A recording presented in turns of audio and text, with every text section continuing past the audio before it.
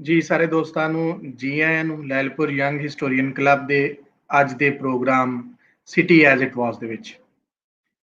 ਮੈਂ ਆਪਣੇ ਦੋਸਤਾਂ ਨੂੰ ਦੱਸਦਾ ਜਾਵਾਂ, ਜਿਹੜੇ ਸਾਡੇ ਦੋਸਤ ਵੇਖ ਰਹੇ ਨੇ ਉਹਨਾਂ ਨੂੰ ਮੈਂ ਰਿਕੁਐਸਟ ਕਰਾਂਗਾ, ਦਰਖਾਸਤ ਕਰਾਂਗਾ ਕਿ ਇਸ ਜਿਹੜਾ ਸਾਡਾ ਲਿੰਕ ਹੈ ਇਹਨੂੰ ਸ਼ੇਅਰ ਕਰ ਦਿਓ ਤਾਂ ਕਿ ਬਾਕੀ ਦੋਸਤ ਵੀ ਆ ਜਾਣ ਔਰ ਅੱਜ ਦਾ ਅਸੀਂ ਪ੍ਰੋਗਰਾਮ ਜਿਹੜਾ ਇਹਨਾਂ ਨੂੰ ਸ਼ੁਰੂ ਕਰ ਸਕੀਏ।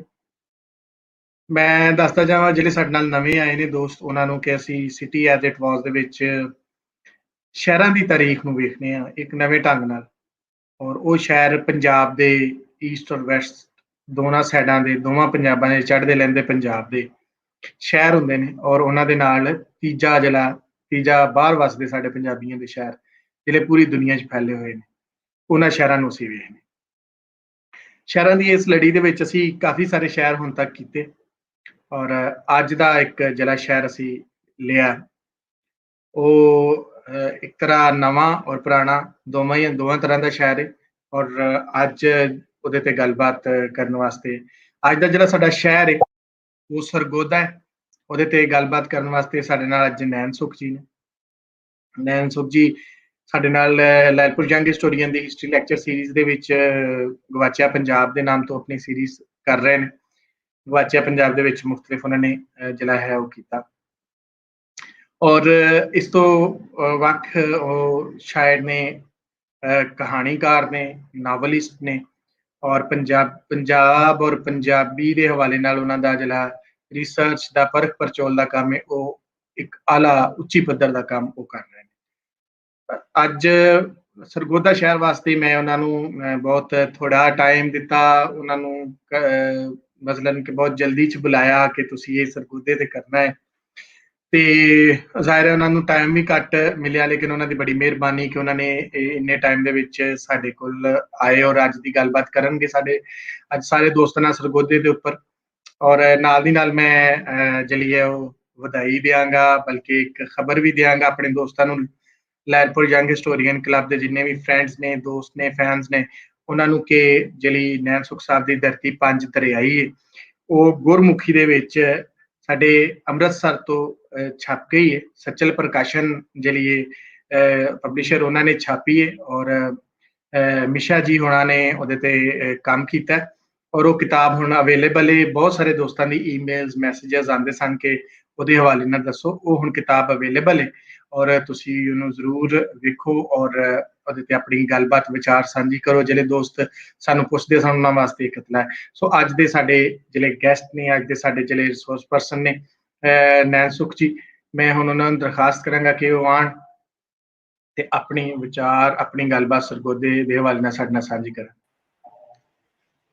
ਜੀ ਸਰ, ਜੀ ਆਇਆਂ। ਹਾਂਜੀ ਸਰ, ਮੈਂ ਤੇ ਦੱਸਿਆ ਇੰਟਰੋਡਕਸ਼ਨ 'ਚ ਵੀ ਹੁਣ ਵੀ ਕਿ ਬਹੁਤ ਥੋੜਾ ਟਾਈਮ ਸੀ, ਤੁਹਾਡੀ ਬੜੀ ਮਿਹਰਬਾਨੀ, ਤੁਸੀਂ ਆ ਗਏ ਔਰ ਅੱਜ ਦਾ ਇਹ ਪ੍ਰੋਗਰਾਮ ਜਿਹੜਾ ਨਾ ਅਸੀਂ ਕਰਨ 'ਚ ਕਾਮਯਾਬ ਹੋ ਗਏ। ਚਲੋ ਵੇਖਦੇ ਹਾਂ ਕੀ ਬਣਦਾ ਹੈ। ਜੀ ਸਰ, ਹੁਣ ਸਕਰੀਨ ਤੁਹਾਡੇ ਕੋਲ, ਅਸੀਂ ਮਿਲਨੇ ਤੁਹਾਡੇ ਲੈਕਚਰ ਤੋਂ ਬਾਅਦ। ਕੀੜਾਣਾ ਮਾਣੂ ਖਾਣਾ ਚੰਗੜਬਾਰ ਦਾ ਇੱਕ ਬਹੁਤ ਪੁਰਾਣਾ ਅਖਾਣ। ਕੀੜਾਣਾ ਇੱਕ ਥਾਂ ਹੈ, ਇੱਕ ਪਹਾੜੀ ਹੈ ਜਿਹਦੇ ਬਾਰੇ ਆਖਿਆ ਜਾ ਰਿਹਾ ਕਿ ਇਹ ਬੰਦੇ ਖਾਂਦੀ ਹੈ ਉਹ ਥਾਂ ਜਿਹੜੀ ਹੈ।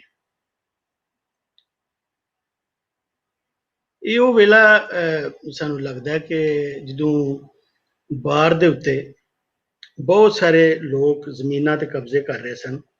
ਅਲਾਉਦੀਨ ਖਿਲਜੀ ਦੇ ਜ਼ਮਾਨੇ ਦੇ ਵਿੱਚ, ਤੁਗਲਕਾਂ ਦੇ ਜ਼ਮਾਨੇ ਦੇ ਵਿੱਚ, ਲੋਧੀਆਂ ਦੇ ਜ਼ਮਾਨੇ ਦੇ ਵਿੱਚ ਸਾਨੂੰ ਇਸ ਤਰ੍ਹਾਂ ਲੱਗਦਾ ਹੈ। ਬਹੁਤ ਸਾਰੀਆਂ ਗੱਲਾਂ ਜਿਹੜੀਆਂ ਸੁਣੀਆਂ ਨੇ ਕਿ ਇਹ ਉਹ ਵੇਲਾ ਹੋਏਗਾ ਜਦੋਂ ਬਾਹਰ ਦੇ ਜ਼ਮੀਨਾਂ ਦੇ ਉੱਤੇ ਬਾਹਰੋਂ ਆਏ, ਬੀਕਾਨੇਰ, ਜੈਸਲਮੇਰ, ਪਟਿਆਣਾ, ਬਟਨੇਰ, ਇਹਨਾਂ ਪਾਸਿਆਂ ਤੋਂ ਜਿਹੜੇ ਲੋਕ ਰਾਜਪੂਤ ਆਏ ਔਰ ਉਹਨਾਂ ਨੇ ਮੁਸਲਮਾਨ ਹੋਏ ਔਰ ਉਹਨਾਂ ਨੇ ਆ ਕੇ ਤੇ ਉਹਨਾਂ ਨੂੰ ਇੱਥੇ ਜ਼ਮੀਨਾਂ ਮਿਲੀਆਂ, ਉਹਨਾਂ ਆਪ ਵੀ ਕਬਜ਼ੇ ਕੀਤੇ ਹੋਣਗੇ।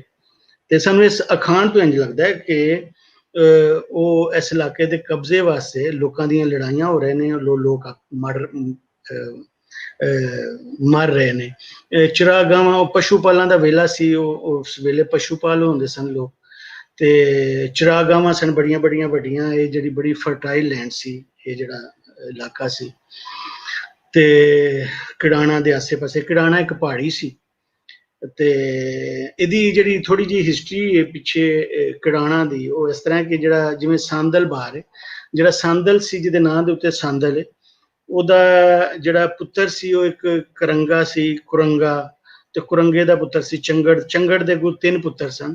ਇੱਕ ਦਾ ਨਾਂ ਸੀ ਸੁਭਾਗਾ, ਇੱਕ ਦਾ ਨਾਂ ਸੀ ਕੱਲੂ, ਇੱਕ ਦਾ ਨਾਂ ਸੀ ਖਕੇੜ। ਉਹ ਜਿਹੜੀਆਂ ਜਿਹੜੀਆਂ ਥਾਵਾਂ ਤੇ ਉਹ ਤਿੰਨੇ ਵਸੇ, ਇੱਕ ਦਾ ਨਾਂ ਕੱਲੂਆਣਾ ਪੈ ਗਿਆ, ਇੱਕ ਦਾ ਨਾਂ ਸੁਭਾਗਾ ਪੈ ਗਿਆ, ਇੱਕ ਦਾ ਨਾਂ ਕਿੜਾਣਾ, ਖਕੇੜ ਆਣਾ, ਬਾਅਦ ਵਿੱਚੋਂ ਕਿੜਾਣਾ ਬਣ ਗਿਆ। ਇਹ ਇੱਕ ਪਹਾੜੀ ਦੇ ਆਸੇ ਪਾਸੇ ਸੀ। ਤੇ ਇਹ ਜਿਹੜੇ 3 ਜੰਗਲ ਸਨ, ਇਹ ਮਿਲ ਕੇ ਚੰਗੜ ਬਾਰ ਬਣੀ।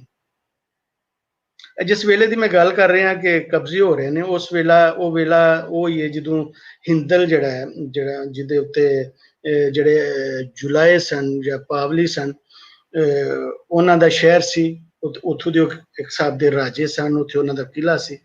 ਤੇ ਉੱਥੇ ਕਮਾਲ ਖਾਨ ਖਰਲ ਜਿਹੜਾ ਹੈ, ਰਾਏ ਕਮਾਲ ਖਾਨ ਖਰਲ, ਉਹ ਉੱਥੇ ਆ ਕੇ ਕਬਜ਼ਾ ਕਰਦਾ ਹੈ ਲੋਧੀਆਂ ਦੇ ਵੇਲੇ ਦੇ ਵਿੱਚ। ਇਸੇ ਅਸੀਂ ਵੇਖਦੇ ਹਾਂ ਕਿ ਜਿਹੜਾ ਜਿਹੜੀ ਸ਼ੇਖੂਪੁਰੇ ਦੇ ਆਸੇ ਪਾਸੇ ਦਾ ਜਿਹੜਾ ਇਲਾਕਾ ਹੈ, ਇਹਦੇ ਉੱਤੇ ਆ ਕੇ ਤੇ ਰਾਏ ਭੋਏ, ਜਿਹੜੀ ਡੂਮਾ ਦੀ ਇੱਕ ਬਸਤੀ ਹੁੰਦੀ ਹੈ, ਤਲਵੰਡੀ ਤਾਲਵੰਡੀ ਹੈ ਬੇਸਿਕਲੀ, ਇਹ ਡੂਮਾ ਦੀ ਇੱਕ ਬਸਤੀ ਸੀ, ਇਹਦੇ ਉੱਤੇ ਆ ਕੇ ਕਬਜ਼ਾ ਕਰਦਾ ਹੈ ਰਾਏ ਭੋਏ। ਇਸੇ ਤਰ੍ਹਾਂ ਫਿਰ ਅਸੀਂ ਵੇਖਦੇ ਹਾਂ ਮੱਲ ਖਾਨ, ਇਹ ਜੋਗੀਆਂ ਦੀ ਇੱਕ ਝੰਗੀ ਸੀ, ਜਿਹੜਾ ਬਾਅਦ ਵਿੱਚ ਝੰਗ ਬਣ ਗਿਆ। ਇਹ ਉੱਥੇ ਆ ਕੇ ਮੱਲ ਖਾਨ ਸਿਆਲ ਕਬਜ਼ਾ ਕਰਦਾ ਹੈ। ਉਸ ਤੋਂ ਪਹਿਲਾਂ ਉੱਥੇ ਨੌਲਾਂ ਦਾ ਬੜੇ ਸਾਲ ਉਹਨਾਂ ਦੀ ਹਾਕਮੀ ਰਹੀ, ਨੌਲਾਂ ਦੀ। ਤੇ ਇਸ ਤਰ੍ਹਾਂ ਇਹ ਜਿਹੜੇ ਅਸੀਂ ਵੇਖ ਰਹੇ ਹਾਂ ਸ਼ਹਿਰ ਨੇ। ਔਰ ਫਿਰ ਜਿਹੜੇ ਗੋਂਦਲ ਨੇ, ਪ੍ਰਿਥਵੀ ਰਾਜ ਚੌਹਾਨ ਦੀ ਜਿਹੜੀ ਔਲਾਦ ਵਿੱਚੋਂ ਉਹ ਆਉਂਦੇ ਨੇ, ਤੇ ਉਹਨਾਂ ਦਾ ਇੱਕ ਗੰਨੂ ਨਾਂ ਦਾ ਜਿਹੜਾ ਬੰਦਾ ਹੈ, ਉਹ ਹਾਥੀ ਵਿੰਡ ਨਾਂ ਦਾ ਇੱਕ ਥਾਂ ਦੇ ਉੱਤੇ ਆ ਕੇ ਹਾਥੀ ਦੇ ਉੱਤੇ ਬਹਿ ਕੇ ਆਉਂਦਾ, ਤੇ ਉਹ ਫਿਰ ਉਸ ਇਲਾਕੇ ਨੂੰ ਗੋਂਦਲ ਬਾਰ ਆਖਿਆ ਜਾਂਦਾ ਹੈ। ਇਸ ਇਲਾਕੇ ਦੀ ਪੁਰਾਣੀ ਹਿਸਟਰੀ ਪਹਿਲਾਂ ਵੀ ਮੈਂ, ਮੇਰੇ ਖਿਆਲ ਹੈ ਜਦੋਂ ਗੁਆਚਿਆ ਪੰਜਾਬ ਵਿੱਚ ਕਿਧਰੇ, ਤੁਹਾਨੂੰ ਜ਼ਰੂਰ ਦੱਸੀ ਸੀ।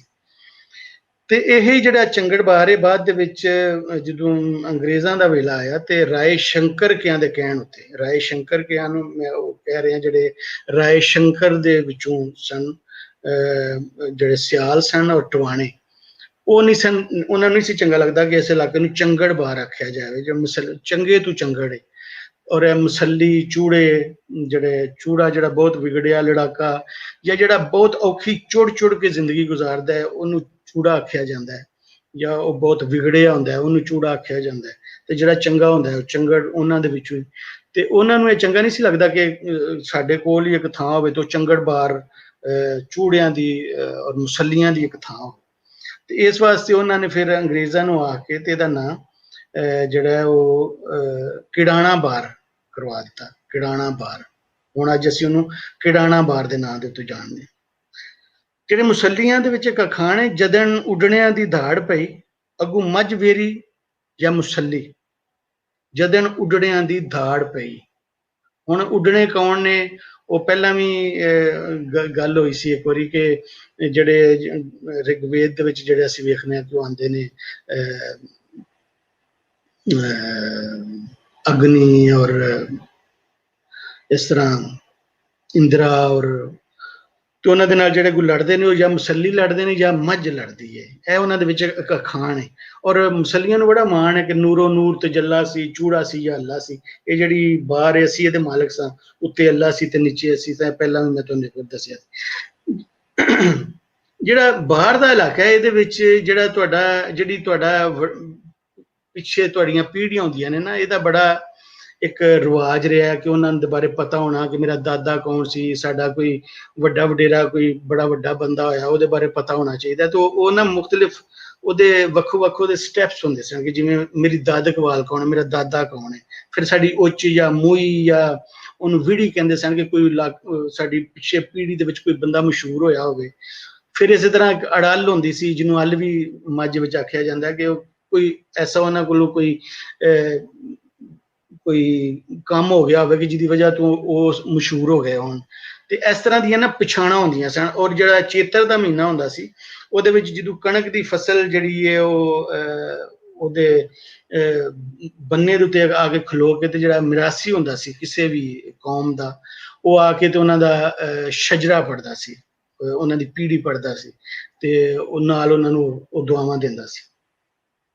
ਤੇ ਉਹ ਪੀੜ੍ਹੀ ਪੜ੍ਹਨ ਦਾ ਤਰੀਕਾ ਇੰਝ ਹੁੰਦਾ ਸੀ ਕਿ ਫਲਾਣੇ ਦਾ ਇਸ ਤਰ੍ਹਾਂ ਕਰਕੇ ਉਹਨੂੰ ਉੱਤੇ ਪੜ੍ਹਿਆ ਜਾਂਦਾ ਸੀ, ਪਿੱਛੇ ਦੂਰ ਤੱਕ ਉਹਨੂੰ ਲੈ ਕੇ ਜਾਂਦੇ ਸਨ। ਜਿਹੜਾ ਮੁਸੱਲੀ ਲਫ਼ਜ਼ ਹੈ ਉਹ ਇਹ ਸਹੋਤਰੇ ਸਨ ਬੇਸਿਕਲੀ। ਜਿਸ ਵਕਤ 8ਵੀਂ ਸਦੀ ਵਿੱਚ ਮੁਸਲਮਾਨ ਹੋਏ ਤੇ ਇਹਨਾਂ ਨੇ ਆਪਣੇ ਆਪ ਨੂੰ ਮੁਸੱਲੀ ਆਖਿਆ।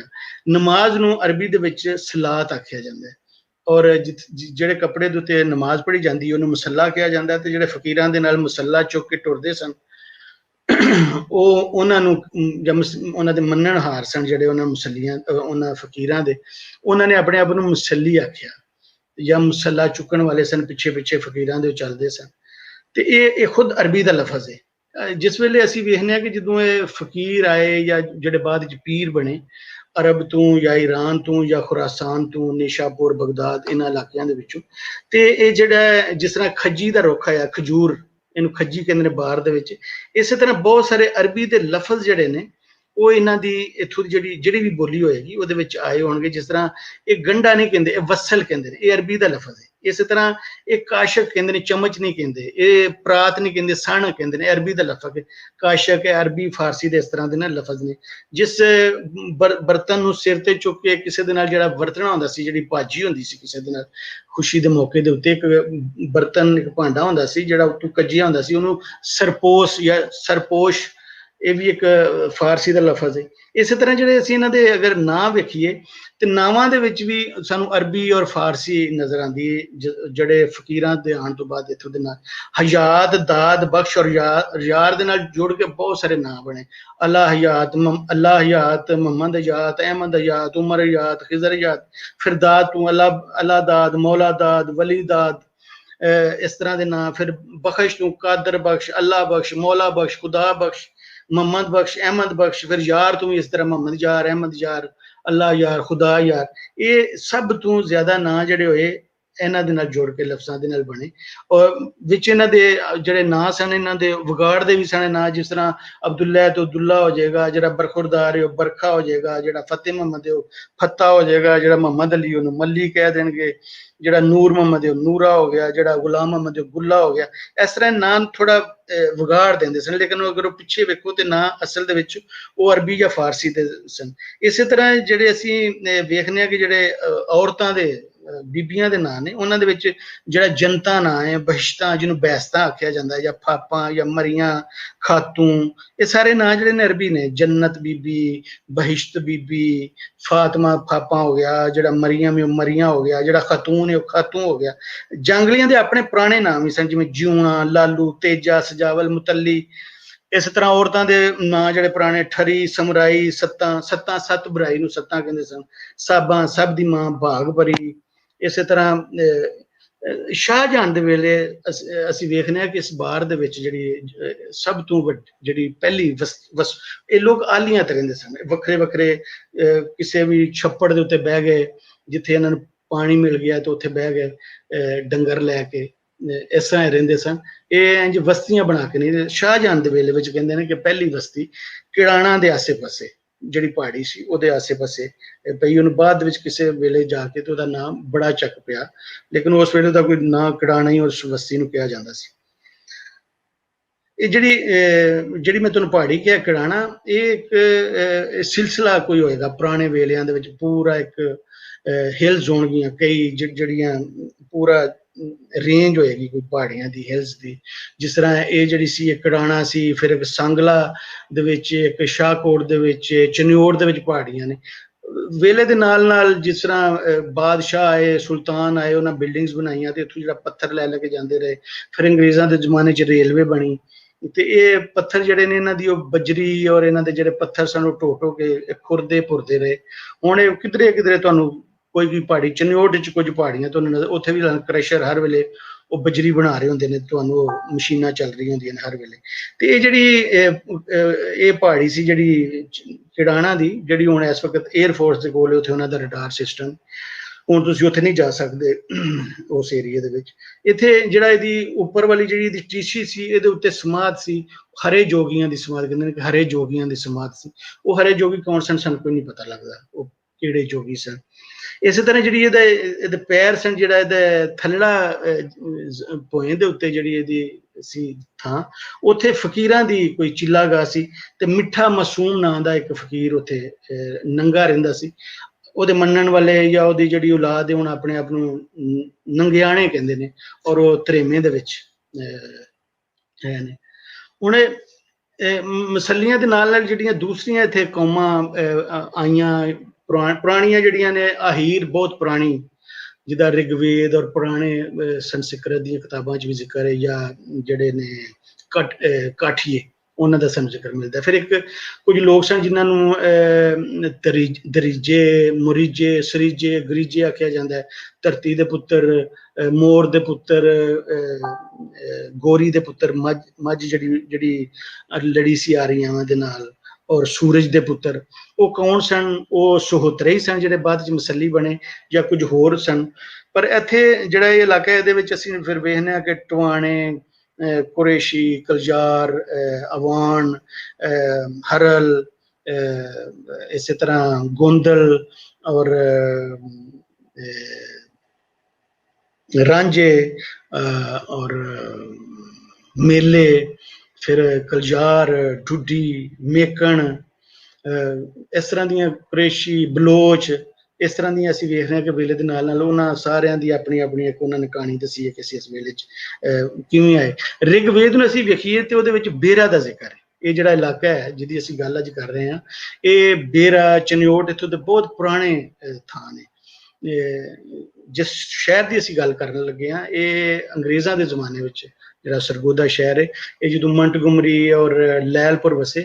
ਬਾਹਰ ਨੂੰ ਅਗਰ ਤੁਸੀਂ ਪੁਰਾਣੀ ਬਾਹਰ ਨੂੰ ਵੇਖਣਾ ਹੋਵੇ, ਤੇ ਉਹਦੀ ਤੁਹਾਨੂੰ ਬਿਲਕੁਲ ਹੋਰ ਤਰ੍ਹਾਂ ਸੁਖਦਾ ਸ਼ਹਿਰ ਤਿੰਨ ਆ ਕੇ ਅੰਗਰੇਜ਼ਾਂ ਦੇ ਜ਼ਮਾਨੇ ਵਿੱਚ ਵਸੇ, ਲੈਲਪੁਰ ਔਰ ਸਰਗੋਦਾ ਔਰ ਮੰਟਗੋਮਰੀ, ਤੇ ਬਾਹਰ ਬਿਲਕੁਲ ਹੋਰ, ਸੜਕਾਂ ਵੀ ਬਿਲਕੁਲ ਹੋਰ ਬਣ ਗਈਆਂ, ਪੁਰਾਣੇ ਰਾਹ ਵੀ ਬਿਲਕੁਲ ਹੋਰ ਸਨ। ਅਗਰ ਅਸੀਂ ਰਿਗਵੇਦ ਵਿੱਚ ਵੇਖੀਏ ਤਾਂ ਉਹਦੇ 'ਚ ਬੇਰਾ ਦਾ ਜ਼ਿਕਰ ਹੈ। ਥੋੜੀ ਜਿਹੀ ਜਿਹੜੇ ਉਹਨੂੰ ਲਿਖਣ ਦਾ ਅਗਰ ਅਸੀਂ ਵੇਖੀਏ ਤੇ ਉਹ ਬਿਲਕੁਲ ਬੇਰਾ ਨਹੀਂ ਲੱਗਦਾ, ਲੇਕਿਨ ਬਹੁਤ ਸਾਰੇ ਲੋਕਾਂ ਦਾ ਖਿਆਲ ਹੈ ਕਿ ਇਹ ਬੇਰਾ ਦਾ ਜ਼ਿਕਰ ਹੈ। ਜਿਸ ਵਕਤ ਇੰਦਰਾ ਆਉਂਦਾ ਹੈ ਤਾਂ ਆਪਣੇ ਦੇ ਨਾਲ ਦੋ ਕਬੀਲੇ ਲੈ ਕੇ ਆਉਂਦਾ ਹੈ, ਤੇ ਉੱਥੋਂ ਉਹ ਗੁਜ਼ਰਦਾ ਹੈ, ਤੇ ਉੱਥੇ ਉਸ ਦਾ ਨਾਂ ਆਉਂਦਾ। ਇਸੇ ਤਰ੍ਹਾਂ ਅਸੀਂ ਤੂਸ ਕੇ ਬਾਬਰੀ 'ਚ ਵੇਖਦੇ, ਜਦੋਂ ਬਾਬਰ ਇਸ ਪਾਸੇ ਆਉਂਦਾ ਹੈ ਤੇ ਉਹ ਨਾਂ ਜਿਹਨਾਂ ਸ਼ਹਿਰਾਂ ਦੇ ਲੈਂਦਾ, ਉਹ ਬੇਰਾ ਹੈ, ਚਨਿਓਟ ਹੈ। ਔਰ ਜਿੱਥੇ ਉਹ ਜਾਂ ਜਹਾਂਗੀਰ ਨਾਲ ਵੀ ਜੁੜੀ ਹੈ ਗੱਲ, ਔਰ ਬਾਬਰ ਨਾਲ ਵੀ ਜੁੜੀ ਹੈ, ਕਿ ਜਿੱਥੇ ਆ ਕੇ ਉਹ ਪਾਣੀ ਪੀਂਦਾ ਔਰ ਉਹਨੂੰ ਪਾਣੀ ਬੜਾ ਮਿੱਠਾ ਲੱਗਦਾ ਹੈ, ਤਾਂ ਕਹਿੰਦਾ ਖੁਸ਼ਆਬ, ਮਤਲਬ ਉਹਨੂੰ ਪਾਣੀ ਚੰਗਾ ਲੱਗਦਾ, ਉੱਥੇ ਫਿਰ ਖੁਸ਼ਾਬ ਵਸਿਆ। ਤੇ ਫਿਰ ਉਹ ਉੱਥੇ ਹੀ ਉਹ ਇੱਥੇ ਜਿਹੜਾ ਉੱਥੇ ਕੋਈ ਕਿਲਾ ਸੀ ਬੇਰੇ ਦਾ, ਉਹਦੇ ਵਿੱਚ ਹੀ ਉਹ ਪਹਿਲੀ ਵਾਰੀ ਉਹਨਾਂ ਨੂੰ ਮਿਲਦਾ ਹੈ ਜਿਹੜੇ ਲੋਧੀ ਨੇ, ਜਿਹੜੇ ਦਿੱਲੀ ਤੋਂ ਬਾਗੀ ਹੋ ਗਏ। ਲੋਧੀ ਜਿਹੜਾ ਇੱਥੋਂ ਦਾ ਸੂਬੇਦਾਰ ਸੀ, ਦੌਲਤ ਖਾਨ ਲੋਧੀ, ਤੇ ਉਹਦਾ ਪੁੱਤਰ ਅਲੀ ਲੋਧੀ ਜਿਹੜਾ ਉਹਨੂੰ ਇੱਥੇ ਹੀ ਮਿਲਦਾ ਹੈ ਪਹਿਲੀ ਵਾਰੀ। ਇਸੇ ਤਰ੍ਹਾਂ ਉੱਥੇ ਫਿਰ ਉਹ ਆਪਣੀ ਉਹ ਜਿਹੜੀ ਸ਼ਰਾਬ ਪੀਂਦਾ ਹੈ, ਤੇ ਉਹ ਕਸ਼ਤੀ ਦੇ ਵਿੱਚ ਬਹਿ ਕੇ ਆਪਣੀ ਇੱਕ ਜਮਾਂਦਾ ਹੈ ਆਪਣੀ, ਉਹਦਾ ਵੀ ਉਹ ਜ਼ਿਕਰ ਕਰਦਾ ਇੱਥੇ, ਜੇਲਮ ਦਰਿਆ ਦੇ ਵਿੱਚ ਕਸ਼ਤੀ ਦੇ ਵਿੱਚ ਉਹ ਆ ਕੇ ਸ਼ਰਾਬ ਪੀਂਦਾ ਹੈ। ਇਸੇ ਤਰ੍ਹਾਂ ਅਸੀਂ ਤਬਕਾਤੇ ਅਕਬਰੀ ਵੇਖੀਏ ਤੇ ਅਕਬਰ ਇੱਥੇ ਸ਼ਿਕਾਰ ਖੇਡਦਾ, ਜਿਹਨੂੰ ਮੁਗਲ ਕਮਰਗਾ ਕਹਿੰਦੇ ਸਨ, ਜਿੱਥੇ ਹੁਣ ਬਾਦਸ਼ਾਹ ਤੇ ਇਹ ਨਹੀਂ ਕਿ ਸਾਰਾ ਦਿਨ ਫਿਰਦਾ ਰਵੇ, ਉੱਥੇ ਬਕਾਇਦਾ ਆ ਕੇ ਜਿਹੜੇ ਉਹਦੇ ਪਸੰਦ ਦੇ ਜਾਨਵਰ ਹੁੰਦੇ ਸਨ, ਉਹ ਇੱਕ ਥਾਂ ਤੇ ਛੱਡ ਦਿੱਤੇ ਜਾਂਦੇ ਸਨ। ਫਿਰ ਬਾਦਸ਼ਾਹ ਹਾਥੀ ਤੇ ਬਹਿ ਕੇ ਜਾਂ ਘੋੜੇ ਤੇ ਬਹਿ ਕੇ ਉਹਨਾਂ ਨੂੰ ਸ਼ਿਕਾਰ ਕਰਦਾ ਸੀ, ਉਹਨੂੰ ਕਮਰਗਾ ਕਹਿੰਦੇ ਸਨ। ਆਈਨੇ ਅਕਬਰੀ ਦੇ ਵਿੱਚ ਸਾਨੂੰ ਇੱਥੇ ਇੱਕ ਜਿਹੜਾ ਤਖਤ ਹਜ਼ਾਰਾ ਹੈ, ਹੁਣ ਇਹ ਕਹਿੰਦੇ ਨੇ ਕਿ ਇਹਦਾ ਨਾਮ ਜਹਾਂਗੀਰ ਨਗਰ ਸੀ, ਜਹਾਂਗੀਰ ਨਗਰ, ਤੇ ਪਰ ਇਹਦਾ ਨਾਮ ਤਖਤ ਹਜ਼ਾਰਾ ਹੈ। ਹਜ਼ਾਰ ਜਿਹੜੀ ਵੀ ਏਕੜ ਆਮ ਵਾਂਗੂ ਜਿਹੜੀ ਵੀ ਉਸ ਵੇਲੇ ਜਿਹੜੀ ਵੀ ਭੋਏ ਨੂੰ ਜਾਂ ਜ਼ਮੀਨ ਦੀ ਜਿਹੜੀ ਕਛਾਈ ਦਾ ਕੋਈ ਪੈਮਾਨਾ ਹੋਏਗਾ, ਉਹ 1000 ਏਕੜ ਕਹਿ ਲਓ, ਜਾਂ 1000 ਉਹ ਜਿਹੜੇ ਪੁਰਾਣੇ ਵੇਲਿਆਂ ਦੇ ਹੋਣਗੇ, ਉਹ ਤਖਤ ਹਜ਼ਾਰਾ ਉਹਨੂੰ ਕਿਹਾ ਜਾਂਦਾ ਸੀ। ਬੜੀ ਫਰਟਾਈਲ ਲੈਂਡ ਸੀ ਇਹ ਜਿਹੜੀ ਤਖਤ ਹਜ਼ਾਰਾ। ਇੱਥੋਂ ਦਾ ਹੀ ਮਿਰਜ਼ਾ, ਇੱਥੋਂ ਹੀ ਰਾਂਝਾ ਹੋਇਆ, ਔਰ ਇੱਥੇ ਹੀ ਹਾਫਿਜ਼ ਬਰਖੁਰਦਾਰ ਜਿਹਨੇ ਮਿਰਜ਼ਾ ਸਾਹਿਬਾਂ ਕਿੱਸਾ ਲਿਖਿਆ, ਬੜਾ ਪੰਜਾਬੀ ਦਾ ਬਹੁਤ ਵੱਡਾ ਸ਼ਾਇਰ ਹੈ, ਉਹ ਵੀ ਐਸੇ ਥਾਂ ਦੇ ਉੱਤੇ ਹੈ, ਤਖਤ ਹਜ਼ਾਰਾ। ਜਿਹੜੇ ਦਰੇਮੇ ਦੇ ਜਿਹੜੇ ਨੰਗਿਆਣੇ ਨੇ, ਉਹ ਇੱਕ ਕਹਾਣੀ ਸੁਣਾਉਂਦੇ ਨੇ ਕਿ ਸ਼ਾਹ ਸ਼ੁਜਾ ਜਿਹੜਾ ਸੀ, ਜਿਹੜਾ ਔਰੰਗਜ਼ੇਬ ਆਲਮਗੀਰ ਦਾ ਭਰਾ ਸੀ ਔਰ ਦਾਰਾ ਸ਼ਕੋਹ ਜਿਹੜੀਆਂ ਲੜਾਈਆਂ ਹੋਈਆਂ ਸ਼ਾਹ ਮੁਰਾਦ ਔਰ ਉਹਨਾਂ ਦੀਆਂ ਆਪਸ ਵਿੱਚ, ਤੇ ਜਿਹੜਾ ਵਿੱਚੋਂ ਸ਼ਾਹ ਸ਼ੁਜਾ ਸੀ ਉਹ ਇੱਥੇ ਆ ਗਿਆ ਸੀ ਇਸ ਪਾਸੇ ਇਸ ਇਲਾਕੇ ਦੇ ਵਿੱਚ। ਇਹ ਕਹਾਣੀ ਉਹ ਸੁਣਾਉਂਦੇ ਨੇ ਜਿਹੜੇ ਨੰਗਿਆਣੇ ਨੇ। ਇਹਦਾ ਸੱਚਾ ਜਾਂ ਝੂਠਾ ਹੋਣ ਦਾ ਕੋਈ ਸਾਡੇ ਕੋਲ ਕੋਈ ਪੁਰਾਣੀ ਕਿਤਾਬ ਵਿੱਚ ਕੋਈ ਸਬੂਤ ਕੋਈ ਨਹੀਂ। ਫਿਰ ਔਰੰਗਜ਼ੇਬ ਵੇਲੇ 'ਚ ਅਸੀਂ ਦੇਖਦੇ ਹਾਂ ਕਿ ਇੱਕ ਹਾਫਜ਼ ਰਹੀਮੁੱਦੀਨ ਉਹ ਔਰੰਗਜ਼ੇਬ ਆਲਮਗੀਰ ਦੇ ਕਿਸੇ ਤਰ੍ਹਾਂ ਬਹੁਤ ਨੇੜੇ ਹੋ ਗਿਆ। ਬੜਾ ਰਿਲੀਜੀਅਸ ਇੱਕ ਬੜਾ ਮਜ਼ਹਬੀ ਬੰਦਾ ਸੀ ਹਾਫਜ਼ ਰਹੀਮੁੱਦੀਨ, ਤੇ ਔਰੰਗਜ਼ੇਬ ਆਲਮਗੀਰ ਨੇ ਉਹਨੂੰ ਬੜੀ ਵੱਡੀ ਇੱਕ ਜਗੀਰ ਦਿੱਤੀ ਔਰ ਉੱਥੇ ਇੱਕ ਮਸਜਿਦ ਬਣਵਾਈ ਜਿਹਨੂੰ ਹਾਫਜ਼ਾਨੀ ਮਸਜਿਦ, ਉੱਥੇ ਮੁਹੱਲਾ ਹਾਫਜ਼ਾਂ ਅੱਜ ਵੀ ਹੈ ਬੇਰਾ ਦੇ ਵਿੱਚ, ਉਹਦੇ ਦੱਸਦੇ ਨੇ ਲੋਕ। ਅੱਛਾ, ਫਿਰ ਨਾਦਰ ਸ਼ਾਹ ਦੇ ਹਮਲੇ ਜਦੋਂ ਹੋਏ ਤੇ ਉਸ ਵੇਲੇ ਨਜਾਬਤ ਦੀ ਵਾਰ ਜਿਹਨੇ ਲਿਖੀ ਉਹ ਵੀ ਐਸੇ ਇਲਾਕੇ ਦਾ ਮਟੀਲੇ ਦਾ ਨਜਾਬਤ। ਫਿਰ ਜਦੋਂ ਅਹਿਮਦ ਸ਼ਾਹ ਅਬਦਾਲੀ ਦੇ ਹਮਲੇ ਹੁੰਦੇ ਨੇ 1765 ਔਰ ਉਹਦੇ ਅੱਗੇ ਪਿੱਛੇ, ਤੇ ਉਹ ਜਹਾਨ ਖਾਨ ਜਿਹੜਾ ਉਹਦਾ ਇੱਕ ਜਰਨੈਲ ਹੁੰਦਾ ਉਹ ਇਹ ਮਿਆਣੀ ਬੇਰਾ ਔਰ ਲਾਲੀਆਂ ਇੱਥੇ ਉਹ ਮੁਖਤਲਿਫ ਲੋਕਾਂ ਦੇ ਨਾਲ ਮੁਸੱਲੀ ਇਹ ਕਹਿੰਦੇ ਨੇ ਕਿ ਉਹਦੇ ਨਾਲ ਜਿਹੜਾ ਵੀ ਲੜ ਰਿਹਾ ਸੀ ਅਸੀਂ ਉਹਦੇ ਨਾਲ ਸਾਂ ਮੁਸੱਲੀ, ਇਹ ਮੁਸੱਲੀਆਂ ਦਾ ਆਖਣਾ। ਸਦੀਕ ਲਾਲੀ ਜਿਹੜਾ ਇੱਕ ਪੰਜਾਬੀ ਦਾ ਬਹੁਤ ਵੱਡਾ ਸ਼ਾਇਰ ਇੱਥੋਂ ਦਾ ਹੋਇਆ ਇਸ ਲਾਲੀਆਂ ਦੇ ਦਾ, ਉਹਦਾ ਪੁੱਤਰ ਜਿਹੜਾ ਸੀ ਅਜ਼ਮਤ ਲਾਲੀ, ਉਹ ਇੱਕ ਲਸ਼ਕਰ ਬਣਾ ਕੇ ਤੇ ਉਹ ਜਿਹੜਾ ਜਹਾਨ ਖਾਨ ਸੀ ਉਹਦੇ ਨਾਲ ਲੜਿਆ ਤੇ ਉਹ ਮਾਰਿਆ ਗਿਆ ਜਿਹੜਾ ਸੀ ਔਰ ਬਹੁਤ ਸਾਰੇ ਮੁਸੱਲੀ ਉਹਦੇ ਵਿੱਚ ਮਾਰੇ ਗਏ। ਔਰ ਜਿਹੜਾ ਜਹਾਨ ਖਾਨ ਸੀ ਉਹਨੇ ਜਿਹੜਾ ਸਦੀਕ ਲਾਲੀ ਦਾ ਕੁਤਬਖਾਨਾ ਸੀ ਕੋਈ ਬੜਾ ਵੱਡਾ ਉਹਨੂੰ ਸਾੜ ਦਿੱਤਾ, ਤੇ ਇੱਥੋਂ ਦੇ ਜਿਹੜੇ ਪਲੂਤਾ ਦਿੱਤਾ ਇੱਥੋਂ ਦੇ ਲੋਕਾਂ ਨੇ ਉਹਨੂੰ। ਪਲੂਤਾ ਹੁੰਦਾ ਜਿਹਦੇ ਗਾਲ ਔਰ ਬਦਦੁਆ ਰਲੀ ਮਿਲੀ ਹੋਵੇ ਉਹਨੂੰ ਕਹਿੰਦੇ ਨੇ ਪਲੂਤਾ। ਉਹਨੂੰ ਉਹਨੇ ਪਲੂਤਾ ਦਿੱਤਾ ਕਿ ਜਹਾਨਾ ਗਿਆ ਜਹਾਨ ਤੋਂ, ਕਬਰ ਗਈ ਗੁਸਤਾਨ ਤੋਂ, ਕਿ ਜਹਾਨਾ ਜਹਾਨ ਤੋਂ ਗਿਆ ਤੇ ਉਹਨੂੰ ਕਬਰ ਵੀ ਨਹੀਂ ਮਿਲੀ। ਅੱਜ ਸਾਨੂੰ ਜਹਾਨ ਖਾਨ ਦੀ ਕਬਰ ਕਿੱਥੇ ਵੇ ਸਾਨੂੰ ਕੋਈ ਨਹੀਂ ਪਤਾ। ਇੱਥੋਂ ਦੇ ਲੋਕਾਂ ਨੇ ਉਹਨੂੰ ਇੱਕ ਪਲੂਤਾ ਦਿੱਤਾ ਸੀ ਉਸ ਵੇਲੇ। ਇੱਥੇ ਇੱਕ ਚਾਵਾ ਇੱਕ ਹੈ ਛੋਟਾ ਜਿਹਾ, ਉਹ ਕਹਿੰਦੇ ਨੇ ਉੱਥੇ ਵੀ ਇੱਕ ਕਿਲਾ ਸੀ। ਸਲਾਮਤ ਰਾਏ ਇੱਕ ਸਾਨੂੰ ਮੁਗਲਾਂ ਦੇ ਵੇਲੇ ਦਾ ਕੋਈ ਹਾਕਮ ਉਹਦਾ ਨਾਮ ਮਿਲਦਾ ਹੈ। ਫਿਰ ਜਦੋਂ ਸਿੱਖ ਮਿਸਲਾਂ ਬਣਦੀਆਂ ਨੇ ਝੰਡਾ ਸਿੰਘ ਤੇ ਗੰਡਾ ਸਿੰਘ ਇਸ ਪਾਸੇ ਆਏ, ਉਹਨਾਂ ਦੇ ਨਾਲ ਬਲੋਚਾਂ ਦੀਆਂ ਲੜਾਈਆਂ ਹੋਈਆਂ। ਫਤਿਹ ਖਾਨ ਬਲੋਚ ਔਰ ਉਹਦਾ ਪੁੱਤਰ ਲੰਗਰ ਖਾਨ ਉਹਨਾਂ ਦੇ ਨਾਲ ਲੜਦੇ ਰਹੇ। ਮਿਡ ਰਾਂਝਾ ਮਿਆਣੀ ਔਰ ਮੂਸਾ ਚੂਆ ਇਹਨਾਂ ਥਾਵਾਂ ਦੇ ਉੱਤੇ ਉਹਨਾਂ ਦੇ ਨਾਲ ਇਹਨਾਂ ਲੜਾਈਆਂ ਹੋਈਆਂ ਨੇ। ਫਿਰ ਜਿਹੜਾ ਮਹਾ ਸਿੰਘ ਹੈ ਰਣਜੀਤ ਸਿੰਘ ਦਾ ਪਿਓ, ਉਹਨੇ ਵੇਖਿਆ ਕਿ ਜਿਹੜਾ ਬੇਰਾ ਹੈ ਬੇਰੇ ਦੇ ਵਿੱਚ ਜਿਹੜਾ ਨਾ ਬੇਰਾ ਜਿਹੜਾ ਹੈ ਉੱਥੇ ਇੱਕ ਜੋਧ ਸਿੰਘ ਸੀ ਤੰਨਾ ਸਿੰਘ ਦਾ ਪੁੱਤਰ, ਉਹ ਬੜਾ ਜ਼ਾਲਮ ਸੀ। ਉਹਨੂੰ ਜਿਸ ਤਰ੍ਹਾਂ ਅਸੀਂ ਅੱਜ ਵੀ ਪੜ੍ਹਨੇ ਆ ਕਿ ਫਲਾਣਾ ਜਿਹੜਾ ਕੰਕਰੇਟ ਸੀ ਉਹਨੂੰ ਇੱਥੋਂ ਇੱਕ ਧੀ ਦੀ ਇੱਜ਼ਤ ਲੁੱਟੀ ਗਈ ਤੇ ਉਹਨੇ ਆਵਾਜ਼ ਮਾਰੀ ਤੇ ਉੱਥੋਂ ਆ ਗਿਆ। ਇਸ ਟਾਈਪ ਦੀਆਂ ਅਸੀਂ ਬਹੁਤ ਸਾਰੇ ਕੰਕਰੇਟ ਦੇ ਬਾਰੇ 'ਚ ਇੱਕ ਜਸਟੀਫਿਕੇਸ਼ਨ ਕਰਨੇ ਆ ਕਿ ਉਹ ਇੱਥੇ ਤਾਂ ਆਇਆ ਕਿ ਇੱਥੇ ਜ਼ੁਲਮ ਹੋ ਰਿਹਾ ਸੀ। ਇਸੇ ਤਰ੍ਹਾਂ ਜਿਹੜਾ ਰਣਜੀਤ ਸਿੰਘ ਦਾ ਪਿਓ ਸੀ ਉਹਨੂੰ ਵੀ ਇੱਕ ਪੱਜ ਮਿਲ ਗਿਆ ਕਿ ਉਹਨੇ ਇੱਥੇ ਬੇਰੇ ਦੇ ਉੱਤੇ ਹਮਲਾ ਕੀਤਾ ਕਿ ਇੱਥੋਂ ਦਾ ਜਿਹੜਾ ਜੋਧ ਸਿੰਘ ਸੀ ਧੰਨਾ ਸਿੰਘ ਦਾ ਪੁੱਤਰ ਉਹ ਬੜਾ ਜ਼ਾਲਮ ਹਾਕਮ ਸੀ ਬੇਰੇ ਦਾ, ਤੇ ਉਹਨੇ ਫਿਰ ਜਦੋਂ ਲੜਾਈ ਹੋਈ ਔਰ ਉਹਦੇ ਤੋਂ ਬਾਅਦ ਉਹਨੇ ਇੱਥੇ ਕਬਜ਼ਾ ਕਰ ਲਿਆ ਮਹਾ ਸਿੰਘ ਨੇ। ਰਣਜੀਤ ਸਿੰਘ ਦੇ ਵੇਲੇ ਵਿੱਚ ਹਰੀ ਸਿੰਘ ਨਲਵਾ ਆ ਕੇ ਜਿਨ੍ਹਾਂ ਦੇ ਨਾਲ ਲੜਦਾ ਉਹ ਚਨਿਓਟ ਦੇ ਵਿੱਚ ਚਨਿਓਟ ਵਿੱਚ ਸਿਆਲਾਂ ਨੇ ਇੱਕ ਇਹਦਾ ਸੂਬਾ ਬਣਾ ਲਿਆ ਸੀ ਸਾਰੇ ਇਲਾਕੇ ਨੂੰ ਮਿਲਾ ਕੇ ਵਿੱਚ, ਤੇ ਚਨਿਓਟ ਉਹਨਾਂ ਦੀ ਰਾਜਧਾਨੀ ਸੀ ਤੇ ਉਹ ਸਿਆਲਾਂ ਦਾ ਇੱਕ ਸੂਬਾ ਉਹਨਾਂ ਨੇ ਬਣਾ ਲਿਆ ਸੀ। ਉੱਥੇ ਆ ਕੇ ਤੇ ਜਿਹੜਾ ਹਰੀ ਸਿੰਘ ਨਲਵਾ ਉਹ ਆ ਕੇ ਉਹਨਾਂ ਦੇ ਨਾਲ ਲੜਦਾ ਤੇ ਉਹ ਫਿਰ ਉਹ ਕਬਜ਼ਾ ਕਰ ਲੈਂਦਾ ਹੈ ਉਸ ਥਾਂ ਦੇ ਉੱਤੇ।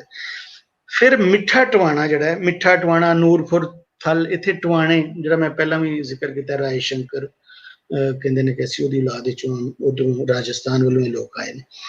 ਉਹਨਾਂ 'ਚ ਮਲਕ ਖਾਨ ਮੁਹੰਮਦ ਇੱਕ ਟਵਾਣਾ ਸੀ, ਉਹ ਸਿੱਖਾਂ ਦੇ ਨਾਲ ਪਹਿਲਾਂ ਲੜਦਾ ਹੈ ਔਰ ਉਹਦੀਆਂ ਇੱਥੇ ਬਹੁਤ ਸਾਰੀਆਂ ਮਨਕੇਰੇ ਖੁਸ਼ਾਬ ਔਰ ਸਾਹੀਵਾਲ ਛੋਟੇ ਛੋਟੇ ਰਜਵਾੜੇ ਜੇ ਬਣੇ ਸਨ, ਉਹਨਾਂ ਦੇ ਨਾਲ ਲੜਾਈਆਂ ਹੁੰਦੀਆਂ ਰਹੀਆਂ ਸਨ। ਉਹ ਸਿੱਖਾਂ ਦੇ ਨਾਲ ਲੜਿਆ ਤੇ ਸਿੱਖਾਂ ਦੇ ਨਾਲ ਲੜਨ ਤੋਂ ਬਾਅਦ ਫਿਰ ਉਹ ਸਿੱਖਾਂ ਦਾ ਦਰਬਾਰੀ ਲਾਹੌਰ ਦਰਬਾਰ ਦਾ ਦਰਬਾਰੀ ਬਣਿਆ ਬਕਾਇਦਾ ਜਿਹੜਾ ਸੀ ਮਲਕ ਖਾਨ ਮੁਹੰਮਦ ਟਵਾਣਾ। ਉਹ ਲਾਹੌਰ ਦਰਬਾਰ ਤੱਕ ਪੜਿਆ, ਉਹ ਦਰਬਾਰੀ ਬਣਿਆ ਇਸ ਇਲਾਕੇ ਦਾ ਪਹਿਲਾ ਬੰਦਾ ਜਿਹਦੇ ਬਾਰੇ ਚ ਆਖਿਆ ਜਾਂਦਾ ਹੈ ਮਲਕ ਖਾਨ ਮੁਹੰਮਦ ਟਵਾਣਾ, ਕਿ ਉਹ ਲਾਹੌਰ ਦਰਬਾਰ ਰਣਜੀਤ ਸਿੰਘ ਦੇ ਜ਼ਮਾਨੇ ਦੇ ਜਾ ਕੇ ਉਹਦਾ ਦਰਬਾਰੀ ਬਣਿਆ। ਪਰ ਜਦੋਂ ਲਾਹੌਰ ਦਰਬਾਰ ਖਤਮ ਹੁੰਦਾ ਤੇ ਜਿਹੜਾ ਸਭ ਤੋਂ ਪਹਿਲਾਂ ਦਰਬਾਰੀ ਅੰਗਰੇਜ਼ਾਂ ਦੇ ਨਾਲ ਮਿਲਦਾ ਹੈ, ਮੇਜਰ ਐਡਵਰਡ ਦੀ ਫੌਜ ਵਿੱਚ ਬਕਾਇਦਾ ਜਾ ਕੇ ਭਰਤੀ ਹੋ ਜਾਂਦਾ ਹੈ, ਉਹ ਵੀ ਹੈ ਉਹ ਇਸੇ ਇਹਨਾਂ ਦੀ ਵਿੱਚੋਂ ਸੀ। ਅੱਗੋਂ ਉਹਦਾ ਨਾਂ ਸੀ ਸਾਹਬ ਖਾਨ ਟਵਾਣਾ, ਇਸੇ ਮਲਕ ਖਾਨ ਮੁਹੰਮਦ ਟਵਾਣੇ ਦੀ ਫੈਮਿਲੀ ਦਾ ਹੀ ਸੀ ਮਲਕ ਸਾਹਬ ਖਾਨ ਟਵਾਣਾ। ਅੱਛਾ, ਇਹ ਬਿਲਕੁਲ ਅੰਗਰੇਜ਼ਾਂ ਦੇ ਇੰਝ ਲੱਗਦਾ ਕਿ ਜਿਵੇਂ ਇਸ ਇਲਾਕੇ ਦੇ ਵਿੱਚ ਸਭ ਤੋਂ ਜਿਹੜਾ ਉਹਨਾਂ ਦੇ ਜਿਹੜੇ ਜੋਟੀਦਾਰ ਬਣੇ, ਜਿਹੜੇ ਉਹਨਾਂ ਦੇ ਸਭ ਤੋਂ ਨੇੜੇ ਦੇ ਲੋਕ ਬਣੇ, ਅੰਗਰੇਜ਼ਾਂ ਤੋਂ ਬਾਅਦ ਹਾਕਮਾਂ ਦਾ ਕੋਈ ਦਰਜਾ ਇਸ ਇਲਾਕੇ ਦੇ ਵਿੱਚ ਸੀ ਤੇ ਉਹ ਟਵਾਣਿਆਂ ਦਾ ਸੀ। ਤੇ ਉਹ ਇਹਨਾਂ ਨੂੰ ਵੈਸੇ ਕਾਗਜ਼ਾਂ ਦੇ ਵਿੱਚ ਟਰਾਂਸਪੋਰਟਰ ਲਿਖਦੇ ਨੇ, ਕਿਉਂਕਿ ਇਹ ਉਹਨਾਂ ਦੇ ਨਾਲ ਉਹਨਾਂ ਦਾ ਸਮਾਨ ਚੁੱਕ ਕੇ ਟੁੱਟਦੇ ਸਨ। ਜਿੰਨੇ ਵੀ ਇੱਥੋਂ ਦੇ ਵੱਡੇ ਜ਼ਮੀਨਦਾਰ ਨੇ, ਉਹਨਾਂ ਸਾਰਿਆਂ ਦੇ ਬਾਰੇ ਉਹ ਟਰਾਂਸਪੋਰਟਰ ਹੀ ਲਿਖਦੇ ਨੇ। ਊਠਾਂ ਦੇ ਉੱਤੇ ਉਹਨਾਂ ਦਾ ਮਾਲ, ਉਹਨਾਂ ਦੇ ਨਾਲ ਨਾਲ ਉਹਨਾਂ ਦੇ ਜਿਹੜੇ ਆਉਂਦੇ ਸਨ ਅਫਸਰ ਤੇ ਨਾਲ ਨਾਲ, ਤੇ ਇਹਨਾਂ ਨੂੰ ਟਰਾਂਸਪੋਰਟਰ। ਲੇਕਿਨ ਜਿਹੜੇ ਇਹ ਟਵਾਣੇ ਸਨ, ਇਹਨਾਂ ਨੂੰ ਰਾਇਲ ਟਰਾਂਸਪੋਰਟਰ ਲਿਖਿਆ ਗਿਆ, ਇਹਨਾਂ ਨੂੰ ਆਮ ਟਰਾਂਸਪੋਰਟਰ ਨਹੀਂ ਲਿਖਿਆ ਗਿਆ, ਰਾਇਲ ਟਰਾਂਸਪੋਰਟਰ ਇਹਨਾਂ ਨੂੰ ਲਿਖਿਆ। ਲੇਕਿਨ ਫਿਰ ਇਹਨਾਂ ਨੇ ਟਵਾਣਾ ਲਾਂਸਰਸ ਬਣਾਈ, ਘੋੜਿਆਂ ਦੀ 1000 ਘੋੜਸਵਾਰਾਂ ਦੀ ਇਹਨਾਂ ਇੱਕ ਜੱਥਾ ਬਣਾਇਆ, ਬਕਾਇਦਾ ਲਸ਼ਕਰ ਬਣਾਇਆ। ਤੇ ਜਿਹੜਾ ਜਦੋਂ ਜਨਰਲ ਨੈਪੀਅਰ ਜਿਹੜਾ ਹੈ ਉਹ ਗਵਾਲੀਅਰ ਵਾਲੇ ਪਾਸੇ ਇੱਕ ਮੁਗਲ ਸ਼ਹਿਜ਼ਾਦੇ ਫਿਰੋਜ਼ ਸ਼ਾਹ ਨਾਲ ਲੜ ਰਿਹਾ ਸੀ, ਤੇ ਇਹ ਦੱਸਦੇ ਨੇ ਕਿ ਸਾਡਾ ਜਿਹੜਾ ਸੀ ਵੱਡਾ ਵਡੇਰਾ, ਉਹ ਜਿਹੜਾ ਉਹਦਾ ਨਾਂ ਸੀ ਸਾਹਬ ਖਾਨ ਟਵਾਣਾ, ਹਾਂ ਸਾਹਬ ਖਾਨ ਟਵਾਣਾ, ਉਹ ਜਨਰਲ ਨੇਪੀਅਰ ਦੇ ਨਾਲ ਰਲ ਕੇ ਉਹਨੂੰ ਮਾਰਦਾ ਹੈ, ਉਸ ਜਿਹੜਾ ਮੁਗਲ ਸ਼ਹਿਜ਼ਾਦਾ ਸੀ। ਤੇ ਜਿਹੜਾ ਇਹਨਾਂ ਦੇ ਵਿੱਚੋਂ ਇੱਕ ਟਵਾਣਾ ਸੀ ਮਲਕ ਜਹਾਨ ਖਾਨ, ਉਹ ਅਸਲ ਦੇ ਵਿੱਚ ਇਸ ਜੱਥੇ ਦਾ ਜਿਹੜਾ ਸਿਪਾ ਸਲਾਰ ਬਣਾਇਆ, ਉਹ ਇਹ ਸੀ ਜਨਰਲ, ਉਹ ਜਹਾਨ ਖਾਨ ਸੀ। ਤੇ ਉਹਨੂੰ 6 ਜ਼ਖਮ ਲੱਗੇ। ਬੜੇ ਮਾਣ ਨਾਲ ਦੱਸਦੇ ਨੇ ਕਿ ਉਹ ਮੁਸਲਮਾਨ ਜਿਹੜੀ ਫੌਜ ਸੀ ਉਸ ਵੇਲੇ ਮੁਗਲਾਂ ਦੀ, ਉਹਦੇ ਨਾਲ ਲੜਦੇ ਉਹਨੂੰ 6 ਫੱਟ ਆਏ। ਇਹ ਖਾਸ ਜਿਹੜੇ ਇੱਕ ਵਫਾਦਾਰ, ਉਹਨਾਂ ਆਪਣੇ ਕਾਗਜ਼ਾਂ ਦੇ ਵਿੱਚ ਇਹਨਾਂ ਨੂੰ ਲਿਖਿਆ, ਜਿਹੜਾ ਸੀ ਨੇਪੀਅਰ, ਉਹਨੇ ਬਕਾਇਦਾ ਲਿਖਿਆ ਆਪਣੇ ਕਾਗਜ਼ਾਂ ਦੇ ਵਿੱਚ ਕਿ ਇਹ ਸਾਡੇ ਖਾਸ ਵਫਾਦਾਰ ਜਿਹੜੇ ਲੋਕ ਨੇ ਉਹ ਆਏ ਨੇ। ਔਰ ਫਿਰ ਇਹਨਾਂ ਨੂੰ ਸਟੇਟਾਂ ਮਿਲੀਆਂ, ਜਹਾਨਾਬਾਦ ਸਟੇਟ ਔਰ ਕਾਲਰਾ ਸਟੇਟ, ਬਕਾਇਦਾ ਇਹਨਾਂ ਨੂੰ ਜਗੀਰਾਂ ਮਿਲੀਆਂ। 8787 ਏਕੜ ਦਾ ਜਿਹੜੀ ਇਹਨਾਂ ਨੂੰ ਨਾ ਪਹਿਲੀ ਜਗੀਰ ਜਿਹੜੀ ਇਹਨਾਂ ਨੂੰ ਟਵਾਣਿਆਂ ਨੂੰ ਅੰਗਰੇਜ਼ਾਂ ਨੇ ਦਿੱਤੀ। ਜਿਹੜੀ ਫੇਰੀ ਚੱਲਦੀ ਸੀ, ਜਿਹੜੀ ਜੇਹਲਮ ਜਿਹੜਾ ਦਰਿਆ ਸੀ, ਦਰਿਆ ਜੇਹਲਮ ਨੂੰ ਇੱਥੇ ਪੁਰਾਣੇ ਵੇਲਿਆਂ ਦੇ ਵਿੱਚ ਵੇਹਤ ਵੀ ਕਹਿੰਦੇ ਸਨ, ਤੇ ਉਹਦੇ ਵਿੱਚ ਜਿਹੜੀ ਚੱਲਦੀ ਸੀ ਫੇਰੀ, ਉਹਦਾ ਕਿਰਾਇਆ ਵੀ ਇਹੀ ਲੈਂਦੇ ਸਨ, ਬਕਾਇਦਾ ਜਿਹੜਾ ਭਾੜਾ ਜੋੜਾ ਵੀ ਹੁੰਦਾ ਸੀ ਉਹ ਵੀ ਇਹੀ ਲੈਂਦੇ ਸਨ। ਤੇ ਇਸੇ ਤਰ੍ਹਾਂ ਜਿਹੜੀਆਂ ਨਹਿਰਾਂ, ਜਿਹੜੀਆਂ ਕੁਦਰਤੀ ਸੈਲਾਬੀ ਨਹਿਰਾਂ ਸਨ, ਜਿਹੜੀਆਂ ਬਰਸਾਤੀ ਨਹਿਰਾਂ ਜਾਂ ਸੈਲਾਬੀ ਨਹਿਰਾਂ, ਜਦੋਂ ਦਰਿਆ ਦਾ ਪਾਣੀ ਜਿਹੜਾ ਉਹ ਕੰਢਿਆਂ ਤੋਂ ਉੱਤੇ ਜਾਂਦਾ ਹੈ ਤੇ ਉਹ ਟੋਕਾਂ ਹੁੰਦੀਆਂ ਨੇ ਵਿੱਚ, ਤੇ ਉਹ ਉੱਥੋਂ ਜਿਹੜਾ ਪਾਣੀ ਨਿਕਲਦਾ ਉਹ ਫਿਰ ਲੜੇ ਬਣ ਜਾਂਦੇ ਸਨ, ਲੜੇ ਵੀ ਉਹਨਾਂ ਨੂੰ ਕਹਿੰਦੇ ਸਨ, ਫਿਰ ਉਹ ਨਹਿਰਾਂ ਬਣ ਜਾਂਦੀਆਂ ਸਨ। ਉਹ ਜਿਹੜੀਆਂ ਨਹਿਰਾਂ ਸਨ, 2 ਨਹਿਰਾਂ, ਉਹਨਾਂ ਦੇ ਵਿੱਚੋਂ ਇੱਕ ਨਹਿਰ ਦਾ ਨਾਂ ਸੀ ਪੀਰਾਂ ਵਾਲੀ ਔਰ ਇੱਕ ਦਾ ਨਾਂ ਸੀ ਚਹਾਰਨ। ਇਹ 2 ਜਿਹੜੇ ਨਾਲੇ ਸਨ ਜਾਂ ਨਹਿਰਾਂ ਸਨ, ਇਹਨਾਂ ਦੇ ਵਿੱਚੋਂ ਉਹ ਜਿਹੜੇ ਲੋਕਾਂ ਨੂੰ ਪਾਣੀ ਦਿੰਦੇ ਸਨ, ਉਹਨਾਂ ਕੋਲੋਂ 1/4 ਲੈਂਦੇ ਸਨ, ਚੌਥਾ ਹਿੱਸਾ ਲੈਂਦੇ ਸਨ। ਅੱਛਾ, ਹੁਣ ਇਹ ਹੀ ਉਹ ਵੇਲਾ ਕਿ ਜਿਸ ਵੇਲੇ ਜਿਹੜਾ ਚੱਜ ਦੁਆਬ ਹੈ ਚਨਾਬ ਔਰ ਜੇਹਲਮ ਦੇ ਵਿਚਕਾਰ ਦਾ, ਇਹ ਜਿਹੜਾ ਇਲਾਕਾ ਜਿਹਦੀ ਮੈਂ ਗੱਲ ਕਰ ਰਿਹਾ ਸਾਰੀ, ਇਹ ਚੱਜ ਦੁਆਬ ਹੈ। ਇਹਦੇ ਵਿੱਚ 2 ਜ਼ਿਲ੍ਹੇ ਬਣਾਉਂਦੇ ਨੇ ਅੰਗਰੇਜ਼। 1852 ਦੇ ਵਿੱਚ, 1851-52 ਇਸ ਤਰ੍ਹਾਂ ਦੇ ਵੇਲਿਆਂ ਦੇ ਵਿੱਚ ਇੱਕ ਗੁਜਰਾਤ ਬਣਦਾ ਹੈ ਔਰ ਦੂਸਰਾ ਸ਼ਾਹਪੁਰ। ਇਹ 2 ਜ਼ਿਲ੍ਹੇ ਬਣਦੇ ਨੇ। ਜ਼ਿਲ੍ਹਾ ਜਿਹੜਾ ਗੁਜਰਾਤ ਉਹਦੀ ਤੇ ਬਾਰੇ ਨਹੀਂ ਹੁਣ ਮੈਂ ਗੱਲ ਕਰਦਾ, ਮੈਂ ਸ਼ਾਹਪੁਰ ਦੀ ਗੱਲ ਕਰਨਾ। 1851, 52 ਤੇ 53 ਦੇ ਵਿੱਚ ਮਿਆਣੀ, ਬੇਰਾ, ਸਾਈਵਾਲ, ਕਾਦਰਾਬਾਦ, ਇਹ ਕਾਰਦਾਰੀ ਸੀ ਪੁਰਾਣੀ ਸਿੱਖਾਂ ਦੇ ਵੇਲੇ ਚ। ਇਹਨੂੰ ਕਾਰਦਾਰੀ, ਮੁਗਲਾਂ ਦੇ ਜ਼ਮਾਨੇ ਵਿੱਚ ਵੀ ਇਹਨੂੰ ਕਾਰਦਾਰੀ ਕਹਿੰਦੇ ਸਨ, ਜਿਹਦੇ ਚ ਮਿਆਣੀ, ਬੇਰਾ, ਸਾਈਵਾਲ, ਕਾਦਰਾਬਾਦ ਤੇ 2 ਜ਼ੈਲਾਂ ਮਿਡ ਰਾਂਝਾ ਔਰ ਅਹਿਮਦਾਨਗਰ। ਇਹਨਾਂ ਨੂੰ 3 ਜਿਹੜੀਆਂ ਜ਼ੈਲਾਂ ਸਨ, ਮਿਡ ਰਾਂਝਾ, ਅਹਿਮਦਾਨਗਰ ਔਰ ਕੱਲੋਵਾਲ, ਇਹਨਾਂ ਨੂੰ ਮਿਲਾ ਕੇ ਔਰ ਉਹ ਜਿਹੜੀ ਕਾਰਦਾਰੀ ਸੀ, ਤੇ ਇਹ ਇੱਕ ਜ਼ਿਲ੍ਹਾ ਨਵਾਂ ਬਣਾਇਆ ਜਾਂਦਾ ਹੈ ਜਿਹਨੂੰ ਸ਼ਾਹਪੁਰ ਜੀ ਦਾ ਨਾਂ ਰੱਖਿਆ ਗਿਆ। ਇੱਥੇ ਕੁਝ ਸੈਯਦ ਰਹਿੰਦੇ ਸਨ ਸ਼ਰਾਜ਼ੀ, ਉਹਨਾਂ ਦੇ ਨਾਂ ਦੇ ਉੱਤੋਂ ਹੀ ਇਹ ਸ਼ਾਹ ਹੈ। ਤੇ ਟਵਾਣਿਆਂ ਦੇ ਆਖਣ ਦੇ ਉੱਤੇ, ਟਵਾਣਿਆਂ ਦੇ ਜਿਹੜਾ ਆਪਣਾ ਨੂਰਪੁਰ ਥਲ ਵਗੈਰਾ, ਇਹ ਲਈਆ ਡਿਸਟ੍ਰਿਕਟ ਜਿਹੜਾ ਸੀ, ਲਈਆ ਜ਼ਿਲ੍ਹਾ ਸੀ, ਉਹਦੇ ਵਿੱਚ ਸੀ। ਉਹਨਾਂ ਨੇ ਉੱਥੋਂ ਕਢਵਾ ਕੇ ਤੈਨੂੰ ਸ਼ਾਹਪੁਰ ਵਿੱਚ, ਟਵਾਣਿਆਂ ਦੀ ਤਾਂ ਹਰ ਗੱਲ ਜਿਹੜੀ ਜਿੱਥੇ ਵੀ ਉਹਨਾਂ ਜੋ ਆਖਿਆ ਕਾਗਜ਼ਾਂ ਦੇ ਵਿੱਚ ਰਿਕਾਰਡ ਵੇਖੋ, ਤੇ ਜਿੱਥੇ ਉਹ ਜੋ ਉਹਨਾਂ ਨੇ ਕਿਹਾ ਉਸੇ ਟਾਈਮ ਉਹ ਵੇਲੇ ਕਰ ਦਿੱਤਾ ਅੰਗਰੇਜ਼ਾਂ ਨੇ। 1903 ਦੇ ਵਿੱਚ ਜਦੋਂ ਲੋਅਰ ਜੇਹਲਮ ਕਨਾਲ, 1902 ਦੇ ਵਿੱਚ ਜਦੋਂ ਲੋਅਰ ਜੇਹਲਮ ਕਨਾਲ ਜਿਹੜੀ ਬਣਦੀ ਹੈ, ਉਸ ਵੇਲੇ ਉਹ ਕਹਿੰਦੇ ਨੇ ਕਿ ਇਸ ਜਿਹੜੀ ਅਸੀਂ ਕਲੋਨੀ ਬਣਾਉਣ ਲੱਗੇ ਹਾਂ, ਇਹਦਾ ਇੱਕ ਹੈੱਡਕੁਆਟਰ, ਇਹਦਾ ਇੱਕ ਸ਼ਹਿਰ ਹੋਣਾ ਚਾਹੀਦਾ। ਤੇ ਉਸ ਵੇਲੇ ਜਿਹੜਾ ਕਲੋਨਾਈਜੇਸ਼ਨ ਕਰ ਰਿਹਾ ਸੀ ਸਾਰਾ, ਉਹਦਾ ਨਾਂ ਸੀ ਹੈਲੀ, ਮੈਲਕਮ ਹੈਲੀ, ਜਿਹੜਾ ਬਾਅਦ ਵਿੱਚ ਕਿਸੇ ਪੰਜਾਬ ਪੂਰੇ ਦਾ ਲੈਫਟੀਨੈਂਟ ਗਵਰਨਰ ਵੀ ਬਣਿਆ। ਉਸ ਵੇਲੇ ਉੱਥੇ ਕਲੋਨਾਈਜੇਸ਼ਨ ਸਾਰੀ ਕਰ ਰਿਹਾ ਸੀ, ਤੇ ਉਹਨੇ ਉਸ ਵੇਲੇ ਉੱਥੇ ਜਿਹੜਾ ਸ਼ਹਿਰ ਪ੍ਰਪੋਜ਼ ਕੀਤਾ, ਉਸ ਥਾਂ ਦੇ ਉੱਤੇ ਸੀ ਜਿੱਥੇ ਅੱਜ ਸਰਗੋਦਾ ਹੈ। 1903 ਦੇ ਵਿੱਚ ਉਹਦੀ ਬੁਨਿਆਦ ਰੱਖਦਾ ਹੈ, ਲੇਕਿਨ ਉਸ ਵੇਲੇ ਉਹ ਸਥਾਨ ਨੂੰ ਸਰਗੋਦਾ ਕਿਹਾ ਜਾਂਦਾ ਸੀ। ਪਰ ਉਹਨਾਂ ਜਿਹੜਾ ਸ਼ਹਿਰ ਇੱਥੇ ਵਸਾਉਣ ਦੀ ਗੱਲ ਕੀਤੀ, ਉਹਦਾ ਨਾਂ ਉਹਨਾਂ ਨੇ ਇੱਕ ਕਲੋਨੀ ਅਫਸਰ ਸੀ ਜਿਹਨੇ ਇਸ ਇਲਾਕੇ ਵਿੱਚ ਬੜਾ ਕੰਮ ਕੀਤਾ, ਜਿਹਦਾ ਨਾਂ ਸੀ ਯੰਗ, ਤੇ ਉਹਦੇ ਨਾਂ ਤੇ ਯੰਗਾਬਾਦ ਰੱਖਿਆ। ਯੰਗਾਬਾਦ, ਇਹਨੂੰ ਪੁਰਾਣੇ ਲੋਕ ਜੰਗਾਬਾਦ ਵੀ ਕਹਿ ਦਿੰਦੇ ਨੇ ਕਿ ਇਹਦਾ ਪੁਰਾਣਾ ਨਾਂ ਜੰਗਾਬਾਦ ਸੀ, ਅਸਲ ਵਿੱਚ ਯੰਗਾਬਾਦ ਸੀ। ਅੱਛਾ, ਮੁਸੱਲੀ ਜਿਹੜੇ ਸਨ ਉਹਨਾਂ ਨੂੰ ਇਹ ਗੱਲ ਵਾਰਾ ਨਾ ਕਰਦੀ। ਮੁਸੱਲੀਆਂ ਬੜਾ ਰੌਲਾ ਪਾਇਆ, ਮੁਸੱਲੀਆਂ ਜਿਹੜੀਆਂ ਸੜਕਾਂ ਬਣਦੀਆਂ ਸਨ ਉਹਨਾਂ ਨੂੰ ਪੁੱਟ ਦਿੱਤਾ, ਜੇ ਕੋਈ ਟੈਲੀਫੋਨ ਦੀ ਲਾਈਨ ਤਾਰ ਵਿਛਾਉਂਦੇ ਸਨ ਉਹਨੂੰ ਪੁੱਟ ਦਿੰਦੇ ਸਨ। ਉਹ ਕਹਿੰਦੇ ਸਨ ਕਿ ਨਹੀਂ, ਇਹਦਾ ਨਾਂ ਅਸੀਂ ਨਹੀਂ ਬਦਲਣ ਦੇਣਾ, ਇਹ ਸਾਡੇ ਜਿਹੜਾ ਗੋਧਾ ਸੀ ਉਹ ਮੁਸੱਲੀ ਸੀ, ਜਿਹੜਾ ਗੋਧਾ ਸੀ ਉਹਦੇ ਨਾਂ ਦੇ ਉੱਤੇ ਸਰਗੋਧਾ, ਉਹਦਾ ਇੱਕ ਤਲਾਅ ਸੀ ਬੜਾ ਵੱਡਾ ਜਿਹਨੂੰ ਸਰੋਵਰ ਤੋਂ ਸਰਗੋਧਾ, ਜਿੱਥੇ ਹੁਣ ਇਸ ਵਕਤ ਸਿਵਲ ਹਸਪੀਟਲ ਹੈ ਸ਼ਹਿਰ ਦਾ, ਜਿਹੜਾ ਡਿਸਟ੍ਰਿਕਟ ਹੈਡਕੁਆਟਰ ਹਸਪੀਟਲ ਹੈ ਜਿਹਨੂੰ ਸਿਵਲ ਹਸਪੀਟਲ ਵੀ ਕਹਿੰਦੇ ਨੇ। ਇਸ ਥਾਂ ਦੇ ਉੱਤੇ ਉਹ ਜਿਹੜਾ ਸੀ ਨਾ ਤਲਾਅ ਸੀ, ਔਰ ਉਹ ਬੜੀ ਖੱਪ ਪੈ ਗਈ, ਬੜਾ ਰੌਲਾ ਪੈ ਗਿਆ ਮੁਸੱਲੀਆਂ ਨੇ ਇਸ ਇਲਾਕੇ ਦੇ ਵਿੱਚ। ਤੇ ਜਿਹੜਾ ਇੱਕ ਮੁਨਸ਼ੀ ਸੀ ਕਿਸੇ ਜਗੀਰਦਾਰ ਦਾ, ਟਵਾਣਿਆਂ ਦੇ ਕਹਿੰਦੇ ਨੇ, ਉਹਦਾ ਨਾਂ ਸੀ ਚੌਧਰੀ ਗਣੇਸ਼ ਦਾਸ। ਉਹਦੇ ਕੋਲੋਂ ਉਹਨਾਂ ਨੇ ਇੱਕ ਝੂਠ ਕਢਵਾਇਆ ਕਿ ਇਹ ਬੇਸਿਕਲੀ ਇੱਕ ਹਿੰਦੂ ਭਗਤ ਸੀ ਜਿਹੜਾ ਸੀ ਗੋਧਾ, ਤੇ ਨਾਲ ਹੀ ਇੱਕ ਜਿਹੜਾ ਗਵਾਹ ਬਣ ਗਿਆ, ਜਿਹੜਾ ਗਵਾਹ ਬਣ ਗਿਆ ਸੀ ਉਹਦਾ ਦੀਵਾਨ ਅਲੀ ਨਾਂ ਸੀ, ਇੱਥੋਂ ਦਾ ਜ਼ਮੀਨਦਾਰ ਸੀ, ਦੀਵਾਨ ਅਲੀ ਨਗਿਆਣਾ ਸੀ ਉਹ ਗਵਾਹ ਬਣ ਗਿਆ, ਹਾਂਜੀ ਇਹ ਠੀਕ ਕਹਿ ਰਿਹਾ ਗਣੇਸ਼ ਦਾਸ। ਤੇ ਜਿਹੜਾ ਚੱਕ ਨੰਬਰ 45 ਤੇ ਚੱਕ ਨੰਬਰ 45 ਅਲਫ ਉਸ ਦੇ ਆਸੇ ਪਾਸੇ ਵਸੇ ਸਨ, ਉਹਨਾਂ ਦੀ ਜਿਹੜੀ ਜ਼ਮੀਨ ਹੈ ਉਹਦੇ ਵਿੱਚ ਹੀ ਜਿਹੜਾ ਸ਼ੁਰੂ ਦੇ ਵਿੱਚ ਜਿਹੜਾ ਸਰਗੋਧਾ ਸ਼ਹਿਰ ਵਸਿਆ, ਉਹ ਦੋ ਜਿਹੜੇ ਚੱਕ ਸਨ 45 ਅਲਫ, ਜਿਹੜੇ ਮੌਜ਼ਾ ਜਲਾਲਾਬਾਦ ਵਿੱਚ ਆਉਂਦੇ ਸਨ। ਤੇ ਇਹਨੇ ਜਿਹੜਾ ਦੀਵਾਨ ਅਲੀ ਨਗਿਆਣਾ ਹੈ, ਇਹਨੇ ਪਰ ਏਕੜ ਉਸ ਵੇਲੇ ਰੁਪਈਆ ਲਿਆ ਅੰਗਰੇਜ਼ਾਂ ਦੇ ਕੋਲੋਂ ਤੇ ਆਪਣੀ ਇਹ ਜ਼ਮੀਨ ਜਿਹੜੀ ਹੈ ਦਿੱਤੀ ਇਸ ਸ਼ਹਿਰ ਵਾਸਤੇ। ਜਿਹੜੇ ਮੁਸੱਲੀ ਸਨ ਉਹਨਾਂ ਨੇ ਇੱਕ ਵਕੀਲ ਵੀ ਕੀਤਾ ਜਿਹਦਾ ਨਾਂ ਸੀ ਬਿਰਜ ਲਾਲ ਸਾਹਣੀ, ਉਹ ਹਿੰਦੂ ਵਕੀਲ ਸੀ। ਉਹਨੂੰ ਇਹਨਾਂ ਨੇ ਕੀਤਾ, ਸਾਹਣੀ ਜਿਹੜੇ ਸਨ ਇਹ ਬਹੁਤ ਪੁਰਾਣੇ ਇਸ ਇਲਾਕੇ ਦੇ ਵਿੱਚ ਹਿੰਦੂ ਸਨ। ਇਹ ਕਹਿੰਦੇ ਨੇ, ਇਹਨਾਂ ਦੇ ਬਾਰੇ ਕਹਿੰਦੇ ਨੇ ਕਿ ਜਦੋਂ ਇਹ ਹਿੰਦੂ ਸ਼ਾਹੀਆ ਜਿਹੜੇ ਇਸ ਇਲਾਕੇ ਦੇ ਵਿੱਚ, ਜਿਹੜਾ ਸੂਨ ਸਕੇਸਰ ਦਾ ਇਲਾਕਾ ਹੈ ਜਿਹਦੇ ਵਿੱਚ ਬਹੁਤ ਜ਼ਿਆਦਾ ਮੰਦਿਰ ਨੇ, ਇਹ ਗੜ੍ਹ ਹੁੰਦਾ ਸੀ ਹਿੰਦੂਆਂ ਦਾ ਉਸ ਵੇਲੇ। ਤੇ ਸਾਹਣੀ ਕਹਿੰਦੇ ਨੇ ਕਿ ਅਸੀਂ ਉਸ ਵੇਲੇ ਦੇ ਇਸ ਇਲਾਕੇ ਦੇ ਵਿੱਚ, ਤੇ ਜਿਹੜਾ ਬਿਰਜ ਲਾਲ ਸਾਹਣੀ ਸੀ ਉਹਨੂੰ ਇਹਨਾਂ ਨੇ ਆਪਣਾ ਵਕੀਲ ਕੀਤਾ। ਤੇ ਉਸ ਵੇਲੇ ਇੱਥੇ ਜਿਹੜਾ ਪ੍ਰਬੰਧਕ ਸੀ ਉਸ ਸਰਗੋਧਾ ਦਾ, ਉਹਦਾ ਨਾਂ ਸੀ ਲਾਲੂ ਇੱਕ ਜੋਗੀ ਸੀ। ਸਾਨੂੰ ਇਹ ਪਤਾ ਨਹੀਂ ਲੱਗਦਾ ਕਿ ਇਹਨਾਂ ਨੂੰ ਅਸੀਂ ਹੁਣ ਕਿਹੜੇ ਜੋਗੀ ਆਖਾਂਗੇ। ਤੇ ਪਰ ਉਹ ਜਿਹੜੀ ਫਿਰ ਇੱਕ ਇੱਥੇ ਡਿਪਟੀ ਕਮਿਸ਼ਨਰ ਆਇਆ 1905 ਦੇ ਵਿੱਚ, ਉਹਦਾ ਨਾਂ ਸੀ ਲਖਪਤ ਰਾਏ। ਉਹ ਵੀ ਇੱਥੋਂ ਦਾ ਕੋਈ ਪੁਰਾਣਾ ਜਿਹੜਾ ਸੀ ਨਾ ਹਿੰਦੂ ਸੀ।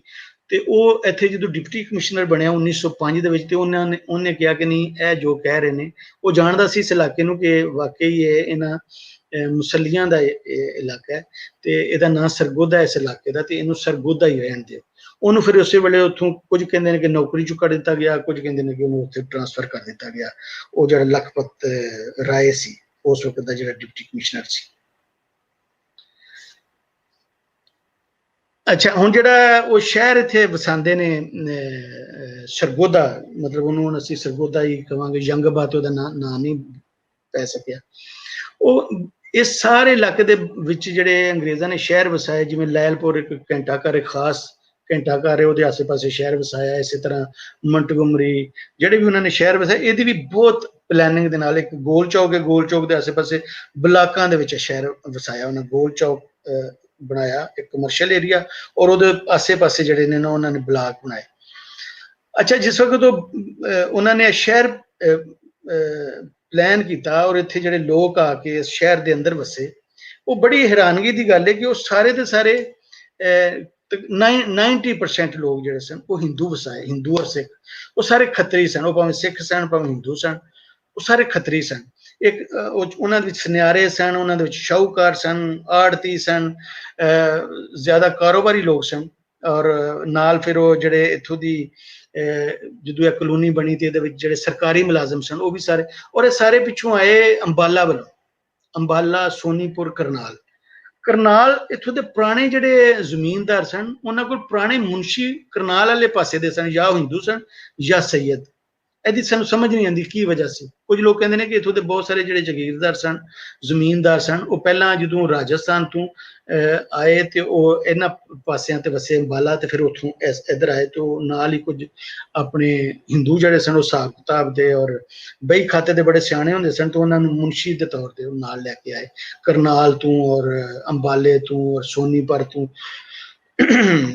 ਤੇ ਵੈਸੇ ਇਸ ਇਲਾਕੇ ਦੀ ਅਗਰ ਤੁਸੀਂ ਵੇਖੋ ਤੇ ਜਿਹੜੀ ਆਬਾਦੀ ਹੈ ਉਹ ਮੁਸਲਮਾਨ ਆਬਾਦੀ ਤਕਰੀਬਨ 100%, ਬਹੁਤ ਥੋੜੇ ਪਰਸੈਂਟੇਜ ਹੋਏਗੀ।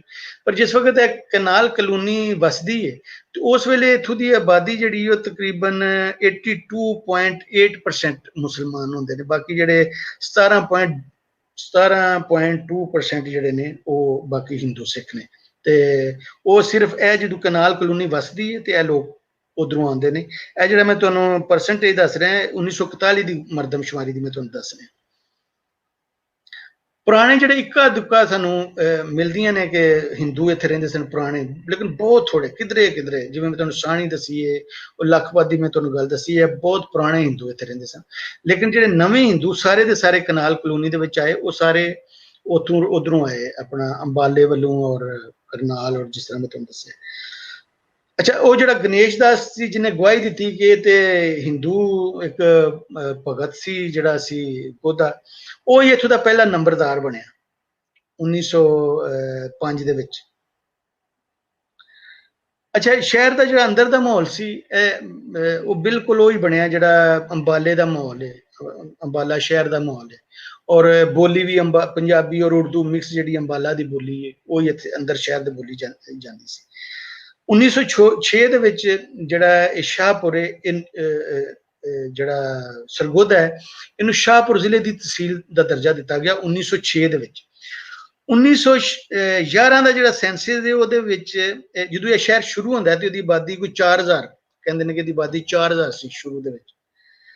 ਔਰ 1911 ਦੇ ਵਿੱਚ ਜਿਹੜਾ ਸੈਂਸਸ ਹੁੰਦਾ ਉਹਦੇ ਵਿੱਚ ਇਹਦੀ ਆਬਾਦੀ 8849 ਲਿਖੀ ਗਈ।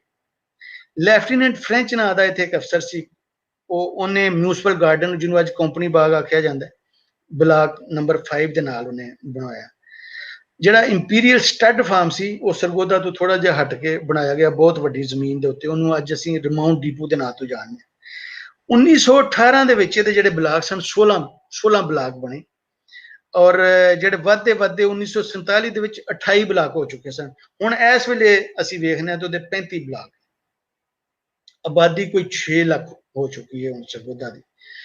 ਅੰਗਰੇਜ਼ਾਂ ਦੇ ਜ਼ਮਾਨੇ ਵਿੱਚ ਜਿਵੇਂ ਹਰ ਸ਼ਹਿਰ ਵਿੱਚ ਹੁੰਦਾ ਹੈ, ਕਚਹਿਰੀ ਰੋਡ ਹੁੰਦੀ ਹੈ, ਜੇਲ੍ਹ ਰੋਡ ਹੁੰਦੀ ਹੈ, ਰੇਲਵੇ ਰੋਡ ਹੁੰਦੀ ਹੈ, ਇਸੇ ਤਰ੍ਹਾਂ ਇਹਦੇ ਵਿੱਚ ਸੜਕਾਂ ਸਨ ਪੁਰਾਣੀਆਂ। ਬਾਅਦ ਵਿੱਚ ਮੇਲਾ ਮੰਡੀ ਰੋਡ, ਫਾਤਮਾ ਜਨਾਹ ਰੋਡ, ਕਾਲਜ ਰੋਡ, ਪਾਕਿਸਤਾਨ ਬਣਨ ਤੋਂ ਬਾਅਦ ਦੀ ਖੁਸ਼ਾਬ ਰੋਡ, ਜਿਹੜੀ ਖੁਸ਼ਾਬ ਨੂੰ ਸੜਕ ਜਾਂਦੀ ਹੈ ਖੁਸ਼ਾਬ ਰੋਡ, ਜਿਹੜੀ ਲਾਹੌਰ ਨੂੰ ਜਾਂਦੀ ਹੈ ਲਾਹੌਰ ਰੋਡ, ਬਲਵਾਲ ਨੂੰ ਜਾਂਦੀ ਹੈ ਬਲਵਾਲ ਰੋਡ, ਸੀਲਾਂਵਾਲੀ ਨੂੰ ਜਾਂਦੀ ਹੈ ਸੀਲਾਂਵਾਲੀ ਰੋਡ, ਝੰਗ ਨੂੰ ਜਿਹੜੀ ਜਾਂਦੀ ਹੈ ਝੰਗ ਰੋਡ, ਤੇ ਜਿਹੜੀ ਚਨਿਓਟ ਨੂੰ ਜਾਂਦੀ ਹੈ ਉਹਨੂੰ ਚਨਿਓਟ ਰੋਡ, ਅੱਜ ਕੱਲ੍ਹ ਉਹਨੂੰ ਫੈਸਲਾਬਾਦ ਰੋਡ ਆਖਿਆ ਜਾਂਦਾ। ਪੁਰਾਣੇ ਜਿਹੜੇ ਬਾਜ਼ਾਰ ਇੱਥੇ ਬਣੇ, ਕਚਹਿਰੀ ਬਾਜ਼ਾਰ, ਕਾਰਖਾਨਾ ਬਾਜ਼ਾਰ, ਰੇਲ ਬਾਜ਼ਾਰ, ਉਰਦੂ ਬਾਜ਼ਾਰ, ਗੋਲ ਚੌਕ ਤੋਂ ਬਾਅਦ ਜਿਹੜਾ ਦੂਸਰਾ ਕਿਥੇ ਚੌਕ ਮਸ਼ਹੂਰ ਹੋਇਆ ਉਹਨੂੰ ਸ਼ਰਬਤ ਚੌਕ ਆਖਿਆ ਜਾਂਦਾ।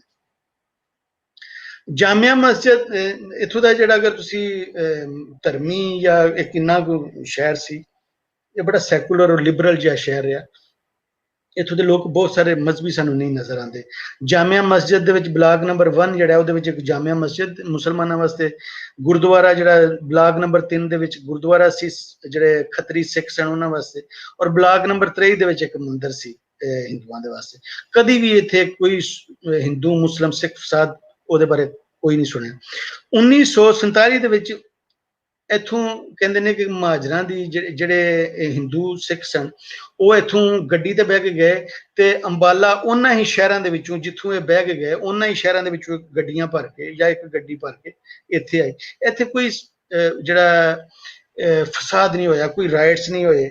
ਇਹ ਕਿਹਾ ਜਾਂਦਾ ਕਿ ਇੱਥੇ ਕੋਈ ਵੀ ਜਿਹੜਾ ਜੇ ਲੋਕਾਂ ਨੇ ਆਪ ਆਪਣੇ ਘਰ ਬਹੁਤ ਸਾਰੇ ਵੇਚੇ, ਬਹੁਤ ਸਾਰੇ ਘਰ ਆਪਣੇ ਬੰਦ ਕਰਕੇ, ਉਹਨਾਂ ਨੂੰ ਯਕੀਨ ਹੀ ਨਹੀਂ ਸੀ ਆਉਂਦਾ ਕਿ ਅਸੀਂ ਕਦੀ ਇੱਥੇ ਟੁਰ ਜਾਾਂਗੇ, ਕਿਉਂਕਿ ਅੰਦਰੂਨ ਹੈ ਹੀ ਸਾਰਾ ਹਿੰਦੂਆਂ ਦਾ ਸ਼ਹਿਰ ਸੀ, ਸਿੱਖਾਂ ਦਾ। ਇਸ ਵਜ੍ਹਾ ਉਹਨਾਂ ਨੂੰ ਲੱਗਦਾ ਹੀ ਨਹੀਂ ਸੀ ਕਦੀ ਸਾਨੂੰ ਇੱਥੇ ਜਾਣਾ ਪਏਗਾ। ਤੇ ਪਰ ਫਿਰ ਵੀ ਦੱਸਦੇ ਨੇ ਕਿ ਇੱਕ ਮੁਨਸ਼ੀ ਮੁਖਤਾਰ ਸ਼ਾਹ ਔਰ ਮੁਨਸ਼ੀ ਸੁਲਤਾਨ ਸ਼ਾਹ ਉਹਨੇ ਬਹੁਤ ਸਾਰੇ ਘਰ ਲੁੱਟੇ ਇਹ ਦੋਨੋਂ ਜਿਹੜੇ ਸਨ ਇਹ ਮੁਸਲਿਮ ਲੀਗੀ ਸਨ। ਇਹਨਾਂ ਨੂੰ ਸਲਾਰ ਵੀ ਆਖਿਆ ਜਾਂਦਾ ਹੈ, ਸ਼ਾਇਦ ਨੈਸ਼ਨਲ ਜਿਹੜੀ ਗਾਰਡ ਬਣੀ ਹੋਏਗੀ ਉਹਦੇ ਵਿੱਚ ਹੋਣਗੇ। ਇਹਨਾਂ ਦੇ ਬਾਰੇ ਕਿਹਾ ਜਾਂਦਾ ਵੈਸੇ ਇੱਥੇ ਇੱਕ ਬੈਤੁਲ ਮਾਲ ਬਣਾਇਆ ਗਿਆ, ਜਿਹੜਾ ਹਿੰਦੂਆਂ ਸਿੱਖਾਂ ਦੇ ਘਰਾਂ ਦੇ ਵਿੱਚ ਜਿਹੜੇ ਜੋ ਸਮਾਨ ਮਿਲਦਾ ਸੀ ਉਹਨੂੰ ਮੁਸਲਮਾਨ ਜਿਹੜੇ ਮਾਜਰ ਆਏ ਉੱਧਰੋਂ ਉਹਨਾਂ ਦੇ ਵਿੱਚ ਵੰਡਿਆ ਜਾਂਦਾ ਸੀ। ਲੇਕਿਨ ਹੁਣ ਪਿੱਛੇ ਜੇ ਮੈਨੂੰ ਕੁਝ ਸਟੂਡੈਂਟ ਮਿਲੇ ਨੇ, ਉਹ ਕੰਮ ਕਰ ਰਹੇ ਸਨ, ਪੁਰਾਣੀਆਂ FIR ਨੂੰ ਲੱਭ ਰਹੀਆਂ ਨੇ, ਤੇ ਉੱਥੋਂ ਪਤਾ ਲੱਗਦਾ ਕਿ ਜਿਸ ਤਰ੍ਹਾਂ ਕਿਹਾ ਜਾ ਰਿਹਾ ਹੈ ਇਸ ਤਰ੍ਹਾਂ ਵੀ ਨਹੀਂ, ਕੁਝ ਨਾ ਕੁਝ ਲੁੱਟਮਾਰ ਵੀ ਹੋਈ ਸੀ ਔਰ ਕੁਝ ਜਿਹੜੇ ਸਨ ਲੋਕ ਇੱਥੇ ਮਾਰੇ ਵੀ ਗਏ।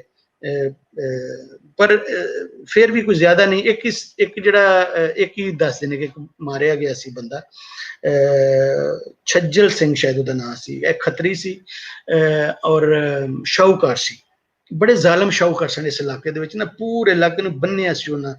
ਉੱਤੇ ਜਾਗੀਰਦਾਰ ਸੀ ਔਰ ਜਾਗੀਰਦਾਰ ਸ਼ਾਹੂਕਾਰਾਂ ਦੇ ਰਹੀਏ, ਔਰ ਬਹੁਤ ਸਾਰੇ ਸ਼ਾਹੂਕਾਰ ਜਿਹੜੇ ਸਨ ਉਹ ਜਾਗੀਰਦਾਰਾਂ ਦੇ ਮੁਨਸ਼ੀ ਵੀ ਸਨ। ਤੇ ਬੜਾ ਜ਼ਾਲਮ, ਇਤਨੀਆਂ ਕੋ ਕਹਾਣੀਆਂ ਨੇ, ਕੋਈ ਜੰਗਲੀ ਖਾਨਦਾਨ ਐਸਾ ਨਹੀਂ ਕਿ ਜਿਹੜਾ ਇਹਨਾਂ ਤੁਹਾਨੂੰ ਦੱਸੇ ਪੁਰਾਣੇ ਵੇਲਿਆਂ ਦੇ ਵਿੱਚ ਕਿ ਉਹ ਪੂਰੇ ਦੇ ਪੂਰੇ ਉਹਨਾਂ ਨੂੰ ਜ਼ਮੀਨ ਆਪਣੀ ਦੇਣੀ ਪੈ ਗਈ ਕਰਜ਼ੇ ਦੇ ਪਿੱਛੇ। ਜਿਹੜੇ ਆਬਾਦਕਾਰ ਸਨ ਉਹਨਾਂ ਨੂੰ ਨਹੀਂ ਕਹਾਣੀਆਂ ਇਸ ਤਰ੍ਹਾਂ ਦੀਆਂ ਕਿ ਉਹਨਾਂ ਨੂੰ ਕਰਜ਼ਾ ਲੈਣਾ ਪਿਆ ਹੋਵੇ। ਜਾਗੀਰਦਾਰਾਂ ਨੇ ਰੱਖੇ ਹੀ ਇਸ ਤਰ੍ਹਾਂ ਸੀ ਜੰਗਲੀਆਂ ਨੂੰ ਕਿ ਉਹਨਾਂ ਨੂੰ ਆਪਣੀ ਰਿਆਇਆ ਰੱਖਣ ਵਾਸਤੇ ਉਹਨਾਂ ਨੂੰ ਕੇਸਾਂ ਵਿੱਚ ਫਸਾਇਆ, ਉਹਨਾਂ ਦੀਆਂ ਚੋਰੀਆਂ ਕਰਾ ਛੱਡੀਆਂ। ਇਸ ਤਰ੍ਹਾਂ ਦਾ ਇਸ ਇਲਾਕੇ ਦੇ ਵਿੱਚ ਸਾਰ ਸੀ। ਤੇ ਇੱਕ ਕਰਾੜ ਸੀ ਰਾਮ ਚੰਦ, ਉਹਦਾ ਨਾਂ ਸੀ ਗਰੋਟ ਦਾ।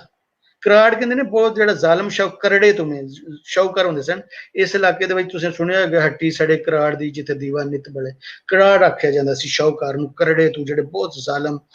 ਗਰੋਟ ਦਾ ਇੱਕ ਜਿਹੜਾ ਕਰਾੜ ਸੀ ਰਾਮਚੰਦ, ਉਹਦੇ 47 ਦੇ ਵਿੱਚ ਉਹਦੇ ਪਿੱਛੇ ਲੋਕਾਂ ਨੇ ਜਲੂਸ ਕੱਢਿਆ ਬੜਾ ਵੱਡਾ।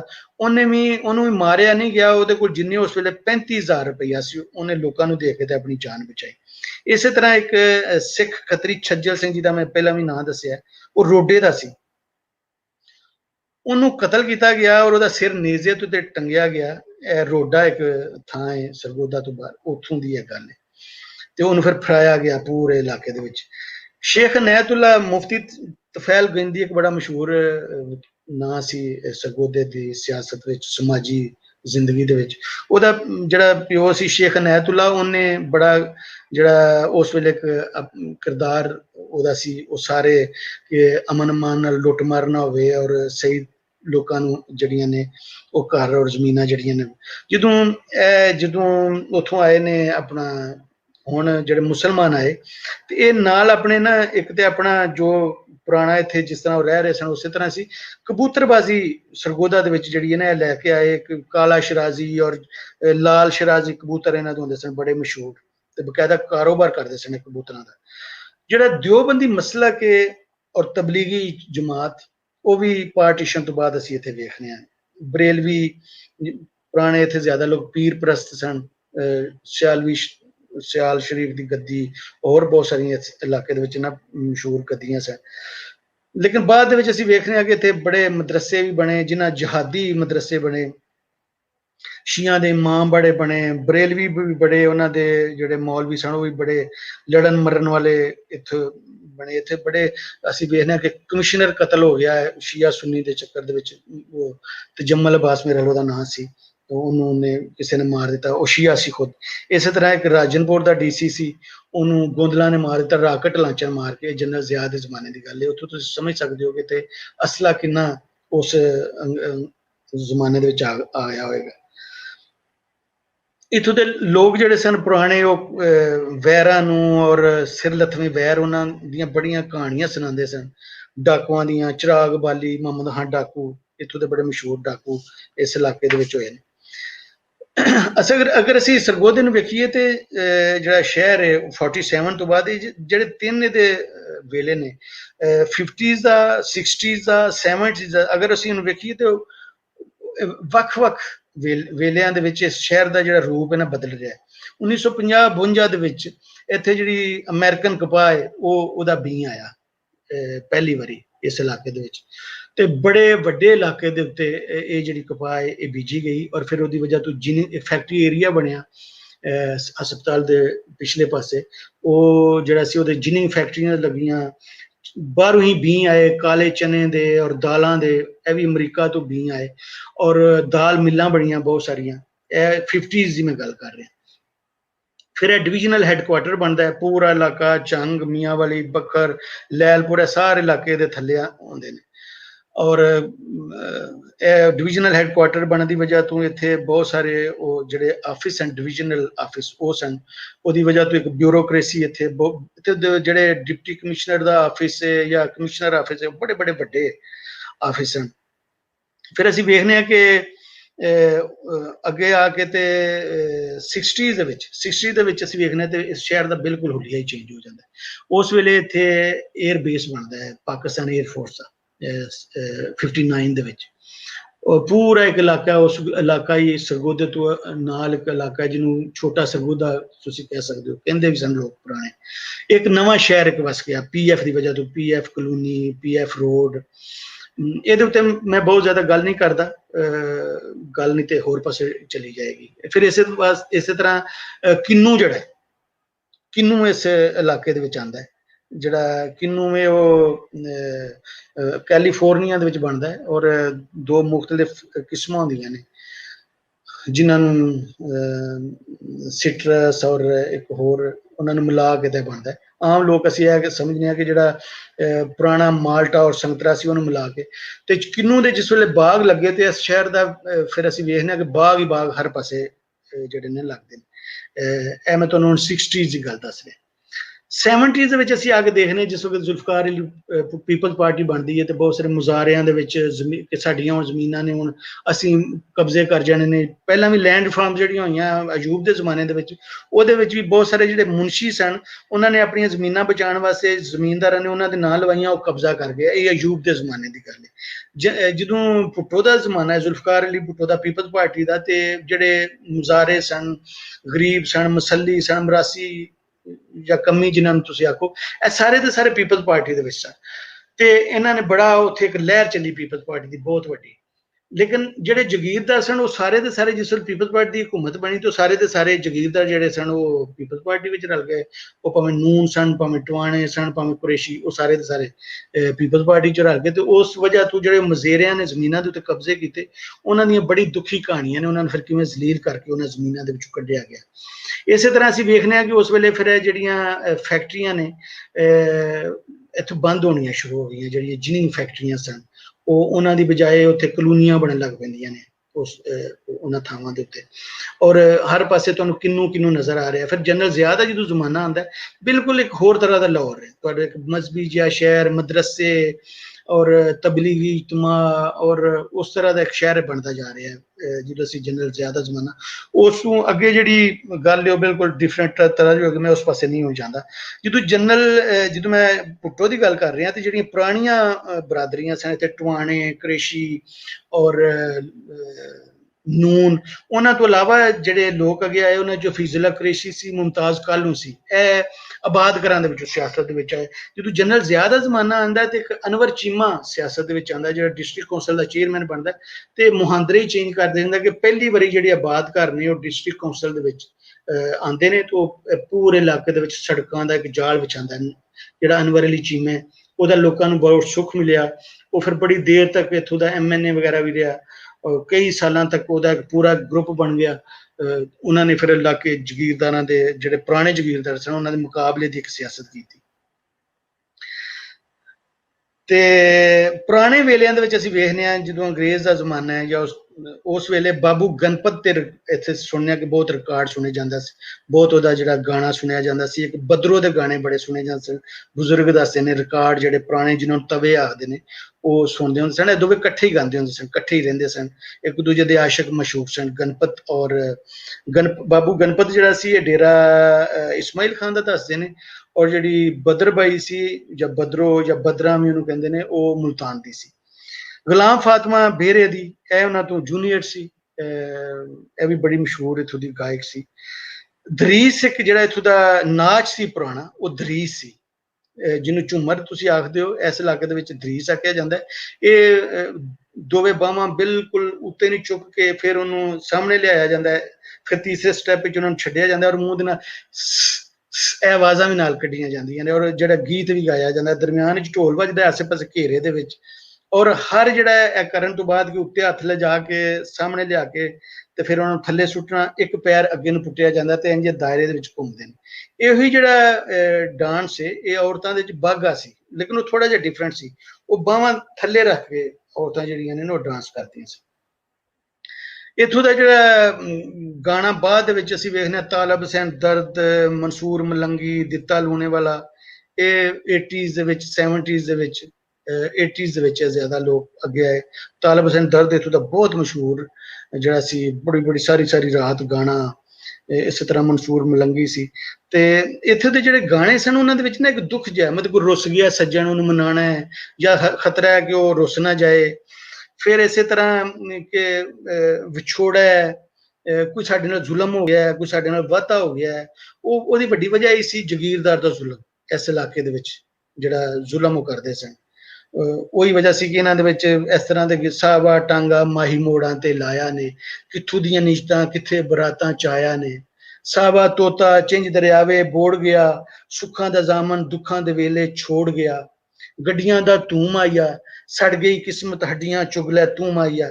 ਜਾਂ ਫਿਰ ਇਸ ਤਰ੍ਹਾਂ ਦੇ ਇੱਥੋਂ ਦੇ ਸ਼ਾਇਰ ਗੀਤ ਲਿਖਦੇ ਸਨ। ਸ਼ਲਾ ਟੁਰਦੇ ਢੋਲ ਨੂੰ ਕੋਈ ਨਾ ਵੇਖੇ, ਤੇ ਹਲ ਵਹਿੰਦੇ ਨੇ ਕਿੰਗਰੇ ਹਾਂ ਦੇ। ਚਿੱਟੇ ਦਿਉ ਨੂੰ ਰਾਤ ਮਾਲੂਮ ਹੁੰਦੀ, ਭੁੱਲ ਵਹਿੰਦੇ ਨੇ ਹੋਸ਼ ਜਹਾਂ ਦੇ। ਇਸ ਤਰ੍ਹਾਂ ਦੇ ਇਹਨਾਂ ਦੇ ਗੀਤ ਹੁੰਦੇ ਸਨ। ਲੇਕਿਨ ਜਦੋਂ ਅਸੀਂ ਦੇਖਦੇ ਹਾਂ ਜਿਹੜੇ ਆਬਾਦ ਘਰਾਂ ਦੇ ਗੀਤ ਸਨ, ਉਹਦੇ ਵਿੱਚ ਇੱਕ ਖੁਸ਼ੀ ਜਿਹੀ ਸੀ, ਅੱਗੇ ਵਧਣ ਦਾ ਇੱਕ ਜਜ਼ਬਾ। ਜਿਹੜੇ ਇੱਥੋਂ ਬਾਹਰੋਂ ਆ ਕੇ ਲੋਕ ਆਬਾਦ ਹੋਏ ਸਨ, ਚੀਮੇ, ਚੱਠੇ, ਬਾਜਵੇ, ਵੜੈਚ, ਗੋਂਦਲ, ਨਹੀਂ ਗੋਂਦਲ ਤੇ ਨਹੀਂ, ਇੱਥੋਂ ਪੁਰਾਣੇ ਹੀ ਸਨ।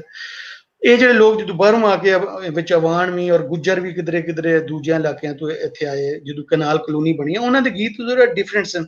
ਉਹਨਾਂ ਦੇ ਵਿੱਚ ਇੱਕ ਖੁਸ਼ੀ ਸੀ, ਕੁਝ ਅੱਗੇ ਅਸਾਂ ਵਧਣਾ ਹੈ, ਸਾਡਾ ਖੁਸ਼ਹਾਲੀ ਆ ਰਹੀ ਹੈ। ਮੈਂ ਇੱਥੇ ਟਟੋਲਸਰ ਗੋਦੇ, ਹੱਥ ਵਿੱਚ ਰੰਬਾ ਮਕਈ ਪਿਆ ਗੋਡੇ, ਵਸ ਪਈਆਂ ਕੜੀਆਂ ਤੇ ਕਣੀਆਂ ਤੇ ਹੋ ਪਏ ਖੋਬੇ, ਲੱਦਾ ਚਕਾਈ ਜਾ ਤੋਰੀਏ ਦਾ, ਲੀਲਣ ਮਹਿੰਗੀ ਦੁਪੱਟਾ ਲੈ ਦੇ ਡੋਰੀਏ ਦਾ। ਇਸ ਤਰ੍ਹਾਂ ਦੇ ਗਾਣੇ ਉਹਨਾਂ ਦੇ ਹੁੰਦੇ ਸਨ। ਕਹਾਣੀ ਸੁਣਾਉਣ ਦਾ ਇੱਥੇ ਬਹੁਤ ਰਿਵਾਜ ਸੀ, ਕਈ ਰਾਤਾਂ ਕਹਾਣੀਆਂ ਸੁਣਾਉਂਦੇ। ਇੱਥੋਂ ਦੇ ਲੋਕ ਬੜੇ ਗੱਲਾਂ ਵਾਲ ਹੁੰਦੇ ਸਨ, ਜਿਹੜੇ ਗੱਲਾਂ ਸੁਣਾਉਂਦੇ ਸਨ ਉਹਨਾਂ ਨੂੰ ਕਹਿੰਦੇ ਸਨ ਗੱਲਾਂ ਵਾਲ। ਗਲਾਦੜੀ ਹੁੰਦਾ ਸੀ ਜਿਹੜਾ ਐਵੇਂ ਗੱਲਾਂ ਕਰਦਾ, ਜਿਹੜਾ ਗਲਾਦੜ ਜਾਂ ਗਲਾਦੜੀ। ਜਿਹੜਾ ਗੱਲਾਂ ਵਾਲ ਹੁੰਦਾ ਸੀ ਜਿਹੜਾ ਸੋਹਣੀ ਗੱਲ ਕਰਦਾ। ਇਹ ਲਫ਼ਜ਼ ਨੂੰ ਗੱਲ ਕਹਿੰਦੇ ਸਨ ਇੱਥੋਂ ਦੇ। ਕਿਸੇ ਨੇ ਲਫ਼ਜ਼ ਬੋਲਿਆ ਤੇ ਕਹਿੰਦੇ ਸਨ ਕਿੱਡਾ ਸੋਹਣਾ, ਕਿੱਡੀ ਸੋਹਣੀ ਗੱਲ ਕੀਤੀ। ਤੇ ਗੱਲਾਂ ਵਾਲ ਹੁੰਦੇ ਸਨ। ਜਿਹੜੀ ਕਹਾਣੀ ਦਾ ਸੁਣਾਉਣ ਦਾ ਕਈ ਰਾਤਾਂ ਪੜਾਅ ਹੁੰਦੇ ਸਨ, ਕਈ ਕਹਾਣੀ ਦੇ ਵਿੱਚ ਪੌੜੀਆਂ ਹੁੰਦੀਆਂ ਸਨ। ਇੱਕ ਰਾਤ ਉਹਨੇ ਇੱਥੇ ਰੋਕ ਦਿੱਤਾ, ਫਿਰ ਅਗਲੀ ਰਾਤੀ ਫਿਰ ਉੱਥੋਂ ਸ਼ੁਰੂ ਕੀਤਾ। ਕਹਾਣੀ ਨੂੰ ਵਿੱਚ ਜੋੜਿਆ ਜਾਂਦਾ ਸੀ, ਕਿਧਰੇ ਉਹਨੂੰ ਖੰਡਾਇਆ ਜਾਂਦਾ ਸੀ। ਕਹਾਣੀ ਹੁਣ ਖਿੰਡ ਗਈ ਹੈ, ਫਿਰ ਉਹਨੂੰ ਜੋੜਨਾ। ਮੌਲਵੀ ਦਿਲ ਪਜ਼ੀਰ ਬੜਾ ਮਸ਼ਹੂਰ ਕਹਾਣੀ ਇੱਥੇ, ਉਹ ਸ਼ਾਇਰ ਵਿੱਚ ਬਹੁਤ ਮਸ਼ਹੂਰ ਡੇਰੇ ਦਾ ਸੀ। ਉਹਦੀਆਂ ਬਹੁਤ ਬਾਰੇ ਕਹਾਣੀਆਂ ਨੇ, ਕਿੰਨੀਆਂ ਰਾਤਾਂ, 7 ਰਾਤਾਂ, 8 ਰਾਤਾਂ, ਇੰਝ ਰਾਤਾਂ, ਉਹ ਸਾਰੀ ਰਾਤ। ਕੀੜੀ ਦੀ ਕਹਾਣੀ ਉਹ ਕਹਿੰਦੇ ਨੇ ਕਿ ਕਈ ਰਾਤ ਮੈਂ ਸੁਣੀ ਨਹੀਂ, ਵੈਸੇ ਕੀੜੀ ਦੀ ਕੀ ਕਹਾਣੀ ਸੁਣਾਉਂਦਾ ਹੋਏਗਾ। ਜਿਹੜੀ ਸੱਥ ਸੀ, ਜਿਹੜੀ ਪਰਿਆ ਪੰਚਾਇਤ ਸੀ, ਉਹ ਇੱਥੋਂ ਇਲਾਕੇ ਦੀ ਬਹੁਤ ਮਸ਼ਹੂਰ ਸੀ। ਇਹ ਲੋਕ ਆਪਣਾ ਜਿਹੜਾ ਕੇਸ ਹੈ ਅਦਾਲਤ ਵਿੱਚ ਲੈ ਕੇ ਜਾਣਾ, ਕਚਹਿਰੀ ਵਿੱਚ ਲੈ ਕੇ ਜਾਣਾ ਬਹੁਤ ਬੁਰਾ ਸਮਝਦੇ ਸਨ। ਖੋਜੀ ਸਨ, ਬੜੇ ਵੱਡੇ ਸੱਥੀ ਸਨ। ਸੱਥ ਪੂਰਾ ਇੱਕ ਜਿਹੜਾ ਸਿਸਟਮ ਸੀ ਇੱਥੋਂ ਦਾ, ਜੁਡੀਸ਼ੀਅਲ ਸਿਸਟਮ ਲੋਕਾਂ ਦਾ, ਉਹਨੂੰ ਸਾਲਸੀ ਕਿਹਾ ਜਾਂਦਾ ਸੀ, ਪੰਚਾਇਤ ਜਿਹੜੀ ਹੁੰਦੀ ਸੀ ਪੁਰਾਣੀ। ਤੇ ਅਗਰ ਤੁਸੀਂ ਕਿਸੇ ਕੋਲ ਹਿਸਾਬ ਲੈਣਾ ਹੈ ਕਿ ਉਹਨੇ ਤੁਹਾਡਾ ਕੁਝ ਦੇਣਾ ਹੈ, ਤੇ ਉਹ ਬਕਾਇਦਾ ਪਰਿਆ ਦੇ ਵਿੱਚ ਆ ਕੇ ਉਹ ਇਹ ਇੱਕ ਡਾਇਲੌਗ ਬੋਲਦਾ ਹੁੰਦਾ ਸੀ ਕਿ ਸੋਨੇ ਦੀਆਂ ਮੋਹਰਾਂ ਦੁੱਧ ਵਿੱਚ ਧੋ ਕੇ ਦੇਸਾਂ, ਜਿਹੜਾ ਤੇਰਾ ਬਣਦਾ ਹੱਕ ਮੈਂ ਉਹ ਜ਼ਰੂਰ ਤੈਨੂੰ ਦਿਆਂਗਾ। ਇਹਦਾ ਜਿਹੜਾ ਸਿਸਟਮ ਹੁੰਦਾ ਸੀ ਜੁਡੀਸ਼ੀਅਲ, ਜਿਹੜੀ ਉਹ ਸੱਥ ਹੁੰਦੀ ਸੀ, ਉਹਦੇ ਵਿੱਚ ਇੰਝ ਹੁੰਦਾ ਸੀ ਕਿ ਪਹਿਲਾਂ ਤੁਸੀਂ ਇੱਕ ਸਾਲਸ ਤੁਸੀਂ ਮੰਨ ਲਿਆ, ਦੋਵੇਂ ਪਾਰਟੀਆਂ ਜਿਹੜੀਆਂ ਪਲੇਂਟਿਫ ਹੈ ਔਰ ਡਿਫੈਂਡੈਂਟ ਹੈ, ਇਸ ਤਰ੍ਹਾਂ ਤੁਸੀਂ ਸਮਝ ਲਓ। ਕਲੇਮ ਜਿਹੜਾ ਕਰ ਰਿਹਾ ਔਰ ਜਿਹੜਾ ਜਿਹਦੇ ਖਿਲਾਫ ਹੈ, ਉਹ ਤੁਸੀਂ ਦੋ ਪਾਰਟੀਆਂ ਸਮਝ ਲਓ। ਉਹ ਦੋਵੇਂ ਪਹਿਲਾਂ ਇੱਕ ਸਾਲਸ ਦੇ ਉੱਤੇ ਐਗਰੀ ਕਰਦੀਆਂ ਨੇ, ਉਹ ਸਾਲਸ ਨੂੰ ਮੰਨਦੀਆਂ ਨੇ। ਉਹ ਸਾਲਸ ਫਿਰ ਉਹਨਾਂ ਨੂੰ ਕਹਿੰਦਾ ਕਿ ਤੁਸੀਂ ਮੈਨੂੰ 2 ਜ਼ਾਮਨ ਦਿਓ, ਮੈਂ ਇਹ ਨਾ ਹੋਵੇ ਕਿ ਕੱਲ ਨੂੰ ਫੈਸਲਾ ਕਰਾਂ ਜਿਹਦੇ ਖਿਲਾਫ ਫੈਸਲਾ ਦਿਆਂ ਤੇ ਉਹ ਦੌੜ ਜਾਏ। 2 ਜ਼ਾਮਨ ਬੰਦੇ ਜਿਨ੍ਹਾਂ ਦੇ ਉੱਤੇ ਉਹ ਖੁਦ ਸੈਟੀਸਫਾਈ ਹੋਵੇ ਸਾਲਸ, ਉਹ ਦਿੱਤੇ ਜਾਂਦੇ ਸਨ ਦੋਨਾਂ ਪਾਰਟੀਆਂ ਦੇ ਵੱਲੋਂ, ਉਹਨਾਂ ਨੂੰ ਜ਼ਾਮਨ ਕਿਹਾ ਜਾਂਦਾ ਸੀ। ਅਗਰ ਉਹ ਇਹ ਸਮਝਦਾ ਕਿ ਜ਼ਾਮਨ ਵੀ ਦੌੜ ਨਾ ਜਾਣ, ਤੇ ਉਹ ਫਿਰ ਇੱਕ ਅਗਵਨ ਹੁੰਦਾ ਸੀ, ਮਤਲਬ ਇੱਕ ਅਮਾਉਂਟ ਰਖਵਾਈ ਜਾਂਦੀ ਸੀ, ਅਗਵਨ ਉਹਨੂੰ ਕਿਹਾ ਜਾਂਦਾ ਸੀ ਕਿ ਉਹ ਬਕਾਇਦਾ ਜਿੰਨੀ ਅਮਾਉਂਟ ਦਾ ਕੋਈ ਝਗੜਾ ਹੈ ਉਨੀ ਅਮਾਉਂਟ ਰਖਵਾਉਂਦੇ ਸਨ ਦੋਵੇਂ, ਕਿ ਜਿਹਦੇ ਖਿਲਾਫ ਫੈਸਲਾ ਹੋਏਗਾ ਉਹਦੀ ਜਿਹੜੀ ਅਮਾਉਂਟ ਜਮ੍ਹਾਂ ਕਰਾਈ ਹੋਏਗੀ ਉਹਨੂੰ ਦੇ ਦਿੱਤੀ ਜਾਏਗੀ। ਤੇ ਇਹ ਇੱਕ ਪੂਰਾ ਇਹਨਾਂ ਦਾ ਹੁੰਦਾ ਸੀ, ਜਿਹਨੂੰ ਜਦੋਂ ਅੰਗਰੇਜ਼ ਆਇਆ ਤਾਂ ਸਹਿਜੇ ਇਸ ਜਿਹੜਾ ਸਾਰਾ ਖਤਮ ਹੋ ਗਿਆ। ਇਹਦੇ ਵਿੱਚ ਅਪੀਲ ਦਾ ਜਿਹੜਾ ਹੱਕ ਹੁੰਦਾ ਸੀ ਉਹ ਵੀ ਜਿਹੜਾ ਅਗਰ ਤੁਸੀਂ ਸੈਟੀਸਫਾਈ ਨਹੀਂ ਹੋਏ ਉਸ ਫੈਸਲੇ ਦੇ ਉੱਤੇ ਤੇ ਤੁਸੀਂ ਕਹਿੰਦੇ ਸੀ ਮੈਂ ਸੈਟੀਸਫਾਈ ਨਹੀਂ ਹੋਇਆ, ਤੇ ਉਹੀ ਫਿਰ ਤੁਹਾਨੂੰ ਕਹਿੰਦਾ ਸੀ ਕਿ ਮੈਂ ਅੱਗੋਂ ਉਹ ਨਵੇਂ ਸਾਲਸ ਦੱਸਦਾ ਸੀ ਕਿ ਇਹ ਸਾਲਸ ਨਹੀਂ ਉਹਨਾਂ ਚੋਂ ਕੋਈ ਤੁਸੀਂ ਮੰਨ ਲਓ, ਫਿਰ ਅੱਗੋਂ ਇਸ ਤਰ੍ਹਾਂ ਅਪੀਲ ਉਹਨਾਂ ਦੀ ਚੱਲਦੀ ਸੀ।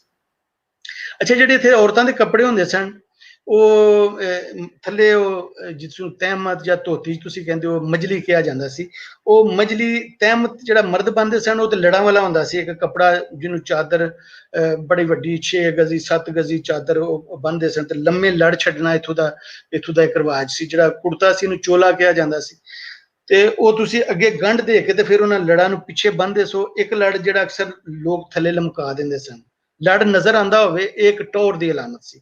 ਔਰਤਾਂ ਦੇ ਵਿੱਚ ਇੰਜ ਨਹੀਂ ਸੀ ਹੁੰਦਾ, ਉਹ ਕੱਪੜੇ ਨੂੰ ਇੱਕ ਪਾਸੇ ਖਿੱਚ ਕੇ ਤੇ ਫਿਰ ਦੂਸਰੇ ਪਾਸੇ ਨੂੰ ਕੱਪੜੇ ਨੂੰ ਲਿਆ ਕੇ ਤੇ ਉੱਥੇ ਇੱਕ ਮਰੋੜੀ ਜੀ ਦੇ ਕੇ ਤੇ ਉਹਨੂੰ ਕੱਸ ਦਿੰਦੀਆਂ ਸਨ।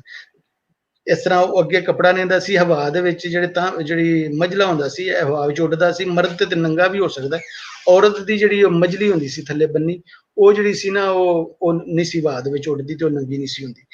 ਨੀਲਾ, ਕਾਲਾ ਤੇ ਸਾਵਾ ਇਸ ਰੰਗ ਦੇ ਕੱਪੜੇ ਜ਼ਿਆਦਾ ਜਿਹੜੇ ਸਨ ਹੁੰਦੇ ਸਨ। ਮਲਮਲ ਟਾਈਪ ਹੁੰਦਾ ਸੀ ਗਰਮੀਆਂ ਦੇ ਵਿੱਚ, ਸਰਦੀਆਂ ਦੇ ਵਿੱਚ ਖੱਦਰ ਹੁੰਦਾ ਸੀ। ਇੱਥੋਂ ਦੇ ਹੀ ਜਿਹੜੇ ਪਾਵਲੀ ਸਨ ਉਹ ਕੱਪੜੇ ਜਿਹੜੇ ਸਨ ਹੁੰਦੇ ਸਨ। ਤੇ ਜਿਹੜੇ ਇੱਥੋਂ ਦੇ ਜ਼ੇਵਰ ਹੁੰਦੇ ਸਨ, ਬੁੰਦੇ, ਕਟਮਾਲੇ, ਇਸ ਤਰ੍ਹਾਂ ਦੇ ਪਜੇਬਾਂ ਪੈਰਾਂ ਦੇ ਵਿੱਚ, ਨਸਬੀਆਂ, ਝੂਮਰ, ਕਟਮਾਲਾ, ਕੜੇ, ਕੰਗਣ ਜਿਹੜੇ ਜਿਨ੍ਹਾਂ ਨੂੰ ਕਿਹਾ ਜਾਂਦਾ ਸੀ, ਇਸ ਤਰ੍ਹਾਂ ਦੇ ਹੁੰਦੇ ਸਨ। ਨਥਲੀ, ਨੱਕ ਵਿੱਚ ਜਿਹੜੀ ਨਥਲੀ ਪਾਣੀ, ਜਿੰਨੀ ਦੇਰ ਕੁੜੀ ਕੁਆਰੀ ਰਹਿੰਦੀ ਸੀ ਉਹ ਚਾਂਦੀ ਦੇ ਪਾਉਂਦੀ ਸੀ ਗਹਿਣੇ। ਤੇ ਜਿਹੜੇ ਇੱਥੇ ਦੇ ਢੋਲੇ ਪੁਰਾਣੇ ਲਿਖੇ ਜਾਂਦੇ ਸਨ ਉਹਨਾਂ ਨੂੰ ਕੰਨੀ ਬੁੰਦੇ ਜਾਂ ਛੱਤੇ, ਮਰਦ ਜਿਹੜੇ ਸਨ ਔਰਤਾਂ ਮਹਿੰਦੀਆਂ ਰੱਖਦੀਆਂ ਸਨ ਤੇ ਜਿਹੜੇ ਮਰਦ ਸਨ ਉਹ ਛੱਤੇ ਹੁੰਦੇ ਸਨ। ਵਾਲ ਜਿਹੜੇ ਇੱਥੋਂ ਜਿਹੜੇ ਸਨ ਉਹਨੂੰ ਕਟਿੰਗ ਹੁੰਦੀ ਸੀ ਤੇ ਉਹਨਾਂ ਨੂੰ ਛੱਤੇ ਕਿਹਾ ਜਾਂਦਾ ਸੀ। ਵਿੱਚ ਲੱਕੜ ਦੀ ਕੰਘੀ ਅਕਸਰ ਲੋਕ ਰੱਖਦੇ ਸਨ, ਜਿਹੜੇ ਬੜੇ ਟੌਰ ਵਾਲੇ ਜਿਹੜੇ ਜ਼ਿਮੀਂਦਾਰ ਹੁੰਦੇ ਸਨ। ਇੱਥੋਂ ਦੀਆਂ ਜਿਹੜੀਆਂ ਔਰਤਾਂ ਦੇ ਬਾਰੇ 'ਚ ਇਹਨਾਂ ਨੂੰ ਜਿਹੜਾ ਸ਼ੌਕ ਨਹੀਂ ਸੀ ਹੁੰਦਾ ਕੁੰਨੀ ਚਾੜਨ ਦਾ, ਜਿਹਨੂੰ ਹਾਂਡੀ ਜਾਂ ਤੁਸੀਂ ਸਾਲਨ ਕਹਿੰਦੇ ਹੋ, ਤੇ ਅਕਸਰ ਜਿਹੜਾ ਅਚਾਰ ਹੁੰਦਾ ਸੀ ਇਹ ਸਾਲ ਦੀ ਹਾਂਡੀ ਹੁੰਦੀ ਸੀ।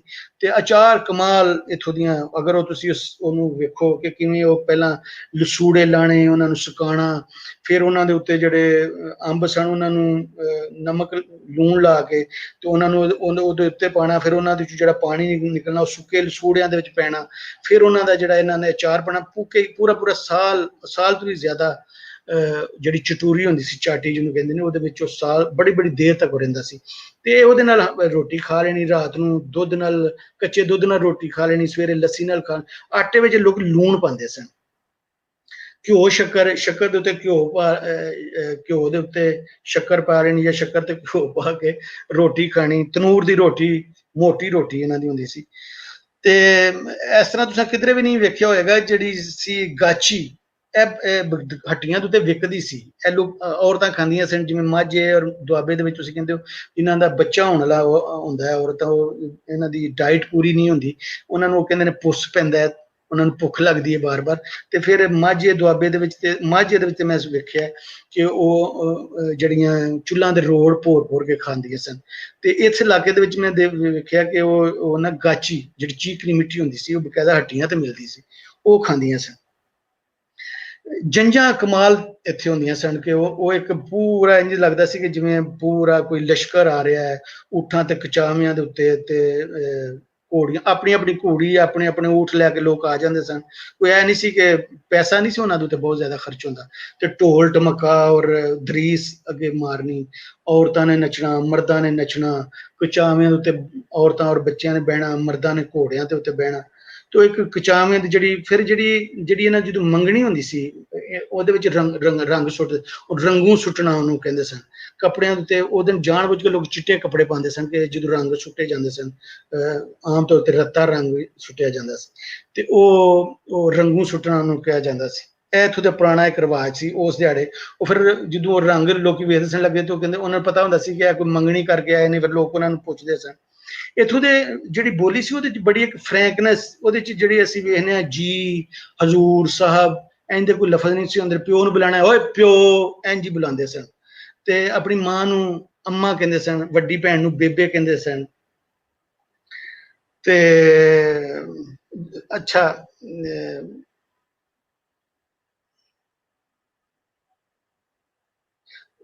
ਜਿਹੜਾ ਬੱਚਾ ਜੰਮਦਾ ਸੀ ਉਹਦਾ ਸਿਰ ਜਿਹੜਾ ਬਣਾਉਣਾ ਹੈ, ਲੱਕੜੀ ਦੀ ਥੱਲੇ ਕੰਘੀ ਆਸੇ ਪਾਸੇ ਦੋ ਗੁਠਲੀਆਂ ਰੱਖ ਕੇ ਉਹਨਾਂ ਦੇ ਵਿੱਚ ਰੇਤ ਭਰੀ ਹੋਣੀ ਤੇ ਵਿੱਚ ਥੱਲੇ ਲੱਕੜੀ ਰੱਖ ਕੇ ਤੇ ਉੱਤੇ ਸਿਰ ਜਿਹੜਾ ਸੀ ਉਹਦੀ ਜਿਹੜੀ ਚੋਟੀ ਹੁੰਦੀ ਸਿਰ ਦੀ ਉਹਨੂੰ ਬਾਣਾ ਔਰ ਮੱਥੇ ਨੂੰ ਚੌੜਿਆਂ ਕਰਨਾ, ਕੰਨ ਜਿਹੜੇ ਨੇ ਅਗਰ ਬਿਲਕੁਲ ਨਾਲ ਲੱਗੇ ਨੇ ਤੇ ਪਿੱਛੇ ਰੂੰ ਦੀਆਂ ਬੱਤੀਆਂ ਬਣਾ ਕੇ ਰੱਖਣੀਆਂ, ਅਗਰ ਨੱਕ ਦੀ ਇਹ ਹੱਡੀ ਜਿਹੜੀ ਉਹ ਨੀਵੀਂ ਇਹਨੂੰ ਦਬਾ ਦਬਾ ਕੇ ਉੱਚਾ ਕਰਨਾ, ਅਗਰ ਇਹ ਤੁਹਾਡੀ ਥਾਂ ਬਰਵੱਟਿਆਂ ਦੇ ਵਿੱਚ ਛੋਟੀ ਹੈ ਇਹਨੂੰ ਇਸ ਤਰ੍ਹਾਂ ਖਿੱਚਣਾ, ਠੋਡੀ ਦੀ ਸ਼ਕਲ ਇਹ ਔਰਤਾਂ ਘਿਓ ਦੇ ਵਿੱਚ ਕੋਈ ਜਵੈਣ ਜਾਂ ਕੋਈ ਚੀਜ਼ ਸੌਂਫ ਪਾ ਕੇ ਉਹ ਰਗੜਦੀਆਂ ਸਨ ਬਕਾਇਦਾ। ਬਹੁਤ ਬੱਚਾ ਚੀਖਦਾ ਰਹਿੰਦਾ ਸੀ।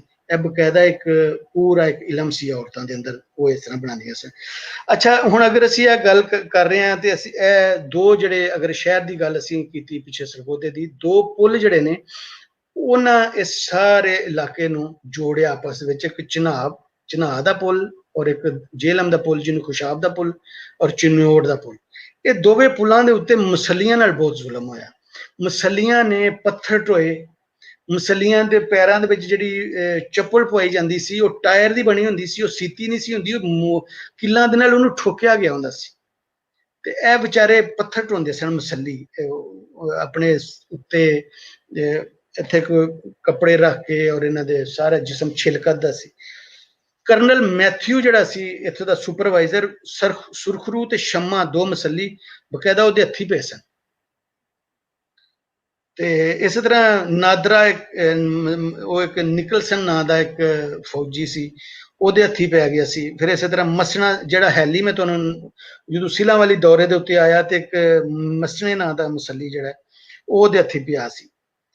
ਅੱਛਾ ਇਹ ਜਿਹੜਾ ਮਾਸਟਰ ਸੋਹਣ ਲਾਲ ਸੀ ਇੱਕ ਇੱਥੇ, ਉਹ ਆਪਣੇ ਗਦਰੀ ਨਾਂ ਨਾਲ ਸ਼ੋਲਾ ਅਖਬਾਰ ਵਿੱਚ, ਸ਼ੋਲਾ ਅਖਬਾਰ ਪਹਿਲਾਂ ਇੱਥੋਂ ਨਿਕਲਦਾ ਸੀ ਸ਼ਾਹਪੁਰ ਤੋਂ ਬਾਅਦ ਸਰਗੋਧੇ ਤੋਂ, ਤੇ ਉਹ ਗਦਰੀ ਨਾਂ ਨਾਲ ਲਿਖਦਾ ਸੀ। ਇਸ ਇਲਾਕੇ ਦਾ ਜਿਹੜਾ ਪੁਰਾਣਾ ਨਾਟਕ ਸੀ ਉਹਨੂੰ ਪਿੜ ਸਾਂਗੀ ਕਿਹਾ ਜਾਂਦਾ ਸੀ। ਪਿੜ ਸਾਂਗੀ ਇੱਕ ਐਸਾ ਨਾਟਕ ਹੁੰਦਾ ਹੈ ਕਿ ਉਹਦੇ ਵਿੱਚ ਜਿਹੜੇ ਵੇਖਣ ਵਾਲੇ ਨੇ ਉਹ ਸਾਰੇ ਦੇ ਸਾਰੇ ਉਸ ਨਾਟਕ ਦਾ ਹਿੱਸਾ ਹੀ ਹੁੰਦੇ ਨੇ, ਉਹ ਵੀ ਵਿੱਚ ਬੋਲਦੇ ਨੇ ਜਿੱਥੇ ਲੋੜ ਪੈਂਦੀ ਹੈ। ਤੇ ਉਹਨੂੰ ਪਿੜ ਸਾਂਗੀ ਮਤਲਬ ਪੇੜੇ ਔਰ ਸਾਂਗੀ ਕੇ ਸਾਰੇ ਲੋਕ ਸੰਗਤ ਦੇ ਵਿੱਚ ਨੇ ਬੈਠੇ। ਤੇ ਇਹਦੇ ਮਾਸਟਰ ਸੋਹਣ ਲਾਲ ਜਿਹੜਾ ਸੀ ਉਹਨੇ ਇੱਕ ਬਣਾਈ ਸੀ ਕਥ ਕਥੌਣੀ ਦੇ ਨਾਂ, ਕਥ ਕਥੌਣੀ ਇੱਕ ਬਕਾਇਦਾ ਉਹਨੇ ਇੱਕ ਮੰਡਲੀ ਜਿਹੀ ਬਣਾਈ ਸੀ ਜਿਹਨੂੰ ਕਹਿੰਦਾ ਸੀ ਕਥ ਕਥੌਣੀ। ਉਹ ਪਿੜ ਸਾਂਗੀ ਖੇਡਦੇ ਸਨ ਤੇ ਉਹਦੇ ਵਿੱਚ ਗੁਸਤਾਨ ਦੇ ਵਿੱਚ 5 ਪੀਰ ਉਤਰਦੇ ਸਨ। ਲੋਕ ਮਰ ਗਏ ਨੇ ਸਾਰੇ, ਉਹਨੂੰ ਗੁਸਤਾਨ ਕਿਹਾ ਜਾ ਰਿਹਾ ਔਰ ਉਹਦੇ 5 ਪੀਰ ਆ ਰਹੇ ਨੇ, ਲੋਕਾਂ ਨੂੰ ਜਗਾ ਰਹੇ ਨੇ।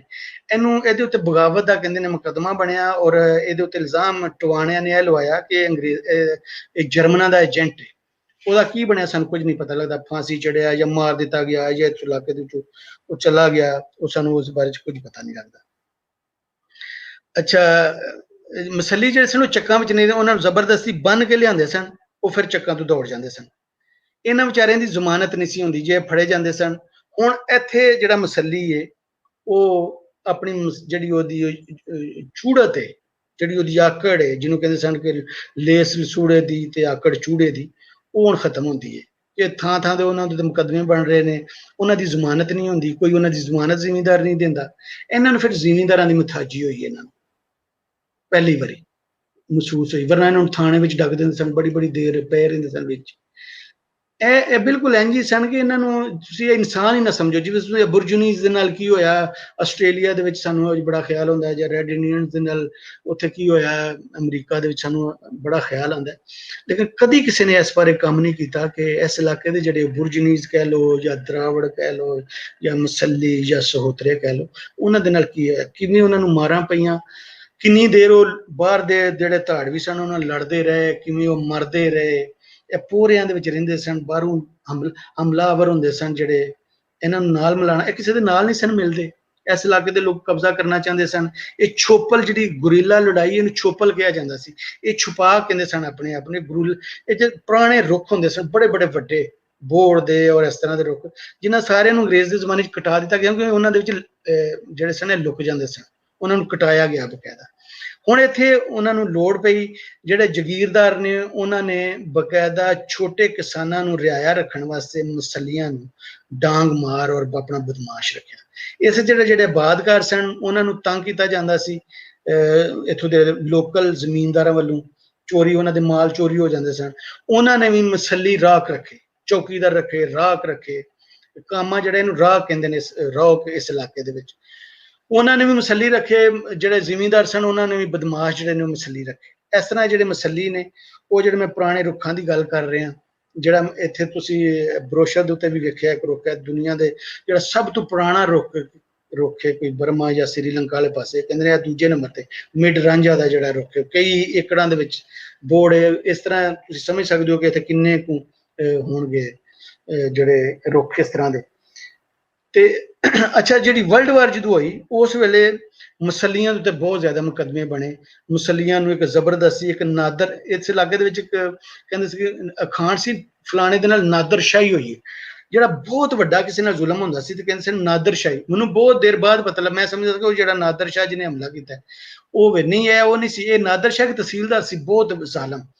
ਉਹਨੂੰ ਵਰਲਡ ਵਾਰ 1 ਦੇ ਵਿੱਚ ਇਹਨਾਂ ਨੇ ਜਿਹੜੇ ਟਵਾਣੇ ਸਨ ਉਹਨਾਂ ਨੇ ਅੱਗੇ ਰੱਖਿਆ ਭਰਤੀਆਂ ਵਾਸਤੇ। ਉਹਨੇ ਬੜੇ ਲੋਕਾਂ ਦੇ ਉੱਤੇ ਜ਼ੁਲਮ ਕੀਤੇ, ਖਾਸ ਤੌਰ ਤੇ ਮੁਸੱਲੀਆਂ ਦੇ ਉੱਤੇ। 150 ਕਹਿੰਦੇ ਨੇ ਮੁਕੱਦਮੇ ਇਹਨਾਂ ਮੁਸੱਲੀਆਂ ਦੇ ਉੱਤੇ ਬਣੇ। ਇਹ ਨਹੀਂ ਸਨ ਵਿੱਚ ਰਲਦੇ ਉਸ ਭਰਤੀ ਦੇ ਵਿੱਚ। ਫੌਜ ਤੇ ਨਹੀਂ ਉਹ ਭਰਤੀ ਕਰਨਾ ਚਾਹੁੰਦੇ ਹੋਣਗੇ, ਜਿਹੜੇ ਸਮਾਨ ਚੁੱਕਣ ਵਾਲੇ ਹੁੰਦੇ ਹੋਣਗੇ, ਇਸ ਟਾਈਪ ਦਾ ਜਿਹੜੇ ਮਿਲਟਰੀ ਜਿਹੜੇ ਆਰਮੀ ਦੇ ਵਿੱਚ ਲੋਕ ਚਾਹੀਦੇ ਹੁੰਦੇ ਨੇ ਸਿਵਲ ਦੇ, ਸ਼ਾਇਦ ਉਹਦੇ ਵਾਸਤੇ ਕਰਨਾ ਚਾਹੁੰਦੇ ਹੋਣਗੇ ਇਹਨਾਂ ਨੂੰ। ਤੇ ਉਸ ਵੇਲੇ ਹਰ ਬਰਾਦਰੀ ਕਹਿੰਦੇ ਨੇ ਕਿ ਜਦੋਂ ਭਰਤੀ ਕਿਸੇ ਜਗ੍ਹਾ ਤੇ ਖੁੱਲਦੀ ਸੀ ਤੇ ਹਰ ਬਰਾਦਰੀ ਆਪਣੇ ਵੱਲੋਂ ਇੱਕ ਬੰਦਾ ਜਾ ਕੇ ਦਿੰਦੀ ਸੀ, ਲੇਕਿਨ ਮੁਸੱਲੀਆਂ ਨੇ ਇਨਕਾਰ ਕੀਤਾ। ਜ਼ਿਮੀਂਦਾਰਾਂ ਸਾਰਿਆਂ ਨੇ, ਹਰ ਬਰਾਦਰੀ ਨੇ ਇੱਕ ਬੰਦਾ ਜ਼ਰੂਰ ਦਿੱਤਾ, ਮੁਸੱਲੀਆਂ ਨੇ ਇਨਕਾਰ ਕੀਤਾ। ਉਹ ਜਿਹੜਾ ਨਾਦਰ ਸ਼ਾਹ ਸੀ ਉਹ ਫਿਰ ਨਾਦਰ ਸ਼ਾਹ ਨੂੰ ਇੱਕ ਜ਼ੈਲਦਾਰ ਔਰ ਇੱਕ ਨੰਬਰਦਾਰ ਦੇ ਮਿਲ ਕੇ ਮੁਸੱਲੀਆਂ ਨੇ ਕਤਲ ਕੀਤਾ। ਬਹਿਕ ਲਹਿਰ ਕਾ ਇੱਕ ਜਗ੍ਹਾ ਹੈ ਬਲੂਆਲ ਦੇ ਵਿੱਚ, ਉੱਥੇ ਉਹ ਜਿਹੜਾ ਤਹਿਸੀਲਦਾਰ ਸੀ ਨਾਦਰ ਸ਼ਾਹ, ਉਹਨੂੰ ਇਹਨਾਂ ਨੇ ਕਤਲ ਕੀਤਾ। ਅੱਛਾ, ਹੁਣ ਇਹ ਜਿਹੜੀਆਂ ਅਸੀਂ ਵੇਖ ਰਹੇ ਹਾਂ, ਜਿਸ ਤਰ੍ਹਾਂ ਮੈਂ ਤੁਹਾਨੂੰ ਦੱਸਿਆ ਕਿ ਜਿਹੜੇ ਰੁੱਖ ਸਨ ਪੁਰਾਣੇ, ਏਡੇ ਏਕੜ, ਇੱਕ ਕਿੰਨੇ ਏਕੜ ਦੇ ਵਿੱਚ ਇੱਕ ਰੁੱਖ ਸੀ, ਜਿਸ ਤਰ੍ਹਾਂ ਉਹ ਖਤਮ ਹੋਏ ਇਸੇ ਤਰ੍ਹਾਂ ਜਿਹੜੇ ਮੁਸੱਲੀ ਨੇ ਉਹ ਵੀ, ਉਹ ਜਿਹੜੇ ਲੜਨ ਵਾਲੇ ਮੁਸੱਲੀ ਸਨ ਉਹ ਕਹਾਣੀ ਹੋ ਗਈ। ਹੁਣ ਸਾਨੂੰ ਇਹ ਇਲਾਕਾ ਮੁਸੱਲੀਆਂ ਦਾ ਨਹੀਂ ਲੱਗ ਰਿਹਾ, ਹੁਣ ਅਸੀਂ ਬਿਲਕੁਲ ਇੱਥੇ ਹੋਰ ਤਰ੍ਹਾਂ ਦਾ, ਜਿਸ ਤਰ੍ਹਾਂ ਰੁੱਖ ਚੇਂਜ ਹੋ ਗਏ, ਕਾਬਲੀ ਰੁੱਖ ਆਏ। ਜਿਹੜੇ ਇੱਥੋਂ ਦੇ ਦੇਸੀ ਰੁੱਖ ਹੁੰਦੇ ਸਨ ਉਹਨਾਂ ਨੂੰ ਜੰਗਲੀ ਰੁੱਖ ਆਖਿਆ ਜਾਂਦਾ ਸੀ। ਵਣ, ਝੰਡ, ਕਰੀ, ਜੰਡ ਔਰ ਕਰੀ, ਇਹ ਇੱਥੋਂ ਦੇ ਪੁਰਾਣੇ ਰੁੱਖ ਸਨ। ਜਿਹੜੇ ਕਿੱਕਰ ਔਰ ਟਾਹਲੀਆਂ ਇਹ ਵੀ ਬਾਹਰੋਂ ਆਈਆਂ। ਪੁਰਾਣੇ ਵੀ ਇੱਥੋਂ ਦੇ ਜਿਹੜੇ ਰੁੱਖ ਸਨ, ਲਸੂੜੀ ਜਾਂ ਬੇਰੀ, ਇੱਥੇ ਦੇ ਪੁਰਾਣੇ ਕੋਈ ਰੁੱਖ ਹੈ ਸਨ। ਜ਼ਿਆਦਾ ਰੁੱਖ ਜਿਹੜੇ ਬਾਹਰੋਂ ਆਏ, ਔਰ ਬਾਹਰੋਂ ਵਾਲੇ ਜਿਹੜੇ ਆਏ ਰੁੱਖ ਉਹਨਾਂ ਨੂੰ ਕਾਬਲੀ ਰੁੱਖ ਕਿਹਾ ਜਾਂਦਾ ਸੀ। ਜਿਹੜੇ ਘਾਹ ਆਏ ਉਹ ਵੀ ਕਾਬਲੀ ਆਏ। ਜਿਹੜੇ ਬਾਹਰ ਦੇ ਘਾਹ ਹੁੰਦੇ ਸਨ, ਕੋਈ ਆਸਟ੍ਰੇਲੀਆ ਤੋਂ, ਕੋਈ ਸੁਡਾਨ ਤੋਂ ਅੰਗਰੇਜ਼ਾਂ ਨੇ ਲਿਆ ਕੇ ਜਿਹੜੇ ਇੱਥੋਂ ਦੇ ਪੁਰਾਣੇ ਘਾਹ ਸਨ ਉਹ ਸਾਰੇ ਖਤਮ ਕਰ ਦਿੱਤੇ ਗਏ। ਜਦੋਂ ਕਨਾਲ ਕਲੋਨੀਆਂ ਵਸਦੀਆਂ ਨੇ ਤੇ ਕਨਾਲ ਕਲੋਨੀਆਂ ਜਦੋਂ ਇੱਥੇ ਵਸੀਆਂ, ਇੱਕ ਮਿੰਟ ਮੈਨੂੰ ਉੱਥੋਂ ਬਾਹਰ ਇੱਕ ਇਸ਼ਾਰਾ ਹੋ ਰਿਹਾ ਬਾਰੇ, ਇੱਕ ਮਿੰਟ।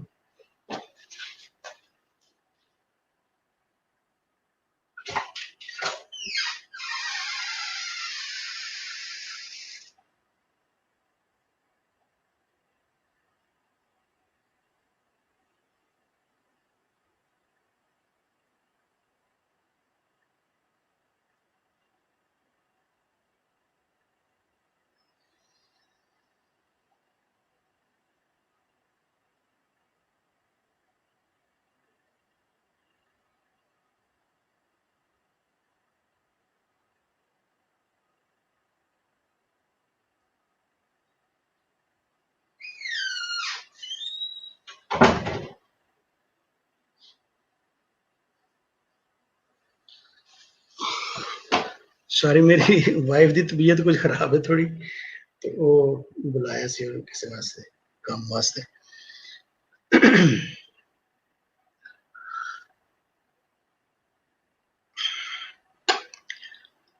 कनाल कलोनिया की जी कहानी है वो भी बड़ी ना एक अजीब जी कहानी है कि नहर आईया भी अंग्रेज नहर लैके, हालांकि इस इलाके पुरानिया कोई 16 नहर सन, लेकिन सैलाबी नहर सन यकीन, और वाई बीजी भी होंगी सी। ਔਰ ਉਹ ਵੇਲਾ ਕਿ ਜਿਸ ਵੇਲੇ ਯੂਰਪ ਦੇ ਵਿੱਚ ਰਿਵਰ ਟ੍ਰੇਡ ਹੋ ਰਹੀ ਹੈ, ਸਾਡੇ ਜਿਹੜੇ ਰਿਵਰ ਨੇ ਉਹਨਾਂ ਦੇ ਵਿੱਚੋਂ ਨਹਿਰਾਂ ਕੱਢ ਕੇ ਉਹਨਾਂ ਨੂੰ ਨਿੱਕਾ ਕਰ ਦਿੱਤਾ ਗਿਆ ਹੈ। ਵੀ ਇੱਕ ਸਵਾਲ ਹੈ, ਇਹਦੇ ਉੱਤੇ ਵੈਸੇ ਕਿਸੇ ਕੰਮ ਨਹੀਂ ਅਜੇ ਤੱਕ ਕੀਤਾ। ਇਹ ਨਹਿਰਾਂ ਬਣਾਉਣ ਵਿੱਚ ਸਾਡਾ ਫਾਇਦਾ ਸੀ, ਜਾਂ ਅਗਰ ਰਿਵਰ ਟ੍ਰੇਡ ਹੁੰਦੀ ਤੇ ਉਹਦੇ ਵਿੱਚ ਸਾਡਾ ਫਾਇਦਾ ਸੀ। ਇਹਦੇ ਉੱਤੇ ਕੋਈ ਕੰਮ ਅਜੇ ਤੱਕ ਹੋਇਆ ਨਹੀਂ, ਵੇਖਿਆ ਨਹੀਂ, ਮੈਂ ਨਹੀਂ ਵੇਖਿਆ ਕਿਧਰੇ ਵੀ। ਤੇ 16 ਦੇ ਨੇੜੇ ਕੋਈ ਨਹਿਰਾਂ ਸਨ, ਉਹਨਾਂ ਦੇ ਨਾਮ ਹੀ ਮਿਲ ਜਾਂਦੇ ਨੇ ਸਾਰੀਆਂ ਨਹਿਰਾਂ। ਅੱਛਾ, ਜਦੋਂ ਹੁਣ ਕਨਾਲ ਕਲੋਨੀਆਂ ਜਿਹੜੀਆਂ ਨੇ ਉਹ ਬਣ ਰਹੀਆਂ ਨੇ, ਤੇ ਉਹਦੇ ਵਿੱਚ ਅਸੀਂ ਵੇਖਦੇ ਹਾਂ ਕਿ ਇਹ ਪਹਿਲੀ ਕਲੋਨੀ ਹੈ ਜਿਹਦੇ ਵਿੱਚ ਜਿਹੜੀਆਂ ਰਿਪੋਰਟਾਂ ਆ ਰਹੀਆਂ ਨੇ ਉਹ ਇਹ ਆ ਰਹੀਆਂ ਨੇ ਜੀ, ਜਿਹੜਾ ਇਹ ਮੁਸਲਮਾਨਾਂ ਨਾਲ ਨਾ ਜ਼ੁਲਮ ਹੋ ਰਿਹਾ ਕਨਾਲ ਕਲੋਨੀਆਂ ਦੇ ਵਿੱਚ। ਹਿੰਦੂਆਂ ਸਿੱਖਾਂ ਨੂੰ ਜ਼ਿਆਦਾ ਮਿਲ ਰਹੀਆਂ ਨੇ ਔਰ ਮੁਸਲਮਾਨਾਂ ਨੂੰ ਘੱਟ ਮਿਲ ਰਹੀਆਂ ਨੇ, ਔਰ ਇਹ ਲੋਕੀ ਬਗਾਵਤ ਕਰਨਗੇ ਔਰ ਮਸਲੀਆਂ ਦਾ ਡਰਾਵਾ ਦਿੱਤਾ ਜਾ ਰਿਹਾ, ਜਿਨ੍ਹਾਂ ਨੂੰ ਹਾਲਾਂਕਿ ਬਾਅਦ ਵਿੱਚ ਕੋਈ ਜ਼ਮੀਨ ਨਹੀਂ ਮਿਲੀ। ਡਰਾਵਾ ਮਸਲੀਆਂ ਦਾ ਦਿੱਤਾ ਜਾ ਰਿਹਾ ਕਿ ਅਗਰ ਮਸਲੀਆਂ ਦੇ ਨਾਲ ਡਿਸਕ੍ਰਿਮੀਨੇਸ਼ਨ ਕਰੋਗੇ, ਵਿਤਕਰਾ ਕਰੋਗੇ, ਤੇ ਇੱਥੇ ਬਗਾਵਤਾਂ ਹੋਣਗੀਆਂ, ਨਬਰੀ ਹੋਵੇਗੀ। ਤੇ ਇਸ ਵਾਸਤੇ ਬਿਹਤਰ ਹੈ ਕਿ ਤੁਸੀਂ ਮੁਸਲਮਾਨਾਂ ਨੂੰ ਜ਼ਿਆਦਾ ਦਿਓ ਜ਼ਮੀਨਾਂ। ਇੱਥੋਂ ਜਿਹੜਾ ਜਗੀਰਦਾਰ ਹੈ ਉਹਨੇ ਬਕਾਇਦਾ ਇੱਕ ਸਕੀਮ ਦੇ ਤਹਿਤ ਇਹ ਜਿਹੜੀ ਖੜੀ, ਇਹ 1902 ਤੋਂ 1906 ਦੇ ਵਿੱਚ ਇਹ ਜਿਹੜੀ ਕਨਾਲ ਕਲੋਨੀ ਹੈ, ਲੋਅਰ ਜੇਹਲਮ ਕਨਾਲ ਜਿਹੜੀ ਬਣਦੀ ਹੈ। ਤੇ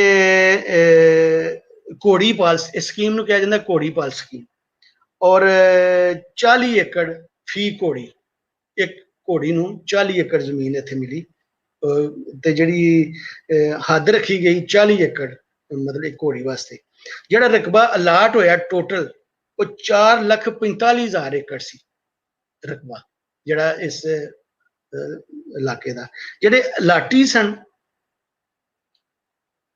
ਉਹਦੇ ਵਿੱਚ ਅਸੀਂ ਵੇਖਦੇ ਹਾਂ ਕਿ ਰਿਟਾਇਰਡ ਫੌਜੀਆਂ ਨੂੰ 75,000 ਏਕੜ, ਤੇ ਜਿਹੜੇ ਮਕਾਮੀ ਜੰਗਲੀ ਕਿਸਾਨ ਨੇ, ਜਿਹੜੇ ਜੰਗਲੀ, ਉਹਨਾਂ ਨੂੰ ਸਿਰਫ 6,000 ਏਕੜ ਜ਼ਮੀਨ ਅਲਾਟ ਹੁੰਦੀ। ਬਾਕੀ ਸਾਰੀ ਜ਼ਮੀਨ ਜੰਗਲੀ ਜਗੀਰਦਾਰ ਲੈ ਜਾਂਦੇ ਨੇ। ਔਰ ਜਿਹੜੀ ਹਾਰਸ ਬਰੀਡਿੰਗ ਦੇ ਤਹਿਤ ਜਿਹੜੀ ਸਭ ਤੋਂ ਵੱਡੀ ਜਗੀਰ ਉਹ ਸਾਰੀ ਦੀ ਸਾਰੀ ਟਵਾਣੇ ਲੈ ਜਾਂਦੇ ਨੇ, ਉਹਨਾਂ ਨੂੰ ਹਾਰਸ ਬਰੀਡਿੰਗ ਗ੍ਰਾਂਟ ਕਿਹਾ ਜਾਂਦਾ ਹੈ। ਤੇ ਉਹ ਸ਼ਾਹਪੁਰ ਦੇ ਟਵਾਣੇ ਲੈ ਗਏ। ਜਿਹੜੇ ਆਬਾਦਕਾਰ ਇੱਥੇ ਆਏ ਉਹ 3 ਜ਼ਿਲ੍ਹਿਆਂ ਤੋਂ ਆਏ, ਗੁਜਰਾਤ, ਸਿਆਲਕੋਟ ਤੇ ਗੁਜਰਾਂਵਾਲਾ। ਇਹ ਸਾਰੇ ਦੇ ਸਾਰੇ ਮੁਸਲਮਾਨਾਂ ਨੂੰ ਇਹ ਜਿਹੜੀ ਨਾ ਜ਼ਮੀਨ ਮਿਲੀ। ਜਿਹੜੇ ਅਲਾਟੀ ਸਨ ਉਹਨਾਂ ਵਾਸਤੇ ਜ਼ਰੂਰੀ ਸੀ ਕਿ ਜਿਹੜੀ ਉਹ ਘੋੜੀ ਪਾਲਣਗੇ ਉਹ ਬੱਚਾ ਨਹੀਂ ਜੰਮੇਗੀ ਔਰ ਉਹਦੇ ਉੱਤੇ ਕੋਈ ਬਵੇਗਾ ਨਹੀਂ। ਤੇ ਖੱਚਰ ਵੀ ਸਨ, ਉਹਦੇ ਚ ਘੋੜੀਆਂ ਵੀ ਸਨ। ਤੇ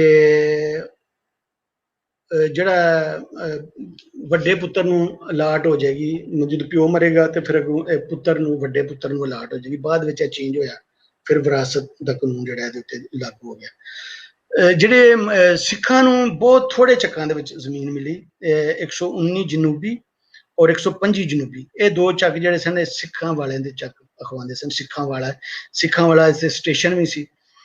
ਤੇ ਜਿਸ ਵਕਤ ਪਾਰਟੀਸ਼ਨ ਤੋਂ ਬਾਅਦ ਸਿੱਖ ਇੱਥੋਂ ਚਲੇ ਗਏ ਤੇ ਜਿਹੜੇ ਜ਼ਬਰਦਸਤੀ ਲੋਕਾਂ ਨੂੰ ਕਿਹਾ ਗਿਆ ਕਿ ਤੁਸੀਂ ਹੁਣ ਇਹ ਜ਼ਮੀਨਾਂ ਜਿਹੜੀ ਹੈ ਫਸਲਾਂ ਦੀ ਨਿਲਾਮੀ ਸ਼ੁਰੂ ਹੋਈ।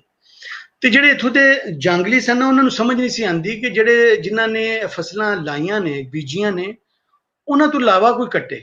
ਉਹਨਾਂ ਨੂੰ ਇਸ ਗੱਲ ਦੀ ਨਹੀਂ ਸੀ ਸਮਝ ਆਉਂਦੀ, ਜਿਵੇਂ ਉਹਨਾਂ ਨੂੰ ਇਸ ਗੱਲ ਦੀ ਨਹੀਂ ਸੀ ਸਮਝ ਆਉਂਦੀ ਜਦੋਂ ਆਬਾਦਕਾਰੀ ਹੋਈ ਕਿ ਜਿਹੜੀ ਜ਼ਮੀਨ ਇਹਦੇ ਵੱਟਾਂ ਬੰਨੇ ਹੋਣੇ ਚਾਹੀਦੇ ਨੇ, ਇਹਦੀ ਹੱਦਬੰਦੀ ਹੋਣੀ ਹੈ, ਬੁਰਜੀਆਂ ਲੱਗ ਜਾਣਗੇ ਜੀ, ਇਹ ਉਹਦੀ ਜ਼ਮੀਨ ਹੈ, ਉਹਦੀ ਜ਼ਮੀਨ ਹੈ।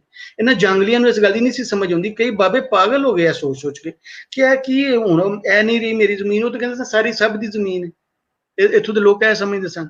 ਤੇ ਉਹਨਾਂ ਨੂੰ ਇਹ ਜ਼ਮੀਨ ਸਮਝ ਨਹੀਂ ਸੀ ਹੁੰਦੀ ਕਿ ਕੁਝ ਲੋਕਾਂ ਨੇ ਆਏ ਨੇ ਬਾਹਰੋਂ ਵਿਚਾਰੇ ਆਬਾਦਕਾਰ, ਤੇ ਹੁਣ ਉਹ ਚਲੇ, ਹਾਲਾਂਕਿ ਉਹਨਾਂ ਨੂੰ ਚੰਗੇ ਨਹੀਂ ਸਨ ਲੱਗਦੇ ਕਿਉਂਕਿ ਉਹ ਕਹਿੰਦੇ ਸਨ ਕਿ ਸਾਡੀਆਂ ਜ਼ਮੀਨਾਂ ਤੇ ਆ ਕੇ ਬੈਠੇ। ਪਰ ਜਦੋਂ ਉਹਨਾਂ ਨੂੰ ਕੱਢਿਆ ਗਿਆ ਇੱਥੋਂ ਤੇ ਉਹਨਾਂ ਨੂੰ ਉਹਨਾਂ ਦੇ ਨਾਲ ਹਮਦਰਦੀ ਹੋਈ ਕਿ ਇਹ ਕਿਵੇਂ ਹੋ ਸਕਦਾ ਕਿ ਜਿਨ੍ਹਾਂ ਨੇ ਉਹ ਫਸਲਾਂ ਲਾਈਆਂ ਨੇ, ਮਕਈ ਔਰ ਕਮਾਦ ਦੀ ਫਸਲ ਸੀ ਉਸ ਵੇਲੇ ਲੱਗੀ ਜਿਸ ਵੇਲੇ ਉਹ ਇੱਥੋਂ ਲੋਕ ਗਏ ਨੇ, ਤੇ ਉਹ ਵਿਚਾਰੇ ਕਹਿੰਦੇ ਸਨ ਕਿ ਜਿਨ੍ਹਾਂ ਨੇ ਲਾਈਆਂ ਨੇ ਉਹ ਹੀ ਆ ਕੇ ਜ਼ਬਰਦਸਤੀ ਲੋਕਾਂ ਨੂੰ ਮਾਰਿਆ ਗਿਆ। ਲੋਕਾਂ ਨੂੰ ਬਕਾਇਦਾ ਉਹਨਾਂ ਨੂੰ ਕਿਹਾ ਗਿਆ ਕਿ ਇੰਨੇ ਪੈਸੇ ਅਸੀਂ ਤੁਹਾਨੂੰ ਪਾ ਦੇਵਾਂਗੇ ਜੇ ਤੁਸੀਂ ਇਹ ਫਸਲਾਂ ਨਹੀਂ ਨਿਲਾਮੀ ਦੇ ਵਿੱਚ ਲਓਗੇ। ਫਿਰ ਲੋਕਾਂ ਨੇ ਲਈਆਂ। ਫਿਰ ਉਹ ਕਹਿੰਦੇ ਨੇ ਕਿ ਜਦੋਂ ਗੁੜ ਪੀੜਦੇ ਸਨ ਲੋਕ ਤੇ ਕਮਾਦ ਨੂੰ ਪੀੜਦੇ ਸਨ ਤੇ ਉਹ ਗੁੜ ਬਣਾਉਂਦੇ ਸਨ ਤੇ ਨਾਲ ਰੋਂਦੇ ਸਨ ਕਿ ਦੇਖੋ ਜਿਨ੍ਹਾਂ ਨੇ ਕਮਾਦ ਲਾਏ ਸਨ ਵਿਚਾਰੇ ਪਤਾ ਨਹੀਂ ਕਿੱਥੇ ਚਲੇ ਗਏ। ਜਿਹੜਾ ਮਜ਼ਹਬ ਦਾ ਇਸਤੇਮਾਲ ਹੈ ਜਗੀਰਦਾਰ ਨੇ ਜਿਵੇਂ ਇੱਥੇ ਕੀਤਾ, ਉਹਦੀ ਮੈਨੂੰ ਇੱਕ ਵਾਰੀ ਕਿਸੇ ਵੱਡੇ ਜ਼ਮੀਨਦਾਰ ਨੇ, ਬਾਬੇ ਨੇ ਕਹਾਣੀ ਸੁਣਾਈ ਕਿ ਉਹ ਜਿਸ ਵੇਲੇ ਉਹਦੇ ਪਿਓ ਨੇ ਇੱਕ ਮਸੀਤ ਤੇ ਨਾਲ ਮਦਰਸਾ ਬਣਾਇਆ। ਲੋਕੀ ਮੌਲਵੀ ਜਿਵੇਂ ਕਹਿੰਦੇ ਨੇ ਜੀ ਤੁਸਾਂ ਇਹ ਦੁਨੀਆ ਨੂੰ ਕੀ ਹੈ ਜੀ, ਇੱਥੇ ਦੁਨੀਆ ਵਿੱਚ ਕੀ ਮਾਲ ਨੂੰ ਕੀ ਜੋੜਨਾ, ਅਗਲੇ ਪਾਸੇ ਦੀ ਫਿਕਰ ਕਰੋ, ਨਮਾਜ਼ ਪੜੋ। ਇੱਕ ਕਿਸਮ ਦਾ ਉਹ ਤੁਸੀਂ ਨਾ ਕਹਿਣਾ ਇਹ ਚਾਹ ਰਹੇ ਹੁੰਦੇ ਹੋ ਕਿ ਇੱਧਰ ਉੱਧਰ ਸਿਆਸਤ ਜਾਂ ਇੱਧਰ ਨਾ ਜਾਓ। ਜਾਗੀਰਦਾਰ ਜਾਂ ਜ਼ਮੀਨਦਾਰ ਆਂਦਾ ਨਾ, ਇਹ ਅਸਲ ਦੇ ਵਿੱਚ ਉਹਨਾਂ ਦਾ ਸੋਚ ਇਹ ਹੁੰਦੀ ਹੈ ਕਿ ਲੋਕਾਂ ਨੂੰ ਇਸ ਪਾਸੇ ਲਾਓ, ਜਿੰਨੇ ਨਮਾਜ਼ਾਂ ਪੜ੍ਹਦੇ ਰਹੋ, ਮਸੀਤੇ ਆਉਂਦੇ ਰਹੋ, ਮਦਰਸੇ ਚਲੇ ਜਾਓ। ਉਹਦੀ ਮੈਨੂੰ ਉਹਨੇ ਮਿਸਾਲ ਦੱਸੀ ਕਿ ਸਾਡੇ ਪਿੰਡ, ਮੈਂ ਉਹਦਾ ਨਾਂ ਨਹੀਂ ਤੁਹਾਨੂੰ ਦੱਸ ਸਕਦਾ ਕਿਉਂਕਿ ਉਹਨੇ ਆਖਿਆ ਸੀ ਮੇਰਾ ਨਾਂ ਨਾ ਕਿਧਰੇ ਲੈਣਾ, ਮੇਰੀ ਔਲਾਦ ਵਾਸਤੇ ਗੱਲ ਬਣ ਜਾਏਗੀ, ਤੇ ਮੈਂ ਉਹਦਾ ਨਾਂ ਨਹੀਂ ਤੁਹਾਡੇ ਸਾਹਮਣੇ ਲੈ ਰਿਹਾ। ਉਹ ਕਹਿੰਦਾ ਕਿ ਉਹ ਸਾਡੇ ਬੜਾ ਚੰਗਾ ਇੱਕ ਮੌਲਵੀ ਆਇਆ, ਮੇਰੇ ਪਿਓ ਨੇ ਉੱਥੇ ਨਿੱਕਾ ਜਿਹਾ ਮਦਰਸਾ ਬਣਾਇਆ, ਸਾਰੇ ਗਰੀਬਾਂ ਦੇ ਬਾਲ ਉੱਥੇ ਆ ਰਹੇ ਨੇ, ਬਕਾਇਦਾ ਪੜ੍ਹ ਰਹੇ ਨੇ। ਤੇ ਕਹਿੰਦਾ ਮੈਂ ਵੀ ਉੱਥੇ ਬਹਿਣ ਲੱਗ ਪਿਆ। ਮੈਂ ਸ਼ਹਿਰ, ਲਾਹੌਰ ਸ਼ਹਿਰ ਕਹਿੰਦਾ ਮੈਂ ਪੜ੍ਹਦਾ ਸਾਂ, ਤੇ ਮੈਂ ਜਦੋਂ ਵਾਪਸ ਆਇਆ ਤੇ ਮੈਂ ਵੇਖਿਆ ਤੇ ਉਹ ਬੱਚੇ ਹੁਣ ਵੱਡੇ ਵੱਡੇ ਹੋਏ ਨੇ, ਤੇ ਉਹ ਬੜੀਆਂ ਸੋਹਣੀਆਂ ਗੱਲਾਂ ਕਰ ਰਹੇ ਨੇ ਕਿ ਅੱਲਾ ਇੱਕ ਦਿਨ ਮਰ ਜਾਣਾ ਹੈ, ਦੁਨੀਆ ਦਾ ਕੀ ਕਰਨਾ ਹੈ, ਛੱਡੋ ਦੁਨੀਆ ਨੂੰ, ਇਸ ਟਾਈਪ ਦੀਆਂ ਗੱਲਾਂ। ਕਹਿੰਦਾ ਮੈਨੂੰ ਇਹ ਗੱਲਾਂ ਨਾ ਬੜੀਆਂ ਚੰਗੀਆਂ ਲੱਗਣੀਆਂ ਸ਼ੁਰੂ, ਮੇਰਾ ਪੜ੍ਹਨ ਤੇ ਦਿਲ ਹੀ ਨਾ ਕਰੇ। ਕਹਿੰਦਾ ਮੈਂ ਵੀ ਨਮਾਜ਼ਾਂ ਪੜ੍ਹਨੀਆਂ ਸ਼ੁਰੂ ਕਰ ਦਿਆਂ, ਮੇਰੇ ਮੱਥੇ 'ਚ ਉਹ ਨਿਸ਼ਾਨ ਜਿਹੜਾ ਨਮਰਾਬ ਪੈ ਗਿਆ, ਸਿਰ ਤੇ ਹਲਵੇ ਨਮਾਜ਼ ਵਾਲੀ ਟੋਪੀ ਪਾਈ, ਹੱਥ 'ਚ ਤਸਬੀਹ ਫੜੀ। ਤੇ ਕਹਿੰਦਾ ਇੱਕ ਦਿਨ ਉੱਥੇ ਜਿੱਥੇ ਮਦਰਸਾ ਸੀ ਉਹਦੇ ਕੋਲ ਨਾ ਮਰਾਸੀਆਂ ਦਾ ਘਰ ਸੀ, ਮੈਂ ਉਧਰ ਜਾ ਰਿਹਾ ਮਸੀਤ ਵੱਲ ਜਾਂ ਮਦਰਸੇ ਵੱਲ, ਤੇ ਉੱਥੇ ਨਾ ਇੱਕ ਬੜੀ ਸੋਹਣੀ ਕੁੜੀ ਜਿਹਨੇ ਕੋਈ ਪਰਦਾ ਸ਼ਰਦਾ ਮੂੰਹ ਤੇ ਨਹੀਂ ਲੁਕਾਇਆ, ਤੇ ਉਹ ਬੜੀ ਸੋਹਣੀ ਕੁੜੀ, ਤੇ ਉਹ ਨਾ ਉੱਥੋਂ ਲੰਘੀ। ਕਹਿੰਦਾ ਮੈਂ ਉਹ ਕੁੜੀ ਵੇਖੀ, ਤੁਰ ਤੇ ਗਿਆ ਮੈਂ ਮਸੀਤੇ, ਪਰ ਮੇਰੇ ਨਾ ਖਿਆਲਾਂ ਦੇ ਵਿੱਚ ਕੁੜੀ ਇੰਨੀ ਸੋਹਣੀ ਉਸ ਇਲਾਕੇ ਦੇ ਵਿੱਚ, ਬੜੀ ਬਣੀ ਫੱਬੀ, ਉਹ ਮੇਰੇ ਨਾ ਖਿਆਲਾਂ ਦੇ ਵਿੱਚ ਰਵੇ ਹਰ ਵੇਲੇ। ਤੇ ਹੌਲੀ ਹੌਲੀ ਮੈਂ ਉਹਦੇ ਖਿਆਲਾਂ ਵਿੱਚ ਜਾਂਦਾ ਗਿਆ, ਔਰ ਮੈਂ ਮਸੀਤ ਔਰ ਮਦਰਸਾ ਭੁੱਲ ਗਿਆ।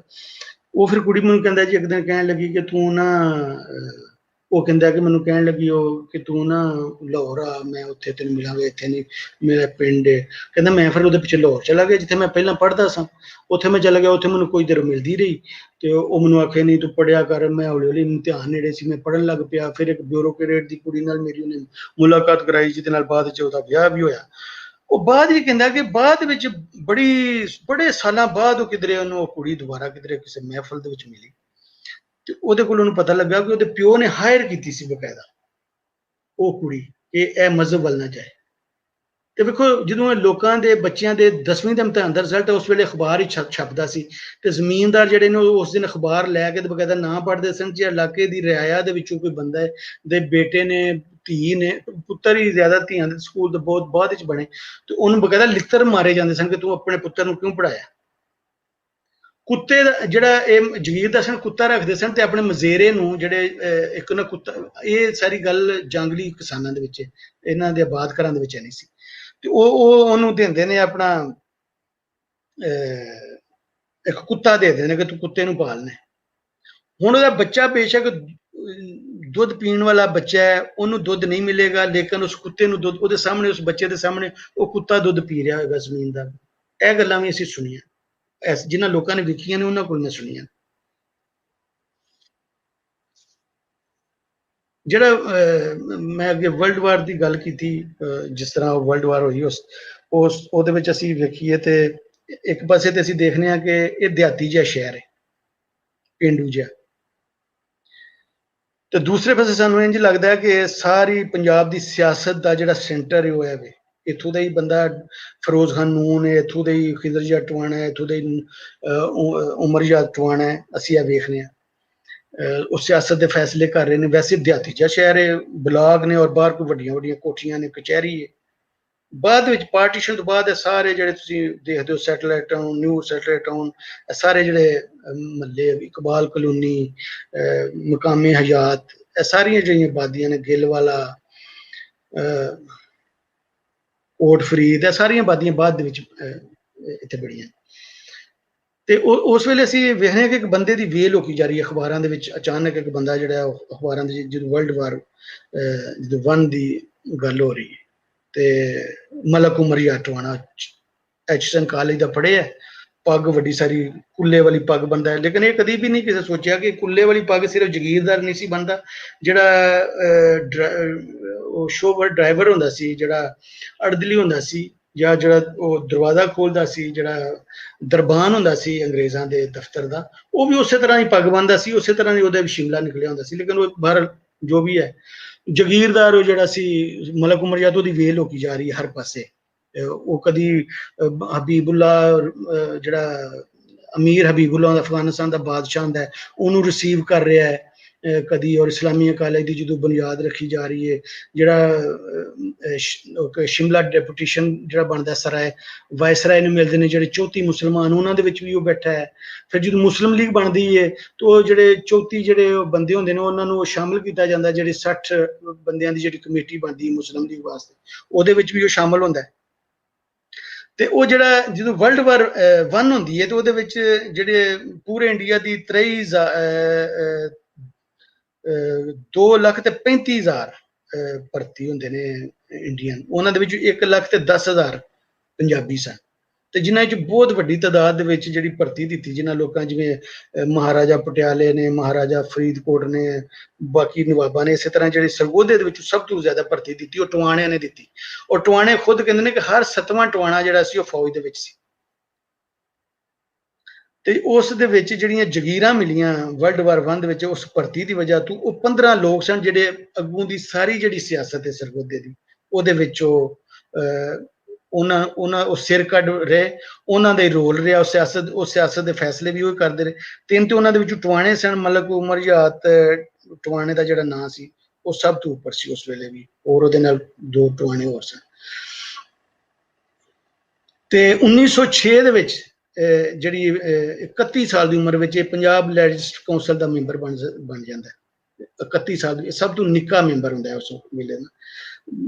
ਇਹਦੇ ਨਾਲ 6 ਹੋਰ ਲੋਕ ਸਰਗੋਧੇ ਦੇ ਜਿਹੜੇ ਵੱਡੇ ਜਗੀਰਦਾਰ ਸਨ ਉਹ ਵੀ ਪੰਜਾਬ ਲੈਜਿਸਲੇਟਿਵ ਕੌਂਸਲ ਦੇ ਜਾ ਕੇ ਮੈਂਬਰ ਬਣਦੇ ਨੇ। ਜਦੋਂ ਇਹ ਜਲਿਆਂਵਾਲਾ ਬਾਗ ਹੁੰਦਾ ਹੈ ਤੇ ਉਸ ਵੇਲੇ ਜਿਹੜਾ ਉਹ ਡਵਾਇਰ ਹੁੰਦਾ ਹੈ, ਜਿਹੜਾ ਲੈਫਟੀਨੈਂਟ ਗਵਰਨਰ ਹੈ, ਉਹਨੇ ਐਡਾ ਵੱਡਾ ਜ਼ੁਲਮ ਕੀਤਾ ਹੁੰਦਾ ਹੈ, ਬੜਾ ਰੌਲਾ ਪਿਆ ਸੀ ਉਹਦੇ ਵਾਸਤੇ ਪੂਰੇ ਯੂਰਪ ਦੇ ਵਿੱਚ, ਕਿ ਐਡਾ ਵੱਡਾ ਜ਼ੁਲਮ, ਇੱਕ ਵਿਸਾਖੀ ਮਨਾ ਰਹੇ ਲੋਕਾਂ ਦੇ ਉੱਤੇ ਜਿਹੜਾ ਗੋਲੀ ਚਲਾ ਦਿੱਤੀ, ਗੋਲੀ ਦਾ ਹੁਕਮ ਦਿੱਤਾ ਲੈਫਟੀਨੈਂਟ ਗਵਰਨਰ ਨੇ, ਉਹਦਾ ਨਾਂ ਸੀ ਫਰਾਂਸਿਸ ਡਵਾਇਰ। ਉਹ ਸਰਗੋਧੇ ਦੇ ਵਿੱਚ ਡਿਪਟੀ ਕਮਿਸ਼ਨਰ ਰਹਿ ਚੁੱਕਿਆ ਸੀ, ਤੇ ਉਹਦੇ ਵਾਸਤੇ ਇੱਕ ਦੁਆਨਾਮਾ ਲਿਖਿਆ ਗਿਆ ਪੀਰਾਂ ਵੱਲੋਂ, ਇਹ ਦੱਸਣ ਵਾਸਤੇ ਕਿ ਕੋਈ ਇਹਨੇ ਜ਼ੁਲਮ ਨਹੀਂ ਕੀਤਾ। ਬਕਾਇਦਾ ਕੁਰਾਨ ਪਾਕ ਦੀਆਂ ਆਇਤਾਂ ਪੜੀਆਂ ਗਈਆਂ ਉਹਦੇ ਵਿੱਚ। ਤੇ ਉਹ ਜਿਹੜਾ ਸੀ ਉਹ ਡਵਾਇਰ, ਉਹ ਇੱਥੇ ਡੀਸੀ ਰਿਹਾ ਸੀ, ਔਰ ਉਮਰ ਯਾਦ ਦਾ ਮਲਕ ਉਮਰ ਯਾਦ ਟਵਾਣੇ ਦਾ ਉਹ ਦੋਸਤ ਸੀ। ਉਹ ਤੇ ਇਹ ਵੀ ਇੱਥੋਂ 3 ਪੀਰ ਲੈ ਕੇ ਗਿਆ। ਪੀਰ ਬਾਦਸ਼ਾਹ ਗਿਲਾਨੀ ਬੇਰੇ ਦਾ ਸੀ, ਪੀਰ ਨਸੀਰੁদ্দিন ਸ਼ਾਹ ਸ਼ਾਹਪੁਰ ਦਾ ਸੀ, ਸਾਹਿਬਜ਼ਾਦਾ ਸਾਦੁੱਲਾ ਸਿਆਲ ਸ਼ਰੀਫ ਦਾ ਸੀ। ਇਹ 3 ਪੀਰ ਇਹਨਾਂ ਨੇ ਵੀ ਜਾ ਕੇ ਉੱਥੇ ਸਾਈਨ ਕੀਤੇ, ਇਹਦੀ ਵਜ੍ਹਾ ਤੋਂ ਮਲਕ ਉਮਰ ਯਾਦ ਟਵਾਣੇ। ਫਿਰ ਅਸੀਂ ਵੇਖਦੇ ਹਾਂ ਕਿ ਖਿਲਾਫਤ ਮੂਵਮੈਂਟ ਚੱਲਦੀ ਹੈ, ਖਿਲਾਫਤ ਕਮੇਟੀ ਜਿਹੜੀ ਬਣਦੀ ਹੈ ਅਕਤੂਬਰ 1921 ਦੇ ਵਿੱਚ, ਉਹਦੇ 45 ਲੋਕ, ਉਹ ਇੱਥੋਂ ਦੀ ਜਿਹੜੀ ਬਾਅਦ ਦੀ ਛੋਟੀ ਛੋਟੀ ਸਿਆਸਤ ਦੇ ਵਿੱਚ ਜਿਹੜੇ ਲੋਕ ਰਹੇ, ਉਹ ਸਾਰੇ ਦੇ ਸਾਰੇ ਉਹੀ ਨਾਂ ਨੇ, ਉਹ ਨਾਂ ਮਿਲਦੇ ਨੇ, ਮੈਂ ਵੇਖੇ ਨੇ ਸਾਰੇ ਉਹਨਾਂ। ਤੇ ਫਿਰ ਇਹ ਜਿਹੜੀ ਜਿਸ ਵਕਤ ਚੱਲਦੀ ਹੈ ਤੇ ਬਕਾਇਦਾ ਦਿਹਾੜੀਦਾਰ ਮੌਲ ਵੀ ਹਾਇਰ ਕੀਤੇ ਜਾਂਦੇ ਨੇ, ਜਗੀਰਦਾਰ ਪੀਰ ਇਹਨੂੰ ਫੰਡਿੰਗ ਕਰ ਰਹੇ ਨੇ, ਔਰ ਇਹਦੇ ਬਕਾਇਦਾ ਮੌਲਵੀ ਅਬਦੁਲ ਗਫੂਰ ਔਰ ਮੌਲਵੀ ਅਬਦੁੱਲਾ।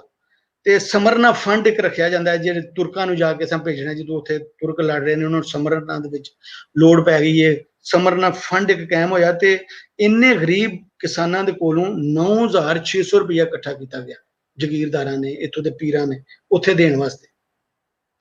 ਜਦੋਂ 1935 ਦਾ ਐਕਟ ਬਣਦਾ ਹੈ ਔਰ ਯੂਨੀਅਨਿਸਟ ਪਾਰਟੀ ਬਣਦੀ ਹੈ, ਔਰ 1939 ਦਾ ਇਲੈਕਸ਼ਨ ਅਸੀਂ ਵੇਖਦੇ ਹਾਂ, ਤੇ 1937 ਦਾ ਜਿਹੜਾ ਇਲੈਕਸ਼ਨ ਹੁੰਦਾ, ਸਰਗੋਧੇ ਤੋਂ 5 ਜਗੀਰਦਾਰ ਉਹਦੇ ਚ ਸਿਲੈਕਟ ਹੁੰਦੇ ਨੇ, ਜਿਨ੍ਹਾਂ ਵਿੱਚ ਇੱਕ ਮਲਕ ਖਿਜ਼ਰ, ਹੁਣ ਮਲਕ ਉਮਰ ਯਾਦ ਦਾ ਪੁੱਤਰ ਮਲਕ ਖਿਜ਼ਰ ਯਾਦ, ਮਲਕ ਉਮਰ ਯਾਦ ਜਿਵੇਂ ਜਿਵੇਂ ਅਖਬਾਰਾਂ 'ਚ ਆ ਰਿਹਾ, ਉਹਦੇ ਨਾਲ ਨਾਲ ਉਹਦਾ ਇੱਕ ਯੰਗ ਪੁੱਤਰ ਹੈ, ਉਹਦਾ ਨਾਮ ਮਲਕ ਖਿਜ਼ਰ ਯਾਦ ਟਵਾਣਾ, ਉਹ ਵੀ ਉਹਦੇ ਨਾਲ ਨਾਲ ਹੈ।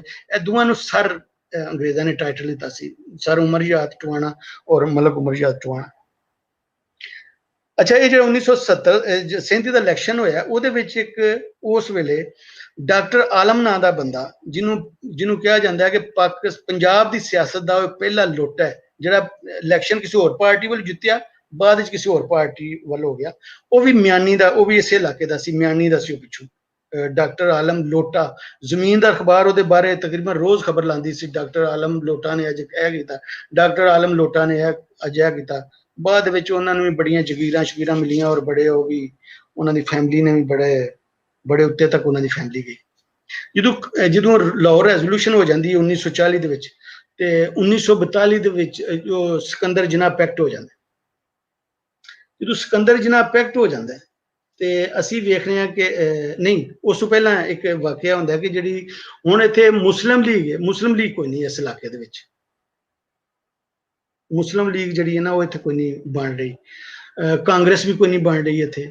ਹੁਣ ਕਾਂਗਰਸ ਪਾਰਟੀ ਵੈਸੇ ਹੈ, ਉਹਦੇ ਵਿੱਚ ਡਾਕਟਰ ਲਹਿਣਾ ਸਿੰਘ ਪ੍ਰੈਜ਼ੀਡੈਂਟ, ਉਹਦਾ ਬਾਬੂ ਪਿਆਰੇ ਲਾਲ, ਬਿਰਜ ਲਾਲ ਔਰ ਹਰਕਿਸ਼ਨ ਸਿੰਘ, ਇਹ 4 ਲੋਕ ਨੇ ਇਹਦੇ ਵਿੱਚ ਨੇ। ਹੁਣ ਇਹ 4 ਲੋਕ ਜਿਹੜੇ ਨੇ, ਇਹ ਚਾਰੇ ਦੇ ਚਾਰੇ ਹਿੰਦੂ ਨੇ ਔਰ ਇਹ ਕਾਫੀ ਅਮੀਰ ਲੋਕ ਨੇ, ਲੇਕਿਨ ਇਹਨਾਂ ਦੇ ਨਾਲ ਕੋਈ ਇੱਥੋਂ ਦਾ ਮਕਾਮੀ ਬੰਦਾ ਨਹੀਂ ਸ਼ਾਮਲ ਹੋ ਰਿਹਾ। ਬਕਾਇਦਾ 1937 ਦੇ ਇਲੈਕਸ਼ਨ ਦੇ ਵਿੱਚ ਨਹਿਰੂ ਇੱਥੇ ਆਇਆ, ਪਰ ਕੋਈ ਉਹਨਾਂ ਦੇ ਨਾਲ ਇੱਥੇ ਨਾਰਾ ਲਾਇਆ ਗਿਆ ਬਕਾਇਦਾ ਕਿ ਸਾਨੂੰ ਮਜ਼ਹਬ ਦੀ ਨਹੀਂ ਲੋੜ, ਰੋਟੀ ਦੀ ਲੋੜ ਹੈ। ਔਰ ਕਿਰਤੀ ਕਿਸਾਨ ਦੇ ਜਿਹੜੇ ਪੁਰਾਣੇ ਲੋਕ ਸਨ ਉਹਨਾਂ ਨੂੰ ਬਕਾਇਦਾ ਨਾਲ ਰਲਾਇਆ ਗਿਆ ਕਿ ਤੁਸੀਂ ਸਾਡੇ ਨਾਲ ਮਿਲੋ, ਲੇਕਿਨ ਕੋਈ ਉਹਦਾ ਫਾਇਦਾ ਨਹੀਂ ਹੋਇਆ, ਲੋਕੀ ਕੋਈ ਉਹਨਾਂ ਦੇ ਨਾਲ ਨਹੀਂ ਰਲੇ। ਔਰ ਕਿਰਤੀ ਕਿਸਾਨ ਦੀ ਜਿਹੜੀ ਲਹਿਰ ਹੈ ਉਹਦੇ ਉੱਤੇ ਵੀ ਲਿਖਦਿਆਂ ਕਦੀ ਇਸ ਪਾਸੇ ਧਿਆਨ ਨਹੀਂ ਦਿੱਤਾ ਗਿਆ ਕਿ ਜੰਗਲੀ ਕਿਸਾਨ ਜਿਹੜਾ ਹੈ ਉਹ ਕਿਉਂ ਨਹੀਂ ਰਲਿਆ ਉਸ ਕਿਰਤੀ ਕਿਸਾਨ ਦੇ ਵਿੱਚ, ਕਿਉਂਕਿ ਜਿਹੜਾ ਇੱਥੋਂ ਦਾ ਕਿਸਾਨ ਸੀ, ਆਬਾਦਕਾਰਾਂ ਨੇ ਸਭ ਤੋਂ ਜ਼ਿਆਦਾ ਫੰਡ ਦਿੱਤੇ ਕਿਰਤੀ ਕਿਸਾਨ ਦੇ ਵਿੱਚ, ਉਹਨਾਂ ਦੀ ਉਹ ਲਹਿਰ ਸੀ। ਜੰਗਲੀ ਕਿਸਾਨ ਸਮਝਦਾ ਸੀ ਕਿ ਇਹ ਤੇ ਸਾਡੇ ਉੱਤੇ ਕਬਜ਼ਾਗੀਰ ਨੇ, ਇਹ ਜਿਹੜੇ ਕਿਸਾਨ ਆਏ ਨੇ ਬਾਹਰੋਂ, ਭਾਵੇਂ ਉਹ ਵੀ ਛੋਟੇ ਕਿਸਾਨ ਹੀ ਸਨ ਪਰ ਇਹ ਦੂਜਿਆਂ ਇਲਾਕਿਆਂ ਦੇ ਵਿੱਚੋਂ ਆਏ। ਲੇਕਿਨ ਇਸ ਪੱਖ ਦੇ ਉੱਤੇ ਕਿਸੇ ਨੇ ਲਿਖਿਆ ਕਿ ਕਿਰਤੀ ਕਿਸਾਨ ਵਾਲੇ ਵੈਸੇ ਤਾਂ ਬੜੀ ਗੱਲ ਕਰ ਰਹੇ ਨੇ, ਹਿਊਮਨ ਰਾਈਟਸ ਦੀ ਗੱਲ ਕਰ ਰਹੇ ਨੇ, ਲੋਕਾਂ ਦੇ ਰਾਈਟਸ ਦੀ ਗੱਲ ਕਰ ਰਹੇ ਨੇ, ਲੇਕਿਨ ਉਹਨਾਂ ਨੂੰ ਇਹ ਕਦੀ ਖਿਆਲ ਨਹੀਂ ਆਇਆ ਕਿ ਅਸੀਂ ਜੰਗਲੀ ਕਿਸਾਨਾਂ ਦਾ ਪਹਿਲਾ ਹੱਕ ਬਣਦਾ ਸੀ ਇਹਨਾਂ ਜ਼ਮੀਨਾਂ ਦੇ, ਜਿਨ੍ਹਾਂ ਦੇ ਵਿਚਾਰੇ ਉਹ ਕਿੰਨੀਆਂ ਨਸਲਾਂ ਇੱਥੇ ਰੁੜ ਗਈਆਂ ਔਰ ਸਾਨੂੰ ਇੱਥੋਂ ਜਿਹੜੀਆਂ ਨੇ ਜ਼ਗੀਰਾਂ ਮਿਲੀਆਂ। ਇਹ ਜਿਹੜੇ ਮੈਂ ਤੁਹਾਡੇ ਅੱਗੇ ਹਿੰਦੂ ਨਾਂ ਲਏ ਨੇ, ਹਰਕਿਸ਼ਨ ਸਿੰਘ, ਇਹਦੀ ਯੂਨਾਈਟਿਡ ਜਿਹੜੀ ਬੱਸ ਸਰਵਿਸ ਸੀ ਉਹ ਇਹਦੀ ਹੁੰਦੀ ਸੀ। ਪਾਰਟੀਸ਼ਨ ਤੋਂ ਬਾਅਦ ਅਫਗਾਨ ਬੱਸ ਸਰਵਿਸ ਔਰ ਮੁਸਲਿਮ ਬੱਸ ਸਰਵਿਸ ਪਾਰਟੀਸ਼ਨ ਤੋਂ ਬਾਅਦ ਬਣੀਆਂ ਨੇ, ਉਸ ਵੇਲੇ ਇਹੀ ਸੀ। ਅੱਛਾ, ਹੁਣ ਹਿੰਦੂਆਂ ਕੋਲ ਇੱਕੋ ਹੀ ਤਰੀਕਾ ਰਹਿ ਗਿਆ ਸੀ ਕਿ ਅਹਰਾਰੀਆਂ ਨੂੰ ਉਹਨਾਂ ਨੇ ਨਾਲ ਮਿਲਾਇਆ। ਅਹਰਾਰੀ ਜਿਹੜੇ ਸੋ ਮੁਸਲਮਾਨ ਸਨ, ਉਹਨਾਂ 'ਚ ਮੌਲਾਨਾ ਅਬਦੁੱਲਾ ਅਹਰਾਰੀ ਜਿਹੜਾ ਸੀ ਉਹ ਐਡੀਟਰ ਵੀ ਸੀ। ਜਿਹੜੀ ਇਹਨਾਂ ਦੀ ਇੱਕ ਸਮਾਚਾਰ ਸੀ, ਕਾਂਗਰਸ ਦੀ ਅਖਬਾਰ ਨਿਕਲਦੀ ਸੀ, ਉਹਦਾ ਨਾਂ ਸੀ ਸਰਗੋਦਾ ਸਮਾਚਾਰ, ਉਹ ਕਾਂਗਰਸ ਦੀ ਇੱਕ ਹਫਤਾਵਾਰ ਅਖਬਾਰ ਨਿਕਲਦੀ ਸੀ, ਉਹਦਾ ਐਡੀਟਰ ਵੀ ਸੀ, ਉਹਨੂੰ ਵੀ ਉਹਨਾਂ ਨਾਲ ਮਿਲਾਇਆ। ਪਰ ਫਿਰ ਵੀ ਮੁਸਲਿਮ ਮਾਸ ਕੰਟੈਕਟ ਮੂਵਮੈਂਟ ਪੂਰਾ ਉਹਨਾਂ ਨੇ ਜ਼ੋਰ ਚ ਲਾਇਆ, ਪਰ ਉਹਦੇ ਵਿੱਚ ਉਹ ਕਿਧਰੇ ਵੀ ਜਿਹੜਾ ਨਾ ਉਹ ਕਾਂਗਰਸ ਪਾਰਟੀ ਦੀ ਇੱਥੇ, ਇਸੇ ਤਰ੍ਹਾਂ ਜਿਹੜੀ ਮੁਸਲਿਮ ਲੀਗ ਸੀ ਉਹਦੀ ਵੀ ਇੱਥੇ ਕੋਈ ਸਾਨੂੰ ਨਜ਼ਰ ਨਹੀਂ ਆਉਂਦੀ। 1937 ਦੇ ਇਲੈਕਸ਼ਨ ਦੇ ਵਿੱਚ ਇਹ ਹੋਇਆ ਕਿ ਇੱਕ ਬੰਦਾ ਨਵਾਬ ਮੁਹੰਮਦ ਹਯਾਤ ਕੁਰੈਸ਼ੀ ਇਲੈਕਸ਼ਨ ਹਾਰ ਗਿਆ। ਜਦੋਂ ਇਲੈਕਸ਼ਨ ਟਵਾਣਿਆਂ ਦੇ ਕੋਲੋਂ ਹਾਰਿਆ ਤੇ ਉਹਨੂੰ ਇਸ ਗੱਲ ਦਾ ਬੜਾ ਗੁੱਸਾ ਸੀ। ਉਹਨੇ ਫਿਰ ਕਿਹਾ ਕਿ ਮੈਂ ਯੂਨੀਅਨਿਸਟਾਂ ਦੇ ਮੁਕਾਬਲੇ ਦੇ ਉੱਤੇ ਹੁਣ ਜਿਹੜਾ ਨਾ ਇਲੈਕਸ਼ਨ ਲੜਾਂਗਾ, ਤੇ ਉਹ ਮੁਸਲਿਮ ਲੀਗ ਸ਼ਾਮਲ ਹੋਇਆ ਔਰ ਮੁਸਲਿਮ ਲੀਗ ਦਾ ਜਿਹੜਾ ਇੱਕ ਸੈਂਟਰ ਬਣਿਆ ਉਹ ਜਾਮਿਆ ਮਸਜਿਦ ਦੀ ਜਿਹੜੇ ਬਲਾਕ 1 ਦੀ ਜਿਹੜੀ ਜਾਮਿਆ ਮਸਜਿਦ ਸੀ ਉਹਦਾ ਸੈਂਟਰ ਬਣੀ, ਤੇ ਜਿਹੜਾ ਸੀ ਫਾਈਨਾਂਸਰ ਉਹਦਾ ਬਣਿਆ ਨਵਾਬ ਮੁਹੰਮਦ ਹਯਾਤ ਕੁਰੈਸ਼ੀ। ਅੱਛਾ, ਹੁਣ ਜਿਸ ਵਕਤ ਉਹਨਾਂ ਨੇ ਵੇਖਿਆ ਕਿ ਇਹ ਤੇ ਇੱਕ ਯੂਨੀਅਨਿਸਟ ਪਾਰਟੀ ਨੇ ਵੇਖਿਆ ਕਿ ਇਹ ਤੇ ਇਸ ਤਰ੍ਹਾਂ ਜਿਹੜੀ ਪਾਰਟੀ ਬਣਨੀ ਹੋ ਸਕਦਾ ਮੁਸਲਮਾਨ ਇਹਦੇ ਵਿੱਚ ਰਲਣਾ ਸ਼ੁਰੂ ਹੋ ਜਾਣਾ ਔਰ ਇੱਕ ਨਵਾਬ ਇਹਦੇ ਆਗੂ ਬਣੇ, ਤਾਂ ਉਹਨਾਂ ਇੱਕ ਦੂਸਰੇ ਨਵਾਬ ਦੇ ਜ਼ਰੀਏ ਇੱਥੇ ਇੱਕ ਹੋਰ ਮੁਸਲਿਮ ਲੀਗ ਬਣਵਾ ਦਿੱਤੀ, ਜਿਹਦੇ ਕੋਲੋਂ ਇਲੈਕਸ਼ਨ ਹਾਰਿਆ ਸੀ ਨਵਾਬ ਅੱਲਾ ਬਖਸ਼ ਟਵਾਣੇ ਕੋਲੋਂ। ਉਹਨੂੰ ਦੂਸਰੀ ਮੁਸਲਿਮ ਲੀਗ ਦਾ ਸਰਗੋਦੇ ਦਾ ਸਦਰ ਬਣਵਾਤਾ। ਜਿਹੜੀ ਨਵਾਬ ਮੁਹੰਮਦ ਹਯਾਤ ਕੁਰੈਸ਼ੀ ਦੀ ਪਾਰਟੀ ਸੀ ਉਹਦਾ ਸਦਰ ਸੀ ਮੌਲਾ ਬਖਸ਼ ਔਰ ਸ਼ੇਖ ਅਬਦੁਲ ਗਨੀ ਇਹਦੇ ਸਨ ਸਾਰਾ ਕੁਝ, ਔਰ 13 ਹੋਰ ਜਵਾਨ ਉਹਦੇ ਨਾਲ ਰਲੇ ਸਨ। ਮੌਲਾਨਾ ਜ਼ਫਰ ਅਲੀ ਖਾਨ ਨੂੰ ਉਹਨੇ ਬੁਲਾਇਆ, ਤੇ ਉਹਦੇ ਮੁਕਾਬਲੇ ਤੇ ਫਿਰ ਇਹਨਾਂ ਨੇ ਇੱਕ ਦੂਸਰੀ ਪਾਰਟੀ ਬਣਾ ਲਈ, ਉਹਦਾ ਨਾਮ ਹੀ ਮੁਸਲਿਮ ਲੀਗ ਰੱਖਿਆ, ਉਹਦਾ ਅੱਲਾ ਬਖਸ਼ ਟਵਾਣਾ ਸੀ। ਫਿਰ ਸਰ ਜਦੋਂ ਜਿੰਨਾ ਸਿਕੰਦਰ ਪੈਕਟ ਹੁੰਦਾ ਤੇ ਉਹਨਾਂ ਦੋਨਾਂ ਪਾਰਟੀਆਂ ਨੂੰ ਇਕੱਠਿਆਂ ਕਰਕੇ ਤੇ ਇੱਕ ਮੁਸਲਿਮ ਲੀਗ ਬਣਾਈ ਜਾਂਦੀ ਹੈ, ਔਰ ਉਹਦਾ ਜਿਹੜਾ ਹੈੱਡ ਬਣਾਇਆ ਜਾਂਦਾ ਇੱਥੋਂ ਦਾ ਜਿਹੜਾ ਸਭ ਤੋਂ ਵੱਡਾ ਪੀਰ ਹੈ ਉਹਨੂੰ ਉਹਦਾ ਹੈੱਡ ਬਣਾਇਆ ਜਾਂਦਾ ਹੈ, ਉਹਦਾ ਨਾਂ ਹੈ ਸਾਹਿਬਜ਼ਾਦਾ ਕਮਰੁੱਦੀਨ ਸਿਆਲਵੀ। ਉਹਦੀਆਂ ਅੱਗੂ ਮੁਰੀਦਾਂ ਦੀਆਂ 40 ਗੱਦੀਆਂ ਨੇ ਇਸ ਇਲਾਕੇ ਦੇ ਵਿੱਚ। ਤੇ ਹੁਣ ਤੁਸੀਂ ਇੱਥੋਂ ਅੰਦਾਜ਼ਾ ਲਾ ਸਕਦੇ ਹੋ ਕਿ ਜਿਹੜੀ ਮੁਸਲਿਮ ਲੀਗ ਹੈ, ਜਿਹੜੀ ਜਾਮਿਆ ਮਸਜਿਦ ਜਿਹੜੀ ਬਲਾਕ 1 ਦੀ ਮਸਜਿਦ ਹੈ ਉਹਦਾ ਸੈਂਟਰ ਹੈ, ਸਭ ਤੋਂ ਵੱਡਾ ਜਿਹੜਾ ਪੀਰ ਹੈ ਉਹਦਾ ਸਦਰ ਬਣਿਆ ਡਿਸਟ੍ਰਿਕਟ ਦਾ ਮੁਸਲਿਮ ਲੀਗ ਦਾ, ਔਰ 40 ਗੱਦੀਆਂ ਜਿਹੜੇ 40 ਉਹਦੇ ਮੁਰੀਦ ਨੇ ਉਹ ਗੱਦੀਆਂ ਉਹਦੇ ਥੱਲੇ ਨੇ। ਤੇ ਮੁਸਲਿਮ ਲੀਗ ਤੇ ਆਪਣੇ ਆਪ ਹੀ ਇੱਥੇ ਜਿਹੜੀ ਉਹ ਬਣ ਜਾਣੀ ਸੀ, ਔਰ ਉਹ ਬਣ ਵੀ ਗਈ। 1940 ਦੀ ਜਦੋਂ ਲਾਹੌਰ ਰੈਜ਼ੋਲੂਸ਼ਨ ਪਾਸ ਹੋਈ ਤੇ 1942 ਦੇ ਵਿੱਚ ਜਿਹੜਾ ਸਿਕੰਦਰ ਜਹਾਜ਼ ਸੀ ਪ੍ਰਾਈਮ ਮਿਨਿਸਟਰ ਉਸ ਵੇਲੇ ਯੂਨੀਅਨਿਸਟ ਪਾਰਟੀ ਦਾ, ਉਹ ਫੌਤ ਹੋ ਗਿਆ। ਹੁਣ ਗਵਰਨਰ ਨੇ ਬਗੈਰ ਕਿਸੇ ਦੇ ਪੁੱਛਿਆਂ, ਬਗੈਰ ਪਾਰਟੀ ਨੂੰ ਕੰਸਲਟ ਕੀਤਿਆਂ ਸਰ ਖਿਜ਼ਰ ਹਯਾਤ ਨੂੰ ਪ੍ਰਾਈਮ ਮਿਨਿਸਟਰ ਬਣਾ ਦਿੱਤਾ। ਇਹਦੇ ਉੱਤੇ ਹੁਣ ਬੜੀ ਉਸ ਵੇਲੇ ਖੱਪ ਪਈ ਕਿ ਪਾਰਟੀ ਨੂੰ ਨਹੀਂ ਪੁੱਛਿਆ, MNA ਜਿਹੜੇ ਉਸ ਵਕਤ ਦੇ MLA ਸਨ, ਮੈਂਬਰ ਸਨ ਅਸੈਂਬਲੀ ਦੇ, ਉਹਨਾਂ ਨੂੰ ਨਹੀਂ ਪੁੱਛਿਆ, ਪਾਰਟੀ ਨੂੰ ਨਹੀਂ ਪੁੱਛਿਆ। 3 ਧੜੇ ਬਣ ਗਏ, ਇੱਕ ਅਟਕ ਗਰੁੱਪ ਬਣ ਗਿਆ, ਇੱਕ ਮੁਲਤਾਨ ਗਰੁੱਪ ਬਣ ਗਿਆ, ਇੱਕ ਸਰਗੋਦਾ ਗਰੁੱਪ ਬਣ ਗਿਆ। ਤੇ ਉਸ ਵੇਲੇ ਦੀ ਜਿਹੜੀ ਸਿਆਸਤ ਹੈ ਉਹਦੇ ਵਿੱਚੋਂ ਬਕਾਇਦਾ ਸਾਨੂੰ ਨਜ਼ਰ ਆ ਰਿਹਾ ਕਿ ਹੁਣ ਜਿਹੜੀ ਪੰਜਾਬ ਅਸੈਂਬਲੀ ਹੈ ਉਹਦੇ 3 ਹੁਣ ਹਿੱਸੇ ਬਣ ਗਏ ਨੇ ਔਰ ਉਹਦਾ ਜਿਹੜਾ ਸੈਂਟਰ ਹੈ ਉਹ ਸਰਗੋਦਾ ਹੈ। ਜਿਸ ਵੇਲੇ ਵੋਟ ਆਫ ਕੌਨਫੀਡੈਂਸ ਦੀ ਵਾਰੀ ਆਈ ਤੇ ਉਹ ਜਿਹੜੇ ਉਹਦੇ ਖਿਲਾਫ ਬੋਲ ਰਹੇ ਸਨ ਉਹ ਸਾਰੇ ਦੇ ਸਾਰੇ ਚੁੱਪ ਕਰ ਗਏ ਜੀ, ਕਿਉਂਕਿ ਗਵਰਨਰ ਜਿਹੜਾ ਸੀ ਉਹਦੇ ਨਾਲ ਸੀ, ਖਿਜ਼ਰ ਜਟਵਾਣੇ ਦੇ ਨਾਲ। ਹੁਣ ਕੀ ਹੁੰਦਾ ਕਿ ਜਿਹੜਾ ਸਰਦਾਰ ਸ਼ੌਕਤ ਜਾਤ ਹੈ, ਮੀਰ ਮਕਬੂਲ ਹੈ, ਰਾਜਾ ਗਜ਼ਨਫਰ ਹੈ, ਮੀਆਂ ਅੱਲਾ ਯਾਰ ਦਲਤਾਨਾ ਹੈ, ਸੂਫੀ ਅਬਦੁਲ ਹਮੀਦ, ਇਹ ਖਿਜ਼ਰ ਜਟਵਾਣੇ ਨੂੰ ਇੱਕਦਮ ਛੱਡ ਦਿੰਦੇ ਨੇ।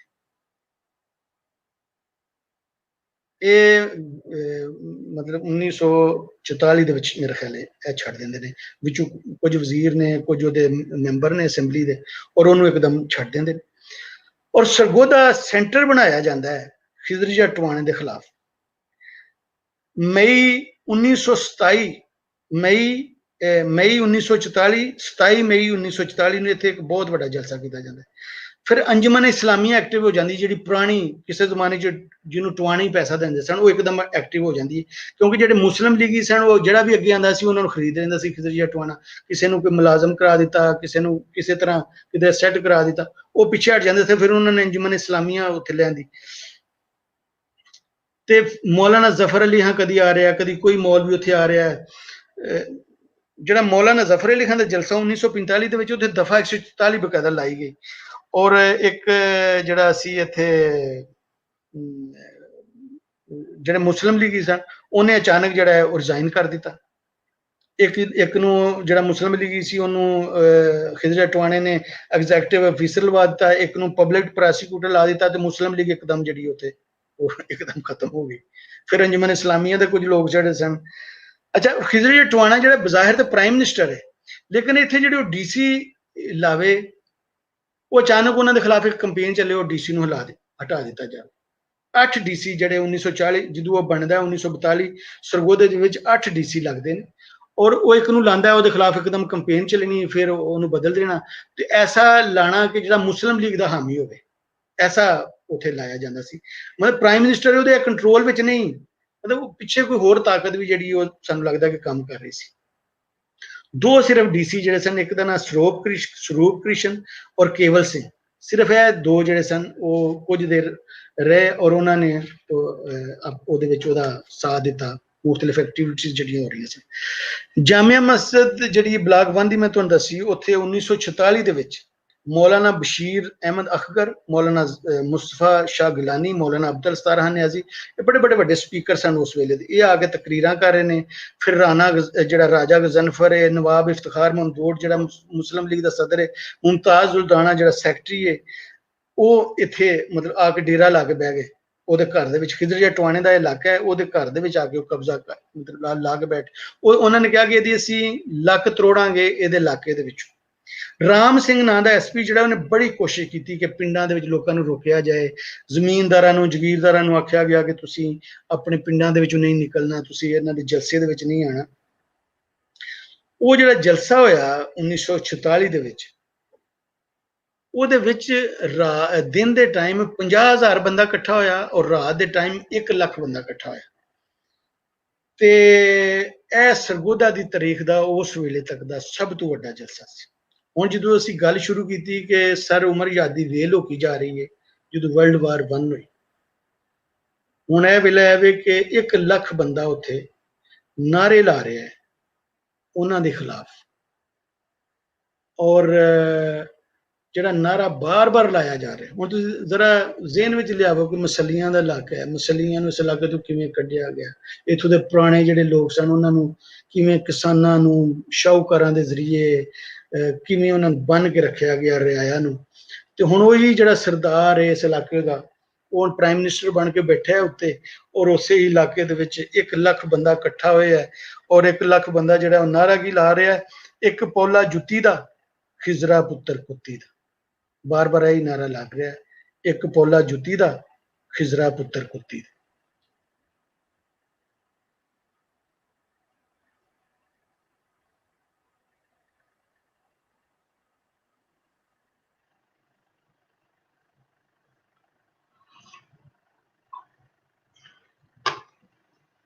ਹਾਂਜੀ ਹਾਂਜੀ ਤੋਹੀਦ। हाँ जी सर। जी सर। तुसां 1.5 घंटा आख्या सी, 1.5 घंटे तो थोड़ा होते हो। सर कोई मसला नहीं सर, बहुत अच्छा ਅੱਜ ਅਸੀਂ ਸਰਗੋਦਾ ਨੂੰ ਵੇਖਿਆ, ਪਰ ਤੁਸੀਂ ਸਾਨੂੰ ਸਰਗੋਦੇ ਦੀ ਕੁਝ ਖਾਣ ਵਾਲੀਆਂ ਸ਼ੈਵਾਂ ਨਹੀਂ ਦਸੀਆਂ ਤੁਸੀਂ। ਅੱਛਾ, ਸਰਗੋਦਾ ਸ਼ਹਿਰ ਇਹ ਜਿਹੜਾ ਨਾ, ਉਹਨੂੰ ਤੁਸੀਂ ਖਾਣ ਵਾਲਾ ਸ਼ਹਿਰ ਉਸ ਜਿਸ ਤਰ੍ਹਾਂ ਤੁਸੀਂ ਗੁਜਰਾਂ ਵਾਲਾ ਲਾਹੌਰ ਜਾਂ ਇਵਨ ਤੁਹਾਡਾ ਜਹਾਂਗੀਰ ਮੁਰਖ ਪਲਾਓ ਫੈਸਲਾਬਾਦ ਦੇ ਵੀ ਹੈ, ਸਰਗੋਦਾ ਉਂਝ ਖਾਣ ਵਾਲਾ ਸ਼ਹਿਰ ਨਹੀਂ ਸੀ। ਮਤਲਬ ਖਾਣੇ ਪੀਣੇ ਦੇ ਸ਼ਾਇਦ ਏਡੇ ਸ਼ੌਕੀਨ ਨਹੀਂ ਸਨ ਲੋਕ। ਇੱਥੋਂ ਦੇ ਹੋਟਲ ਪੁਰਾਣੇ ਦੀਨ ਹੋਟਲ, ਮਾਲਬਰੋ ਹੋਟਲ, ਜਾਂ ਸਾਨੂੰ ਇਸ ਤਰ੍ਹਾਂ ਦੇ ਹੋਟਲਾਂ ਦੇ ਨਾਮ ਮਿਲਦੇ ਨੇ, ਕਲਿਆਰ ਹੋਟਲ, ਪਰ ਖਾਣਿਆਂ ਦੇ ਵਿੱਚ ਜਿਹੜਾ ਨਾ ਕੋਈ ਬਹੁਤ ਇੱਥੋਂ ਦੇ ਮਸ਼ਹੂਰ ਨਹੀਂ ਸੀ ਇਹ ਇਲਾਕਾ ਨਾ। ਤੁਸੀਂ ਹੁਣ ਝਾਲ ਚੱਕੀਆਂ ਦੀ ਦਾਲ ਦਾ ਸੁਣਦੇ ਰਹੇ ਆ, ਝਾਲ ਚੱਕੀਆਂ ਦੀ ਦਾਲ, ਝਾਲ ਚੱਕੀਆਂ ਦੀ ਜਿਹੜੀ ਦਾਲ ਹੈ ਸਰਗੋਦੇ ਤੋਂ ਜ਼ਰਾ ਹਟ ਕੇ ਉਹ ਹੈ। ਫਿਰ ਡੋਡਾ ਤਾਂ ਖੈਰ ਖੁਸ਼ਾਬ ਦੇ ਵਿੱਚ ਤੁਸੀਂ ਇੱਕ ਵਾਰੀ ਆਪਣਾ ਇੱਕ ਪ੍ਰੋਗਰਾਮ ਕੀਤਾ ਸੀ, ਉਹਦੇ ਚ ਡੋਡੇ ਦਾ, ਅਮੀਨ ਡੋਡਾ, ਉਹ ਬੜਾ ਮਸ਼ਹੂਰ ਹੈ ਉੱਥੋਂ ਦਾ, ਖੁਸ਼ਾਬ ਦਾ। ਪਰ ਸਰਗੋਦੇ ਸ਼ਹਿਰ ਦੀ ਮੈਂ ਕਹਾਂ ਕਿ ਫਲਾਣੀ ਸੁਗਾਤ, ਪਿੰਡਾਂ ਦੇ ਵਿੱਚ ਅਸੀਂ ਵੇਖਦੇ ਹਾਂ, ਪਿੰਡਾਂ ਦੇ ਵਿੱਚ ਕੀ ਹੁੰਦਾ ਸੀ ਕਿ ਦੋ ਚੀਜ਼ਾਂ ਹੁੰਦੀਆਂ ਸਨ, ਜਾਂ ਡੋਕੇ ਹੁੰਦੇ ਸਨ ਖੱਜੀਆਂ ਦੇ, ਖਜੂਰਾਂ ਦੇ, ਤੇ ਜਾਂ ਮੱਛੀਆਂ, ਉਹਨਾਂ ਨੂੰ ਕਹਿੰਦੇ ਸਨ ਟਾਫੀਆਂ, ਜਿਹੜੀ ਇਹਨਾਂ ਨੂੰ ਮੱਛੀਆਂ ਕਹਿੰਦੇ ਸਨ ਇੱਥੋਂ ਦੇ ਲੋਕਲ ਲੋਕ ਨਾ। ਤੇ ਖਾਣੇ ਦੇ ਏਡੇ ਕਿਧਰੇ ਜਾਂਦੇ ਸਨ ਤੇ ਨਾਲ ਹੀ ਰੋਟੀ ਆਪਣੀ ਆਪ ਹੀ ਲੈ ਕੇ ਜਾਂਦੇ ਸਨ। ਕੰਦੂਰੀ ਹੁੰਦੀ ਸੀ, ਉਹਦੇ ਵਿੱਚ ਬੰਨੀ ਹੁੰਦੀ ਸੀ ਆਪਣੀ ਰੋਟੀ ਹੁੰਦੀ ਸੀ, ਪਰੌਂਠਾ ਹੁੰਦਾ ਸੀ, ਤੇ ਵਿੱਚ ਅਚਾਰ ਰੱਖਿਆ ਹੁੰਦਾ ਸੀ, ਤਨੂਰ ਦੀ ਰੋਟੀ, ਤੇ ਰੋਟੀ ਆਪਣੀ ਨਾਲ ਹੀ ਲੈ ਕੇ ਜਾਂਦੇ ਸਨ। ਇਹ ਖਾਣ ਪੀਣ ਦੇ ਇੰਨੇ ਸ਼ੌਕੀਨ ਸਨ। ਜਿਹੜੀਆਂ ਇੱਥੋਂ ਦੀਆਂ ਜੰਗਲੀ ਔਰਤਾਂ ਸਨ, ਮੈਂ ਤੁਹਾਨੂੰ ਪਹਿਲਾਂ ਹੀ ਦੱਸਿਆ ਕਿ ਉਹਨਾਂ ਕੋਲ ਕੰਮ ਜਿੰਨਾ ਕਰਾ ਲਓ, ਵਾਢੀ ਕਰਾ ਲਓ, ਮਰਦਾਂ ਦੇ ਬਰਾਬਰ ਵਾਢੀ ਕਰਦੀਆਂ ਸਨ, ਸਾਰਾ ਕੰਮ ਕਰਦੀਆਂ ਸਨ। ਲੇਕਿਨ ਖਾਣ ਪਕਾਣ ਦੇ ਉਹਨਾਂ ਨੇ ਬੜੀ ਜਾਨ ਜਾਂਦੀ ਸੀ ਔਰਤਾਂ। ਮੈਂ ਨਹੀਂ ਸਕਿਆ ਕਿ ਔਰਤਾਂ ਬੜੇ ਸ਼ੌਕ ਦੇ ਨਾਲ ਹਾਂਡੀਆਂ ਝਾੜੀਆਂ, ਮੈਨੂੰ ਬੜਾ ਸ਼ੌਕ ਹੈ। ਜਿਹੜੇ ਆਬਾਦਕਾਰ ਸਨ ਉਹਨਾਂ ਦਾ, ਤੇ ਤੁਸੀਂ ਜਿਹੜਾ ਮਾਹੌਲ ਹੈ ਉਹਦਾ ਮੈਂ ਜ਼ਿਕਰ ਇਸ ਵਾਸਤੇ ਨਹੀਂ ਕੀਤਾ, ਜਦੋਂ ਤੁਸੀਂ ਗੁਜਰਾਤ ਦੀ ਗੱਲ ਕਰੋਗੇ, ਸਿਆਲਕੋਟ ਦੀ ਗੱਲ ਕਰੋਗੇ, ਤੇ ਉਹੀ ਮਾਹੌਲ ਸੀ ਉਹਨਾਂ ਦਾ। ਜਿਹੜੇ ਇੱਥੇ ਆਬਾਦਕਾਰ ਆਏ ਉਹਨਾਂ ਦੇ ਘਰਾਂ ਦੇ ਵਿੱਚ ਉਸੇ ਤਰ੍ਹਾਂ ਦਾ ਮਾਹੌਲ ਸੀ। ਸਰ ਦੋ ਕੁਐਸਚਨ ਨੇ ਇਲਿਆਸ ਚੱਠਾ ਸਾਹਿਬ ਦੀ ਤਰਫੋਂ ਆਏ ਨੇ। ਉਹ ਇੱਕ ਤੇ ਉਹਨਾਂ ਨੇ ਕਿਹਾ ਕਿ ਫੋਰਸ ਕਨਵਰਸ਼ਨ ਦੇ ਹਵਾਲੇ ਨਾਲ ਕੁਝ ਦੱਸੋ, ਤੇ ਦੂਜਾ ਉਹਨਾਂ ਨੇ ਜਿਹੜੀ ਟਿਵਾਣਿਆਂ ਦੀ ਕਾਲਰਾ ਸਟੇਟ ਔਰ ਉਹਨਾਂ ਦੀ ਜਿਹੜੀ ਪ੍ਰਾਈਵੇਟ ਉੱਥੇ ਕਨਾਲ ਸੀ ਉਹਦੇ ਨਾਲ ਕੀ ਬਣਿਆ, ਉਹਦੇ ਹਵਾਲੇ ਨਾਲ। ਜਿਹੜੀਆਂ ਪ੍ਰਾਈਵੇਟ ਕਨਾਲ ਸਨ ਉਹ ਤੇ ਪਾਕਿਸਤਾਨ ਬਣਨ ਤੋਂ ਵੀ ਬਾਅਦ ਵੀ 50s ਤੱਕ ਉਹਦਾ ਮਸੂਲ ਲੈਂਦੇ ਰਹੇ, ਲੇਕਿਨ ਬਾਅਦ ਦੇ ਵਿੱਚ ਉਹ ਫਿਰ ਲੈ ਲਈਆਂ ਗਈਆਂ ਸਨ ਸਰਕਾਰ ਨੇ, ਉਹ ਉਹਨਾਂ ਕੋਲ, ਬਲਕਿ ਉਹ ਖਤਮ ਹੀ ਹੋ ਗਈਆਂ। ਜਿਹੜੀਆਂ ਨਹਿਰਾਂ ਸਨ ਉਹ ਐਸਾ ਐਸਾ ਖਤਮ ਹੀ ਹੋ ਗਈਆਂ ਬਾਅਦ ਦੇ ਵਿੱਚ ਨਾ। ਤੇ ਜਿਹੜੀ ਤੁਸੀਂ ਕਨਵਰਸ਼ਨ ਦੀ ਗੱਲ ਕੀਤੀ, ਕਨਵਰਸ਼ਨ ਤੇ ਇੱਥੇ ਕੋਈ ਉਹ ਨਹੀਂ ਹੋਈ, ਜ਼ਬਰਦਸਤੀ ਕਨਵਰਸ਼ਨ ਨਹੀਂ ਹੋਈ, ਨਾ ਪਾਰਟੀਸ਼ਨ ਦੇ ਵਿੱਚ ਹੋਈ। ਜਿਹੜੇ ਇੱਥੋਂ ਦੇ ਮੁਸੱਲੀ ਸਨ, ਮੈਂ ਜਿਵੇਂ ਦੱਸਿਆ, ਉਹ ਪਹਿਲੇ ਵੀ ਇੱਕ ਦੋ ਲੈਕਚਰਾਂ ਦੇ ਵਿੱਚ ਦੱਸਿਆ, ਉਹ ਤੇ ਫਕੀਰਾਂ ਦੇ ਨਾਲ ਮਿਲ ਕੇ ਆਪ, ਜਿਹੜੇ ਜਗੀਰਦਾਰ ਸਨ ਉਹ ਜ਼ਮੀਨਾਂ ਦੇ ਲਾਲਚ ਵਿੱਚ ਮੁਸਲਮਾਨ ਹੋਏ ਜਦੋਂ ਇੱਥੇ ਸੁਲਤਾਨਾਂ ਦੀਆਂ ਹਕੂਮਤਾਂ ਸਨ ਜਾਂ ਮੁਗਲਾਂ ਦੀਆਂ ਹਕੂਮਤਾਂ ਸਨ। ਤੇ ਜਿਹੜੇ ਜਦੋਂ ਇਹ ਆਏ ਨੇ, ਕ੍ਰਿਸਚੀਅਨਸ ਆਏ ਨੇ, ਅੰਗਰੇਜ਼ ਆਏ ਨੇ, ਤੇ ਇਹਨਾਂ ਨੇ ਬਕਾਇਦਾ ਜਿਹੜਾ ਪਾਦਰੀ IT ਸ਼ਬਾਸੀ ਜਿਹਨੇ ਪੰਜਾਬੀ ਦੇ ਵਿੱਚ ਜ਼ਬੂਰਾਂ ਦੀ ਟ੍ਰਾਂਸਲੇਸ਼ਨ ਕੀਤੀ, ਉਹਨੂੰ ਫਿਰ ਇੱਥੋਂ ਸਿਆਲਕੋਟ ਤੋਂ ਉਹ ਇਸ ਇਲਾਕੇ ਦੇ ਵਿੱਚ ਲੈ ਕੇ ਗਏ, ਕਿ ਹੁਣ ਇਸ ਇਲਾਕੇ ਦੇ ਵਿੱਚ ਜਿਹੜੀ ਹੈ ਨਾ, ਅੰਗਰੇਜ਼ ਚਾਹ ਰਹੇ ਸਨ ਜਾਂ ਨਹੀਂ ਸਨ ਚਾਹ ਰਹੇ, ਮੈਂ ਨਹੀਂ ਕਹਿੰਦਾ, ਮਿਸ਼ਨ ਜਿਹੜਾ ਸੀ, ਜਿਹੜਾ ਕ੍ਰਿਸਚੀਅਨ ਮਿਸ਼ਨ ਸੀ, ਉਹ ਫਿਰ ਉਹਨੂੰ ਪਾਦਰੀ, ਕਿਉਂਕਿ ਸਿਆਲਕੋਟ ਦਾ ਉਹਨਾਂ ਦਾ ਜਿਹੜਾ ਐਕਸਪੈਰੀਮੈਂਟ ਸੀ ਬਹੁਤ ਸਕਸੈਸਫੁਲ ਸੀ, ਇੱਥੇ ਬਹੁਤ ਜ਼ਿਆਦਾ ਲੋਕ ਕ੍ਰਿਸਚੀਅਨ ਹੋਏ ਸਨ। ਤੇ ਫਿਰ ਉਹ ਪਾਦਰੀ IT ਸ਼ਹਿਬਾਜ਼ ਨੂੰ ਉਹ ਗੁਲਵਾਲ ਲੈ ਗਏ, ਇੱਥੇ ਹੀ ਉਹਦੀ ਡੈਥ ਹੋਈ। ਲੇਕਿਨ ਇੱਥੇ ਕੋਈ ਲੋਕ ਕ੍ਰਿਸਚੀਅਨ ਨਹੀਂ ਹੋਏ। ਜਿਹੜੇ ਮੁਸੱਲੀ ਸਨ ਉਹਨਾਂ 'ਚ ਕੋਈ ਵੀ, ਜਾਂ ਜਿਹੜੇ ਜ਼ਮੀਨਦਾਰ ਸਨ ਉਹਨਾਂ 'ਚ ਕੋਈ ਵੀ ਸੁਣਿਆ ਨਹੀਂ ਕਿ ਉਹ ਕ੍ਰਿਸਚੀਅਨ ਹੋਇਆ ਹੋਵੇ। ਤੇ ਪਾਰਟੀਸ਼ਨ ਦੇ ਵਿੱਚ ਵੀ ਜਿਹੜੇ ਇਜਾਜ਼ ਚੱਠਾ ਨਾਲ ਗੱਲ ਕੀਤੀ ਹੈ, ਤੇ ਖੈਰ ਇਹਨਾਂ ਨੂੰ ਆਪ ਬੜਾ ਪਤਾ ਹੈ, FIRਾਂ ਦੇ ਉੱਤੇ ਇਹਨਾਂ ਦਾ ਬਹੁਤ ਕੰਮ ਹੈ ਮੁਖਤਲਿਫ ਇਲਾਕਿਆਂ ਦੇ ਵਿੱਚ, ਗੁਜਰਾਂਵਾਲਾ, ਸਿਆਲਕੋਟ, ਸ਼ੇਖੂਪੁਰਾ ਦੇ ਪਾਸੇ ਦਾ ਇਹਨਾਂ ਨੂੰ ਬਹੁਤ ਜ਼ਿਆਦਾ ਪਤਾ ਹੈ। ਇਸ ਪਾਸੇ ਵੀ ਮੈਨੂੰ 3 ਸਟੂਡੈਂਟ ਮਿਲੇ ਸਨ, ਉਹ ਕੰਮ ਕਰ ਰਹੇ ਨੇ FIRਾਂ ਦੇ ਵਿੱਚ, FIRਾਂ ਉਹਨਾਂ ਨੇ ਲੱਭੀਆਂ ਸਨ, ਤੇ ਉਹ ਦੱਸ ਰਹੇ ਸਨ ਕਿ ਬਹੁਤ ਜ਼ਿਆਦਾ ਕਤਲਾਮ ਨਹੀਂ ਹੋਇਆ ਪਾਰਟੀਸ਼ਨ ਦੇ ਵਿੱਚ। ਜਿਹੜੀ ਕਨਵਰਸ਼ਨ ਦੀ ਉਹਨਾਂ ਨੇ ਗੱਲ ਕੀਤੀ, ਇਸ ਤੋਂ ਇਲਾਵਾ ਕੋਈ ਉਹਨਾਂ ਦੇ ਜ਼ਿਹਨ ਵਿੱਚ ਗੱਲ ਹੈ ਤੇ ਉਹਦਾ ਅਗਰ ਉਹ ਖੋਲ ਕੇ ਮੈਨੂੰ ਪੁੱਛਣ ਤੇ ਮੈਂ ਜਵਾਬ ਦੇ ਸਕਾਂ। ਜੀ ਸਰ, ਕੋਈ ਕੁਐਸਚਨ ਅਗਰ ਉਹਨਾਂ ਦਾ ਆਇਆ ਤਾਂ ਫਿਰ ਅਸੀਂ ਜ਼ਰੂਰ ਲਵਾਂਗੇ। ਇੱਕ ਕੁਐਸਚਨ ਪ੍ਰੋਫੈਸਰ ਸੁਖਦੇਵ ਸੋਹਲ ਹੋਰਾਂ ਵੱਲੋਂ ਹੈ ਕਿ ਅੱਜ ਇਹਨਾਂ ਦਿਨਾਂ ਦੇ ਵਿੱਚ ਮੁਸਲਿਮ ਲੀਗ ਦੀ ਕੀ ਪੋਜੀਸ਼ਨ ਹੈ ਸਰਗੋਦਾ ਦੇ ਵਿੱਚ? ਹੁਣ ਤੇ ਖੈਰ ਇੱਕ ਵਾਰੀ ਤੇ ਨਹੀਂ, ਸਰਗੋਦਾ ਜਿਹੜਾ ਸ਼ਹਿਰ ਹੈ ਨਾ, ਉਹਦੇ 'ਚ ਦੇਖੋ ਇੱਥੇ ਨਾ ਰਿਹਾ ਹੈ ਵੀ ਕਿ ਜਿਹੜਾ ਜ਼ਮੀਨਦਾਰ ਸੀ ਨਾ, ਉਹਨੂੰ ਤਾਂ ਕੋਈ ਦੇਰ ਹੀ ਨਹੀਂ ਸੀ ਲੱਗਦੀ ਪਾਰਟੀ ਚੇਂਜ। ਜਦੋਂ ਅਸੀਂ ਪਾਰਟੀਸ਼ਨ ਤੋਂ ਬਾਅਦ ਵੇਖਦੇ ਹਾਂ ਤੇ ਦੋ ਜਿਹੜੇ ਸਿਆਸਤਦਾਨ ਨੇ ਨਾ ਇੱਥੋਂ ਦੀ ਸਿਆਸਤ ਦੇ ਉੱਤੇ ਹਾਵੀ ਸਨ, ਇੱਕ ਸੀ ਮਾਰ ਖੁਦਾਦਤ ਲੱਕ ਔਰ ਦੂਸਰਾ ਸੀ ਜ਼ਾਕਰ ਹੁਸੈਨ ਕੁਰੈਸ਼ੀ। ਤੇ ਇਹ ਜਿਹੜੀ ਵੀ ਪਾਰਟੀ ਆਂਦੀ ਸੀ, ਖਾਸ ਤੌਰ ਤੇ ਜ਼ਾਕਰ ਕੁਰੈਸ਼ੀ ਤੋਂ ਉਸੇ ਟਾਈਮ ਉਸ ਪਾਰਟੀ ਨਾਲ ਰਲ ਜਾਂਦਾ ਸੀ, ਪਿਛਲੀ ਪਾਰਟੀ ਨੂੰ ਛੱਡ ਕੇ ਅਗਲੇ ਦਿਨ ਹੀ ਉਹ ਦੂਸਰੀ ਪਾਰਟੀ 'ਚ ਰਲ ਜਾਂਦਾ ਸੀ। ਤੇ ਜਦੋਂ ਲੋਕ ਕਹਿੰਦੇ ਪੁੱਛਦੇ ਸਨ ਕਿ ਤੂੰ ਇਹ ਪਾਰਟੀ ਚੇਂਜ ਕਰਨਾ, ਤੇ ਉਹ ਕਹਿੰਦਾ ਸੀ ਮੈਂ ਤਾਂ ਕਦੇ ਵੀ ਨਹੀਂ ਪਾਰਟੀ ਚੇਂਜ ਕੀਤੀ, ਮੇਰੀ ਤਾਂ ਹਕੂਮਤ ਦੀ ਪਾਰਟੀ, ਉਹ ਜਿਹੜੀ ਪਾਰਟੀ ਹਕੂਮਤ 'ਚ ਹੁੰਦੀ ਮੈਂ ਉਹਦੇ ਵਿੱਚ ਹੋਣਾ। ਤੇ ਜਿਹੜੇ ਜ਼ਮੀਨਦਾਰਾਂ ਨੇ ਉਹਨਾਂ ਦੇ ਤੇ ਇਹੀ ਅਸੂਲ ਨੇ ਕਿ ਉਹ ਜਿਹੜੀ ਵੀ ਪਾਰਟੀ ਉਹ ਵੇਖ ਰਹੇ ਹੁੰਦੇ ਨੇ, ਜਦੋਂ ਉਹਨਾਂ ਨੇ ਤਰੀਕ ਇਨਸਾਫ ਦੇਖੀ ਹੋਏਗੀ, ਜਦੋਂ ਉਹਨਾਂ ਨੇ ਪੀਪਲਜ਼ ਪਾਰਟੀ ਦੇਖੀ ਹੋਏਗੀ, ਜਾਂ ਇਸ ਤੋਂ ਪਹਿਲਾਂ ਮੁਸਲਿਮ ਲੀਗ, ਜਾਂ ਤੇ ਉਹਦੇ ਵਿੱਚ ਰਲ ਜਾਂਦੇ ਹੋਣਗੇ। ਜੇ ਇਹਨਾਂ ਨੂੰ ਕਾਂਗਰਸ ਕਿਸੇ ਜ਼ਮਾਨੇ 'ਚ ਲੱਗਦੀ ਕਿ ਕਾਂਗਰਸ ਨੇ ਆ ਜਾਣਾ, ਤੇ ਸਾਰੇ ਕਾਂਗਰਸ ਵਿੱਚ ਰਲ ਜਾਂਦੇ। ਤੇ ਇਸ ਵਾਸਤੇ ਮੁਸਲਿਮ ਲੀਗ ਦਾ ਵੈਸੇ ਇੱਥੇ ਕਾਫੀ ਜਿਹੜਾ ਭੁੱਟੋ ਦੇ ਜ਼ਮਾਨੇ ਦੇ ਵਿੱਚ ਪੀਪਲਜ਼ ਪਾਰਟੀ ਦਿਸ ਹੋ ਗਿਆ ਸੀ ਸਾਰਾ, ਲੇਕਿਨ ਜਨਰਲ ਜ਼ਿਆ ਦੇ ਜ਼ਮਾਨੇ ਵਿੱਚ ਜਦੋਂ ਆਬਾਦ ਕਰਾਂ ਦੇ ਬਹੁਤ ਜ਼ਿਆਦਾ ਸਿਆਸਤ ਦੇ ਵਿੱਚ ਆਏ, ਰਾਈਮ ਬਹੁਤ ਜ਼ਿਆਦਾ ਸਿਆਸਤ ਦੇ ਵਿੱਚ ਆ ਗਏ, ਤੇ ਉਹਨਾਂ ਦਾ ਮੁਸਲਿਮ ਲੀਗ ਵੱਲ ਜ਼ਿਆਦਾ ਹੈ ਇਸ ਪਾਸੇ ਨਾ, ਕਾਫ ਲੀਗ ਵੀ ਵਿੱਚ ਗਏ ਲੋਕ ਗਏ। ਤੇ ਹੁਣ ਅਗਲਾ ਜਿਹੜਾ ਇਲੈਕਸ਼ਨ ਹੋਏਗਾ ਉਹ ਤੇ ਜੋ ਪੰਜਾਬ ਬਾਕੀ ਤੁਹਾਨੂੰ ਨਜ਼ਰ ਆ ਰਿਹਾ ਉਂਝ ਹੀ ਹੈ, ਤਰੀਕੇ ਇਨਸਾਫ ਦਾ ਤੇ ਕੁਝ ਅੱਛੇ ਨਹੀਂ ਹਾਲਾਤ ਜਾ ਰਹੇ। ਪਿੰਡਾਂ ਦੇ ਕਿਸਾਨ ਵੇਖ ਲਓ, ਸਾਰੇ ਬੜੇ ਹੋਰ ਤਰ੍ਹਾਂ ਦੀਆਂ ਗੱਲਾਂ ਕਰ ਰਹੇ ਨੇ। ਜੀ ਸਰ ਅੱਜ ਕੱਲ ਸਰਗੋਦਾ ਦੇ ਵਿੱਚ ਜਿਸ ਤਰ੍ਹਾਂ ਸਿਟਰਸ ਦੀ ਤੁਸੀਂ ਗੱਲ ਕੀਤੀ, ਕਿੰਨੋ ਵਗੈਰਾ ਦੀ, ਉਹਦੇ ਬਾਰੇ ਨਾ ਕੋਈ ਫੂਡ ਫੈਕਟਰੀਜ਼ ਕੋਈ ਇਹਨਾਂ ਨੂੰ ਪ੍ਰੀਜ਼ਰਵ ਕਰਨ ਵਾਸਤੇ, ਜਾਂ ਇਹਨਾਂ ਦੀ ਕੋਈ ਜਿੱਦਾਂ ਇੰਟਰਨੈਸ਼ਨਲ ਸਟੈਂਡਰਡ ਦੇ ਮੁਤਾਬਕ ਇਹਨਾਂ ਦੀ ਪੈਕਿੰਗ ਵਗੈਰਾ ਵਾਸਤੇ ਕੋਈ ਹੁਣ ਨਵੀਂ ਇੰਡਸਟਰੀ ਉੱਥੇ ਇਮਰਜ ਹੋਈ ਹੈ? ਬਹੁਤ ਜ਼ਿਆਦਾ ਕੰਮ ਉਹਦੇ ਉੱਤੇ ਨਾ, ਸਟੋਰੇਜ ਔਰ ਐਕਸਪੋਰਟਰਸ ਔਰ ਉਹਦੇ ਉੱਤੇ ਕਾਫੀ ਕੰਮ ਹੋ ਰਿਹਾ। ਲੇਕਿਨ ਅਸਲ ਦੇ ਵਿੱਚ ਜਿਹੜਾ ਮਸਲਾ ਹੈ ਸਰਗੋਦੇ ਦਾ, ਦੇਖੋ ਇਹ ਨਾ ਇੱਕ ਜ਼ਰਾਤੀ ਜਾਂ ਦਿਹਾਤੀ ਔਰ ਜ਼ਰਾਤੀ ਜਾਂ ਸ਼ਹਿਰ ਐਗਰੀਕਲਚਰ ਦੇ ਨਾਲ ਜੁੜਿਆ। ਇੱਥੋਂ ਦੀ ਜਿਹੜੀ ਕਬਾੜ ਖਾਨਾ ਹੈ, ਉਹ ਕਹਿੰਦੇ ਨੇ ਪੰਜਾਬ ਦੇ ਵਿੱਚ ਅਗਰ ਸਭ ਤੋਂ ਵੱਡਾ ਨਹੀਂ ਤੇ ਜਿਹੜਾ ਵੀ ਕੋਈ ਸਭ ਤੋਂ ਵੱਡਾ ਉਹਦੇ ਬਰਾਬਰ ਦਾ ਜ਼ਰੂਰ ਹੋਏਗਾ ਪੰਜਾਬ ਦਾ। ਟਰੈਕਟਰਾਂ ਦੀ ਜਿਹੜੀਆਂ ਸਪੇਅਰ ਪਾਰਟਸ ਪੁਰਾਣੇ ਨੇ, ਕਬਾੜ ਖਾਨਾ ਜਿਹੜਾ ਸਭ ਤੋਂ ਵੱਡਾ ਪੰਜਾਬ ਦਾ, ਉਹ ਕਹਿੰਦੇ ਨੇ ਕਿ ਇੱਥੇ ਹੋਵੇਗਾ। ਲੇਕਿਨ ਜਿਹੜਾ ਕਿਸਾਨ ਹੈ ਨਾ, ਉੱਥੋਂ ਉਹਨੂੰ ਉਹਦਾ ਨਹੀਂ ਮਿਲਦਾ, ਜਿਹੜੀ ਕੀਮਤ ਜਾਂ ਮੁੱਲ ਨਹੀਂ ਮਿਲਦਾ ਆਪਣੀ ਫਸਲ ਦਾ। ਉਹ ਆੜ੍ਹਤੀ ਲੈ ਜਾਂਦਾ ਹੈ, ਜਾਂ ਵਿੱਚ ਹੁਣ ਐਕਸਪੋਰਟਰ ਲੈ, ਜਾਂ ਮਤਲਬ ਕੋਲਡ ਸਟੋਰੇਜ ਵਿੱਚ ਉਹਨੂੰ ਰੱਖਣਾ ਪਏਗਾ। ਫਿਰ ਬਾਹਰ ਫਿਰ ਜਦੋਂ ਸ਼ਾਹ ਈਰਾਨ ਹੁੰਦਾ ਸੀ ਉਸ ਵੇਲੇ ਜ਼ਿਆਦਾ ਕਿੰਨੂ ਜਿਹੜਾ ਸੀ ਇੱਥੋਂ ਜਾਂਦਾ ਸੀ ਬਾਹਰ, ਈਰਾਨ ਬਹੁਤ ਜ਼ਿਆਦਾ ਜਾਂਦਾ ਸੀ।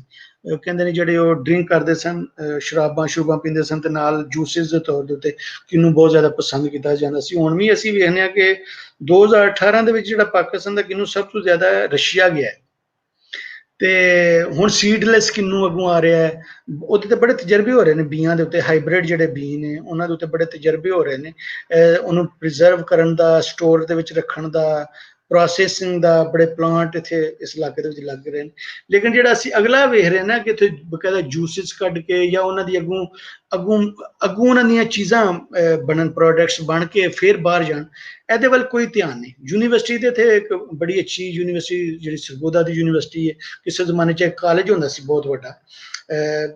ਐਜੂਕੇਸ਼ਨ ਦੇ ਬਾਰੇ ਗੱਲਾਂ ਰਹਿ ਗਈਆਂ, ਹੈਲਥ ਦੇ ਬਾਰੇ ਗੱਲਾਂ ਬਹੁਤ ਸਾਰੀਆਂ ਰਹਿ ਗਈਆਂ, ਟਾਈਮ ਬਹੁਤ ਥੋੜਾ ਸੀ, ਵਰਨਾ ਮੈਂ ਉਸ ਬਾਰੇ ਵੀ ਗੱਲ ਕਰਦਾ।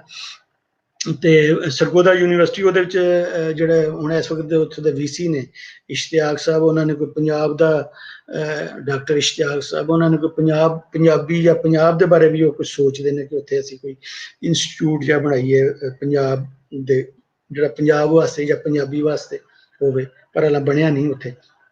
ਪਰ ਜਿਹੜੀਆਂ ਫੈਕਟਰੀਆਂ, ਇੰਡਸਟਰੀ ਇੱਥੇ ਲੱਗੀ ਕੋਈ ਨਹੀਂ। ਇੱਥੇ ਜਿਹੜਾ ਜ਼ਮੀਨਦਾਰ ਉਹ ਜ਼ਮੀਨਾਂ ਵੇਚ ਕੇ ਕਾਰਾਂ ਦਾ ਸ਼ੋਰੂਮ ਬਣਾ ਲਿਆ, ਇਸ ਤਰ੍ਹਾਂ ਦਾ ਕੰਮ ਕਰ ਲਿਆ। ਕੋਈ ਜਿਹੜੀ ਇੰਡਸਟਰੀ ਹੈ ਜਾਂ ਕੋਈ ਹੁਣ ਅਸੀਂ ਵੀ ਕਹਿੰਦੇ ਹਾਂ ਕਿ ਬਾਹਰੋਂ ਜਾ ਕੇ ਪੈਸੇ ਲੋਕ ਕਮਾ ਕੇ ਲਿਆਉਂਦੇ ਨੇ, ਉਹ ਛੋਟਾ ਜਿਹਾ ਕੋਈ ਬਰਗਰਾਂ ਦਾ ਕੋਈ ਬਣਾ ਲਿਆ, ਕੋਈ ਛੋਟਾ ਮੋਟਾ ਰੈਸਟੋਰੈਂਟ ਬਣਾ ਲਿਆ, ਇਸ ਤਰ੍ਹਾਂ ਦਾ ਅਸੀਂ ਦੇਖ ਰਹੇ ਹਾਂ। ਤੇ ਜਿਹੜੀ ਤੁਸੀਂ ਖਾਣੇ ਦੀ ਗੱਲ ਕੀਤੀ, ਇਸ ਵੇਲੇ ਤੇ ਸ਼ਵਾਰਮਾ ਤੇ ਬਰਗਰ ਤੇ ਜਿਹੜੀਆਂ ਵੱਡੇ ਚੇਨਸ ਨੇ ਉਹ ਹੁਣ ਉੱਥੇ ਖੁੱਲ ਰਹੇ ਨੇ। ਤੇ ਜਿਹੜੇ ਪੁਰਾਣੇ ਖਾਣੇ ਨੇ, ਇੱਥੋਂ ਦੇ ਪੁਰਾਣੇ ਖਾਣਾ ਹੁੰਦਾ ਸੀ ਟਿਕੜੇ, ਜਿਸ ਤਰ੍ਹਾਂ ਮਾਝੇ ਦੇ ਵਿੱਚ ਉਹ ਬਣਾਉਂਦੇ ਸਨ ਪੂੜੇ, ਇੱਥੇ ਜਦੋਂ ਗਰਮੀਆਂ ਦੇ ਵਿੱਚ ਇੱਕ ਟਿਕੜਾ ਬਣਾਉਂਦੇ ਸਨ, ਆਟਾ ਔਰ ਗੁੜ ਦੇ ਵਿੱਚ ਉਹਨੂੰ ਗੁੰਨ ਕੇ ਛੋਟੀਆਂ ਟਿੱਕੀ ਰੋਟੀਆਂ ਹੁੰਦੀਆਂ ਸਨ ਛੋਟੀਆਂ, ਉਹਨੂੰ ਟਿਕੜੇ ਕਹਿੰਦੇ ਸਨ। ਹੁਣ ਇਹ ਸਾਰੀਆਂ ਜਿਹੜੀਆਂ ਗੱਲਾਂ ਨੇ ਪੁਰਾਣੀਆਂ ਕਹਾਣੀਆਂ ਹੋ ਗਈਆਂ। ਹੁਣ ਇਸ ਵੇਲੇ ਜਿਹੜਾ ਸਰਗੋਦਾ ਸ਼ਹਿਰ ਹੈ ਉਹ ਇੱਕ ਤੁਹਾਨੂੰ ਇੰਝ ਲੱਗਦਾ ਜਿਵੇਂ ਤਬਲੀਗੀ ਮਰਕਜ਼ ਬੜਾ ਵੱਡਾ, ਉੱਥੇ ਹਰ ਬੰਦਾ ਜਿਹੜਾ ਉਹ ਤਬਲੀਗੀ ਜਮਾਤ ਨਾਲ ਜਾ ਰਿਹਾ ਹੈ। ਜਿਹੜੇ ਸ਼ੀਆ ਨੇ ਉਹ ਵੀ ਬਹੁਤ ਕੱਟੜ ਸ਼ੀਆ ਹੋ ਗਏ ਨੇ, ਜਿਹੜੇ ਬਰੇਲਵੀ ਨੇ ਉਹ ਵੀ ਬੜੇ ਮਿਲੀਟੈਂਟ ਜਿਹੇ ਹੋ ਗਏ ਨੇ। ਤੇ ਜਿਹੜਾ ਇੱਥੋਂ ਦਾ ਮਦਰਸਾ ਹੈ ਬੜਾ, ਮੈਂ ਉਹਦਾ ਨਾਂ ਤੇ ਨਹੀਂ ਲੈਂਦਾ, ਲੈ ਵੀ ਸਕਣਾ ਵੈਸੇ, ਉਹ ਬਕਾਇਦਾ ਜਿਹੜਾ ਜਹਾਦੀ ਪੈਦਾ ਕੀਤੇ ਜਾ ਰਹੇ ਨੇ। ਉਹ ਪਹਿਲੇ ਜਿਹੜੇ ਜਿਸ ਤਰ੍ਹਾਂ ਖਾਨੇਵਾਲ ਦੇ ਵਿੱਚ ਇੱਕ ਮਦਰਸਾ ਹੈ, ਬਹਾਵਲਪੁਰ ਮੁਲਤਾਨ ਦੇ ਵਿੱਚ, ਉਸ ਤਰ੍ਹਾਂ ਦਾ ਇੱਕ ਵੱਡਾ ਮਦਰਸਾ ਹੈ ਤੇ ਜਿੱਥੋਂ ਜਹਾਦੀ ਬਣਾਏ ਜਾ ਰਹੇ ਨੇ। ਤੇ ਇਸ ਵੇਲੇ ਜਿਹੜਾ ਉਹਦਾ ਮੁਹਾਂਦਰਾ ਸ਼ਹਿਰ ਦਾ ਹੈ ਉਹ ਦੂਸਰੇ ਸ਼ਹਿਰਾਂ ਵਾਂਗੂ, ਬਲਕਿ ਉਹਨਾਂ ਤੋਂ ਥੋੜਾ ਜ਼ਿਆਦਾ ਮੈਨੂੰ ਰਿਲੀਜੀਅਸ ਲੱਗ ਰਿਹਾ ਹੈ ਸਰਗੋਦਾ ਦਾ ਜਿਹੜਾ ਮੁਹਾਂਦਰਾ। ਜੀ ਸਰ, ਸਾਡੇ ਦੋਸਤ ਮਲਕ ਅਬਦੁਲ ਅਜ਼ੀਜ਼ ਸਾਹਿਬ ਸ਼ਾਹਪੁਰ ਤੋਂ ਉਹਨਾਂ ਦਾ ਤਲਕ ਹੈ, ਤੇ ਦੂਜਾ ਜਿਹੜਾ ਨਾ ਅਬਦੁਲ ਰਸ਼ੀਦ ਧੋਲਕਾ ਸਾਹਿਬ ਵੀ ਇਹ ਗੱਲ ਕਰਦੇ ਹੁੰਦੇ ਸਨ ਕਿ ਜਿਹੜੀ ਇਹ ਕਾਲਰਾ ਸਟੇਟ ਸੀ ਇਹਦੇ ਵਿੱਚ ਲੋਕਾਂ ਨੂੰ ਪੱਕੇ ਕੋਠੇ ਨਹੀਂ ਸਨ ਬਣਾਉਣ ਦਿੰਦੇ, ਪੱਕੇ ਘਰ ਨਹੀਂ ਸਨ ਬਣਦੇ, ਕੱਚੇ ਹੀ ਘਰ ਬਣਾਉਂਦੇ। ਹਾਂਜੀ, ਇਹ ਗੱਲਾਂ ਜਿਹੜੀਆਂ ਨੇ ਕਾਗਜ਼ਾਂ ਵਿੱਚ ਲਿਖੀਆਂ ਨਹੀਂ ਮਿਲਦੀਆਂ, ਕਹਿੰਦਾ ਕੋਈ ਉਹ ਆਰਡਰ ਤੇ ਕਰ ਵੀ ਨਹੀਂ ਸਕਦੇ, ਲੇਕਿਨ ਜ਼ਬਰਦਸਤੀ ਕਿ ਕੱਚਾ ਘਰ ਨਹੀਂ ਤੁਸੀਂ ਬਣਾ ਸਕਦੇ। ਫਿਰ ਇਹਨਾਂ ਦੀਆਂ ਜਿਹੜੀਆਂ ਵੱਡੇ ਕਾਲਰਾ ਸਟੇਟ ਜਾਂ ਜਹਾਨਾਬਾਦ ਸਟੇਟ ਜਾਂ ਇਹਨਾਂ ਦੀਆਂ ਜਿਹੜੀਆਂ ਵੱਡੀਆਂ ਵੱਡੀਆਂ ਕੋਠੀਆਂ ਜਾਂ ਹਵੇਲੀਆਂ ਹੁੰਦੀਆਂ ਸਨ, ਉਹਨਾਂ ਦੇ ਵਿੱਚ ਜਿਹੜੇ ਨੌਕਰਾਂ ਦੇ ਜਿਹੜੇ ਬੱਚੇ ਵੀ ਪੈਦਾ ਹੁੰਦੇ ਸਨ, ਜਿਹੜੇ ਮਰਦ, ਉਹਨਾਂ ਨੂੰ ਉਸੇ ਵਕਤ ਵਿੱਚੋਂ ਕੱਢ ਦਿੱਤਾ ਜਾਂਦਾ ਸੀ। ਮਤਲਬ ਪਰਦੇ ਦਾ ਬੜਾ ਖਿਆਲ, ਜਿਹੜੀਆਂ ਬੱਗੀਆਂ ਸਨ ਇਹਨਾਂ ਦੀਆਂ, ਮਤਲਬ ਸਰਗੋਦਾ ਇੱਕ ਗਰੀਬ ਜਿਹਾ ਸ਼ਹਿਰ ਹੈ, ਲੇਕਿਨ ਇੱਥੇ ਕਿਸੇ ਜ਼ਮਾਨੇ ਦੇ ਵਿੱਚ ਸ਼ਿਵਰਲੇ, ਮਰਸਡੀਜ਼, ਵੱਡੀਆਂ ਵੱਡੀਆਂ ਗੱਡੀਆਂ, ਬੱਗੀਆਂ ਚੱਲਦੀਆਂ ਹੁੰਦੀਆਂ ਸਨ। ਤੇ ਸਮਝ ਨਹੀਂ ਆਉਂਦੀ ਵੈਸੇ ਕਿ ਇਸ ਤਰ੍ਹਾਂ ਦਾ ਸ਼ਹਿਰ, ਔਰ ਲੋਕਾਂ ਦੇ ਕੱਚੇ ਕੱਚੇ ਘਰ ਹੋਣੇ, ਔਰ ਛੱਪਰ ਔਰ ਪਰਾ, ਕੱਖਾਂ ਦੀਆਂ ਕੁੱਲੀਆਂ, ਗੁਰਬਤ ਦਾ ਜੋ ਪੂਰੇ ਪੰਜਾਬ ਦੇ ਵਿੱਚੋਂ ਅਗਰ ਸਭ ਤੋਂ ਜਿਹੜੇ ਗਰੀਬ ਰਹਿਣ ਸਹਿਣ ਦਾ ਹੋਏਗਾ, ਉਹ ਇਸ ਜੰਗਲੀ ਇਲਾਕੇ ਦਾ ਰਹਿਣ ਸਹਿਣ, ਜਿਵੇਂ ਦੂਸਰੇ ਵੀ ਜੰਗਲੀ ਇਲਾਕਿਆਂ ਦੇ ਵਿੱਚ ਜਿਹੜੇ ਜਗੀਰਦਾਰ ਸਨ ਉਹਨਾਂ ਨੇ ਜ਼ਬਰਦਸਤੀ, ਔਰ ਜਾਂ ਖੁਸ਼ਵੰਤ ਸਿੰਘ ਵੀ ਐਸੇ ਇਲਾਕੇ ਦਾ ਸੀ, ਉਹਨੇ ਵੀ ਕਿਤੇ ਜ਼ਿਕਰ ਨਹੀਂ ਕੀਤਾ ਕਿ ਕਿਵੇਂ ਸ਼ੌਕ, ਉਹ ਆਪਣਾ ਉਹਦਾ ਦਾ ਜਿਹੜਾ ਖਾਨਦਾਨ ਸੀ ਉਹਨੇ ਇੰਨਾ ਪੈਸਾ ਕਿਵੇਂ ਕਮਾਇਆ। ਖੁਸ਼ਵੰਤ ਸਿੰਘ ਦੀ ਫੈਮਿਲੀ ਨੇ ਜਿਹੜਾ ਸ਼ਾਹੂਕਾਰੀ ਸੀ, ਸ਼ਾਹੂਕਾਰ ਤੇ ਜਿਹੜਾ ਮੈਂ ਤੁਹਾਨੂੰ ਬਾਰ-ਬਾਰ ਕਹਿ ਰਿਹਾ ਕਿ ਬਹੁਤ ਜ਼ਾਲਮਾਨਾ ਤਰੀਕਾ ਸੀ ਇੱਥੋਂ ਦੇ, ਔਰ ਜਿਹੜੇ ਮੁਨਸ਼ੀ ਸਨ ਔਰ ਜਿਹੜੇ ਆੜਤੀ ਸਨ, ਤੇ ਉਹਨਾਂ ਨੇ ਜਿਵੇਂ ਬੰਨ ਕੇ ਰੱਖਿਆ ਸੀ ਇਲਾਕੇ ਨੂੰ, ਉਹ ਬੜਾ ਖੌਫਨਾਕ ਸੀ ਇੱਥੋਂ ਦਾ ਜਿਹੜਾ ਸੀ ਨਾ। ਤੇ ਜਿਹੜੀ ਜ਼ੁਬਾਨ, ਪੰਜਾਬੀ ਜ਼ੁਬਾਨ ਦੇ ਵਿੱਚ ਗੱਲ ਰਹਿ ਗਈ, ਵੱਡੇ ਵੱਡੇ ਨਾਂ ਤੇ ਇੱਥੇ ਹੋਏ ਨੇ, ਮੈਂ ਜਿਵੇਂ ਤੁਹਾਨੂੰ ਸ਼ਾਇਰਾਂ ਦੇ ਨਾਂ ਦੱਸੇ, ਉਰਦੂ ਦੇ ਉੱਤੇ ਇੱਥੇ ਬੜਾ ਲੋਕਾਂ ਦਾ ਕੰਮ ਰਿਹਾ ਹੈ ਉਰਦੂ ਜ਼ੁਬਾਨ ਵਾਸਤੇ। ਜਿਹੜੇ ਲਾਹੌਰ ਦੇ ਵਿੱਚ ਦੋ ਧੜੇ ਬਣੇ ਬਕਾਇਦਾ ਉਰਦੂ ਦੇ, ਇੱਕ ਅਹਿਮਦ ਨੀਮ ਕਾਸਮੀ ਦਾ ਧੜਾ ਸੀ ਔਰ ਇੱਕ ਡਾਕਟਰ ਵਜ਼ੀਰ ਆਗਾ ਦਾ। ਇਹ ਦੋ ਵੀ, ਡਾਕਟਰ ਵਜ਼ੀਰ ਆਗਾ ਔਰ ਅਹਿਮਦ ਨੀਮ ਕਾਸਮੀ, ਇਹ ਦੋ ਵੀ ਸਰਗੋਦਾ ਸਾਈਡ ਦੇ ਸਨ। ਅਹਿਮਦ ਨੀਮ ਕਾਸਮੀ ਜਿਹੜਾ ਸੀ ਨਾ, ਜਿਹੜੇ ਸੱਪ ਜਦੋਂ ਲੜਦੇ ਸਨ ਤੇ ਇੱਕ ਪੀਰ ਬੋਦਲੇ ਹੁੰਦੇ ਸਨ, ਇਹ ਉਸ ਫੈਮਿਲੀ ਦਾ ਸੀ ਅਹਿਮਦ ਨੀਮ ਕਾਸਮੀ। ਬਾਦਸ਼ਾਹੀ ਮਸਜਿਦ ਦਾ ਇੱਕ ਇਮਾਮ ਰਿਹਾ ਹੈ ਮੌਲਾਨਾ ਗੁਲਾਮ ਮੁਰਸ਼ਦ, ਉਹ ਇਹਦਾ ਸ਼ਾਇਦ ਮਾਮਾ ਸੀ। ਹੁਣ ਇਹ ਲੋਕ ਕਾਸਮੀ ਔਰ ਆਪਣੇ ਆਪ ਨੂੰ ਸੈਯਦ ਕਹਿੰਦੇ ਨੇ, ਜਾਂ ਹੋ ਸਕਦਾ ਸੈਯਦ ਹੀ ਹੋਣ, ਇਹਨਾਂ ਨੂੰ ਵੈਸੇ ਪੀਰ ਬੋਦਲੇ ਕਿਹਾ ਜਾਂਦਾ ਸੀ। ਡਾਕਟਰ ਵਜ਼ੀਰ ਹਾਂ ਬਹੁਤ ਵੱਡਾ ਜ਼ਮੀਨਦਾਰ ਸੀ, ਤੇ ਇਹਨਾਂ ਦੇ ਗਰੁੱਪ ਸਨ ਇੱਥੇ ਲਾਹੌਰ ਦੇ ਵਿੱਚ, ਪੜ੍ਹ ਕੇ ਬੜਾ ਹਾਸਾ ਆਉਂਦਾ, ਦੋ ਵੀ ਉੱਥੋਂ ਦੇ ਸਨ, ਲੀਡ ਕਰ ਰਹੇ ਨੇ ਦੋ ਗਰੁੱਪਾਂ ਨੂੰ। ਇੱਕ ਦਾ ਰਸਾਲੇ ਦਾ ਨਾਂ ਸੀ ਮੇਰੇ ਖਿਆਲ ਫਨੂਨ, ਔਰ ਇੱਕ ਦੇ ਔਰਾਕ ਸੀ ਮੇਰੇ ਖਿਆਲ ਵਜ਼ੀਰ ਆਗਾ ਦਾ, ਔਰ ਇਹਨਾਂ ਦਾ ਫਨੂਨ ਸੀ। ਪਹਿਲਾਂ ਨਕੂਸ਼ ਵਿੱਚ ਕੰਮ ਕਰਦਾ ਸੀ ਅਹਿਮਦ ਨੀਮ ਕਾਸਮੀ, ਤੇ ਮਤਲਬ ਉਰਦੂ ਵਾਸਤੇ ਕਾਫੀ ਗੁਲਾਮ ਜਲਾਨੀ ਅਸਗਰ ਔਰ ਇਸ ਤਰ੍ਹਾਂ ਦੇ ਨਾਂ ਸਾਨੂੰ ਉੱਥੇ ਮਿਲਦੇ ਨੇ। ਉਰਦੂ ਸ਼ਾਇਰੀ ਔਰ ਉਹਦੇ ਵਾਸਤੇ ਕਾਫੀ, ਉਰਦੂ ਅਦਬ ਨਾਲ ਕਾਫੀ ਉੱਥੇ ਹੈ ਲੋਕਾਂ ਦਾ। ਜੀ ਸਰ, ਜਿਸ ਤਰ੍ਹਾਂ ਤੁਸੀਂ ਕਿਰਤੀ ਪਾਰਟੀ ਦਾ ਕਿਹਾ ਕਿ ਪਾਰਟੀਸ਼ਨ ਤੋਂ ਪਹਿਲੇ ਇੱਥੇ ਲੈਫਟ ਦਾ ਕੋਈ ਐਡਾ ਖਾਸ ਕੰਮ ਨਹੀਂ, ਪਰ ਪਾਰਟੀਸ਼ਨ ਤੋਂ ਬਾਅਦ ਜਿਹੜਾ ਮਜ਼ਦੂਰ ਕਿਸਾਨ ਪਾਰਟੀ, ਮੇਜਰ ਇਸਹਾਕ ਸਾਹਿਬ ਹੋਰਾਂ ਦੀ ਜਿਹੜੀ ਪਾਰਟੀ ਸੀ, ਜਾਂ ਹੋਰ ਕੋਈ ਸੋਸ਼ਲਿਸਟ ਪਾਰਟੀਆਂ ਜਾਂ ਮਾਰਕਸਿਸਟ ਪਾਰਟੀਆਂ ਨੇ ਇੱਧਰ ਕੋਈ ਕੰਮ ਕੀਤਾ, ਜਾਂ ਇਹਨਾਂ ਇਲਾਕਿਆਂ 'ਚ ਖਾਸ ਕਰ ਜਿਹੜੇ ਮੁਸੱਲੀਆਂ ਦਾ ਜ਼ਿਕਰ ਜਾਂ ਲੋਕਲ ਜਿਹੜੇ ਉੱਥੇ ਰਹਿੰਦੇ ਸਨ ਉਹਨਾਂ ਦੇ ਹਵਾਲੇ ਨਾਲ? ਇਹਦੇ ਉੱਤੇ ਖੈਰ ਮੈਂ ਕਾਫੀ ਲਿਖਿਆ ਵੀ ਹੈ ਕਿ ਜਿਹੜਾ ਮੇਜਰ ਇਸਹਾਕ ਹੈ ਉਹ ਪਹਿਲਾ ਬੰਦਾ ਹੈ ਲੈਫਟਿਸਟਾਂ ਦੇ ਵਿੱਚ ਕਿ ਜਿਹਨੇ ਇਹ ਸੋਚਿਆ ਕਿ ਜਿਹੜੀ ਬਿਲਕੁਲ ਥੱਲੇ ਦੇ ਲੋਕ ਨੇ, ਜਿਵੇਂ ਮੁਸੱਲੀ ਨੇ ਜਾਂ ਇਹ ਲੋਕ ਨੇ ਜਾਂ ਕੰਮੀ ਨੇ, ਇਹਨਾਂ ਨੂੰ ਨਾਲ ਮਿਲਾਇਆ ਜਾਏ। ਮਜ਼ਦੂਰ ਕਿਸਾਨ ਪਾਰਟੀ ਜਦੋਂ ਉਹਨੇ ਬਣਾਈ, ਤੇ ਜਿਹੜੀ ਦਿਹਾਤੀ ਮਜ਼ਦੂਰ ਤਨਜ਼ੀਮ ਸੀ, ਜਿਹੜੀ ਮੁਸੱਲੀਆਂ ਦੀ ਤਨਜ਼ੀਮ ਸੀ, ਜਿਹਦਾ ਹੈਡ ਸੀ ਅਗਰਾ ਮੁਸੱਲੀ, ਨਾਂ ਉਹ ਆਪਣਾ ਨਾਂ ਰੱਖਦਾ, ਉਹਨੇ ਲਿਖਿਆ ਸੀ ਆਗਾ ਖਾਨ ਸਿਹੋਤਰਾ, ਆਪਣਾ ਨਾਮ ਵੈਸੇ ਲਿਖਦਾ ਸੀ, ਉਹਦਾ ਨਾਂ ਸੀ ਅਗਰਾ, ਉਹ ਮੁਸੱਲੀ ਸੀ। ਤੇ ਮੁਸੱਲੀਆਂ ਦੇ ਵਿੱਚ ਬਕਾਇਦਾ ਜਿਹੜਾ ਮੁਸੱਲੀ ਡਰਾਮਾ ਖੇਡਿਆ ਜਾਂਦਾ ਸੀ, ਉਹ ਸਰਗੋਦ ਦੇ ਵਿੱਚ ਥਾਂ ਥਾਂ ਤੇ ਖੇਡਿਆ ਗਿਆ, ਔਰ ਮੁਸੱਲੀਆਂ ਦਾ ਮੈਂ ਤੁਹਾਨੂੰ ਦੱਸਿਆ ਕਿ ਪਿੰਡ ਸੰਘੀ ਪੁਰਾਣਾ ਜਿਹੜਾ ਡਰਾਮੇ ਦੀ ਇੱਥੋਂ ਦੀ ਲੋਕਲ ਜਿਹੜਾ ਹੈ ਸੀ ਉਹ ਸੀ। ਤੇ ਜਿਹੜੀ MKP ਸੀ ਮਜ਼ਦੂਰ ਕਿਸਾਨ ਪਾਰਟੀ, ਉਹਦੇ ਵਿੱਚ ਤਕਰੀਬਨ ਸਾਰੇ ਮੁਸੱਲੀਆਂ ਦਾ ਹਰ ਘਰ ਜਿਹੜਾ ਉੱਥੋਂ ਤੱਕ ਪਹੁੰਚਿਆ ਸੀ, ਜਿਹੜਾ ਇਹ ਸੀ ਆਗਾ ਖਾਨ ਸਿਓਤਰਾ। ਤੇ ਉਸ ਤੋਂ ਪਹਿਲਾਂ ਵੀ ਅਸੀਂ ਵੇਖਦੇ ਹਾਂ ਕਿ ਦਰਜ਼ੀਆਂ ਦੇ ਵਿੱਚ ਔਰ ਨਾਈਆਂ ਦੇ ਵਿੱਚ ਪਾਰਟੀਸ਼ਨ ਤੋਂ ਪਹਿਲਾਂ ਕੋਈ ਥੋੜਾ ਥੋੜਾ ਕੰਮ ਹੈ, ਪਾਰਟੀਸ਼ਨ ਤੋਂ ਪਹਿਲਾਂ ਵੀ। ਔਰ ਉਹ ਜਿਹੜਾ ਆਗਾ ਖਾਨ ਸਿਓਤਰਾ ਇਹ ਦੱਸਦਾ ਵੀ ਸੀ, ਇਹ ਉਹਨਾਂ ਲੋਕਾਂ ਨੂੰ ਮਿਲਿਆ ਵੀ, ਇਹਨਾਂ ਲੋਕਾਂ ਨੇ ਕੋਈ ਥੋੜਾ ਬਹੁਤਾ ਕੰਮ ਕੀਤਾ।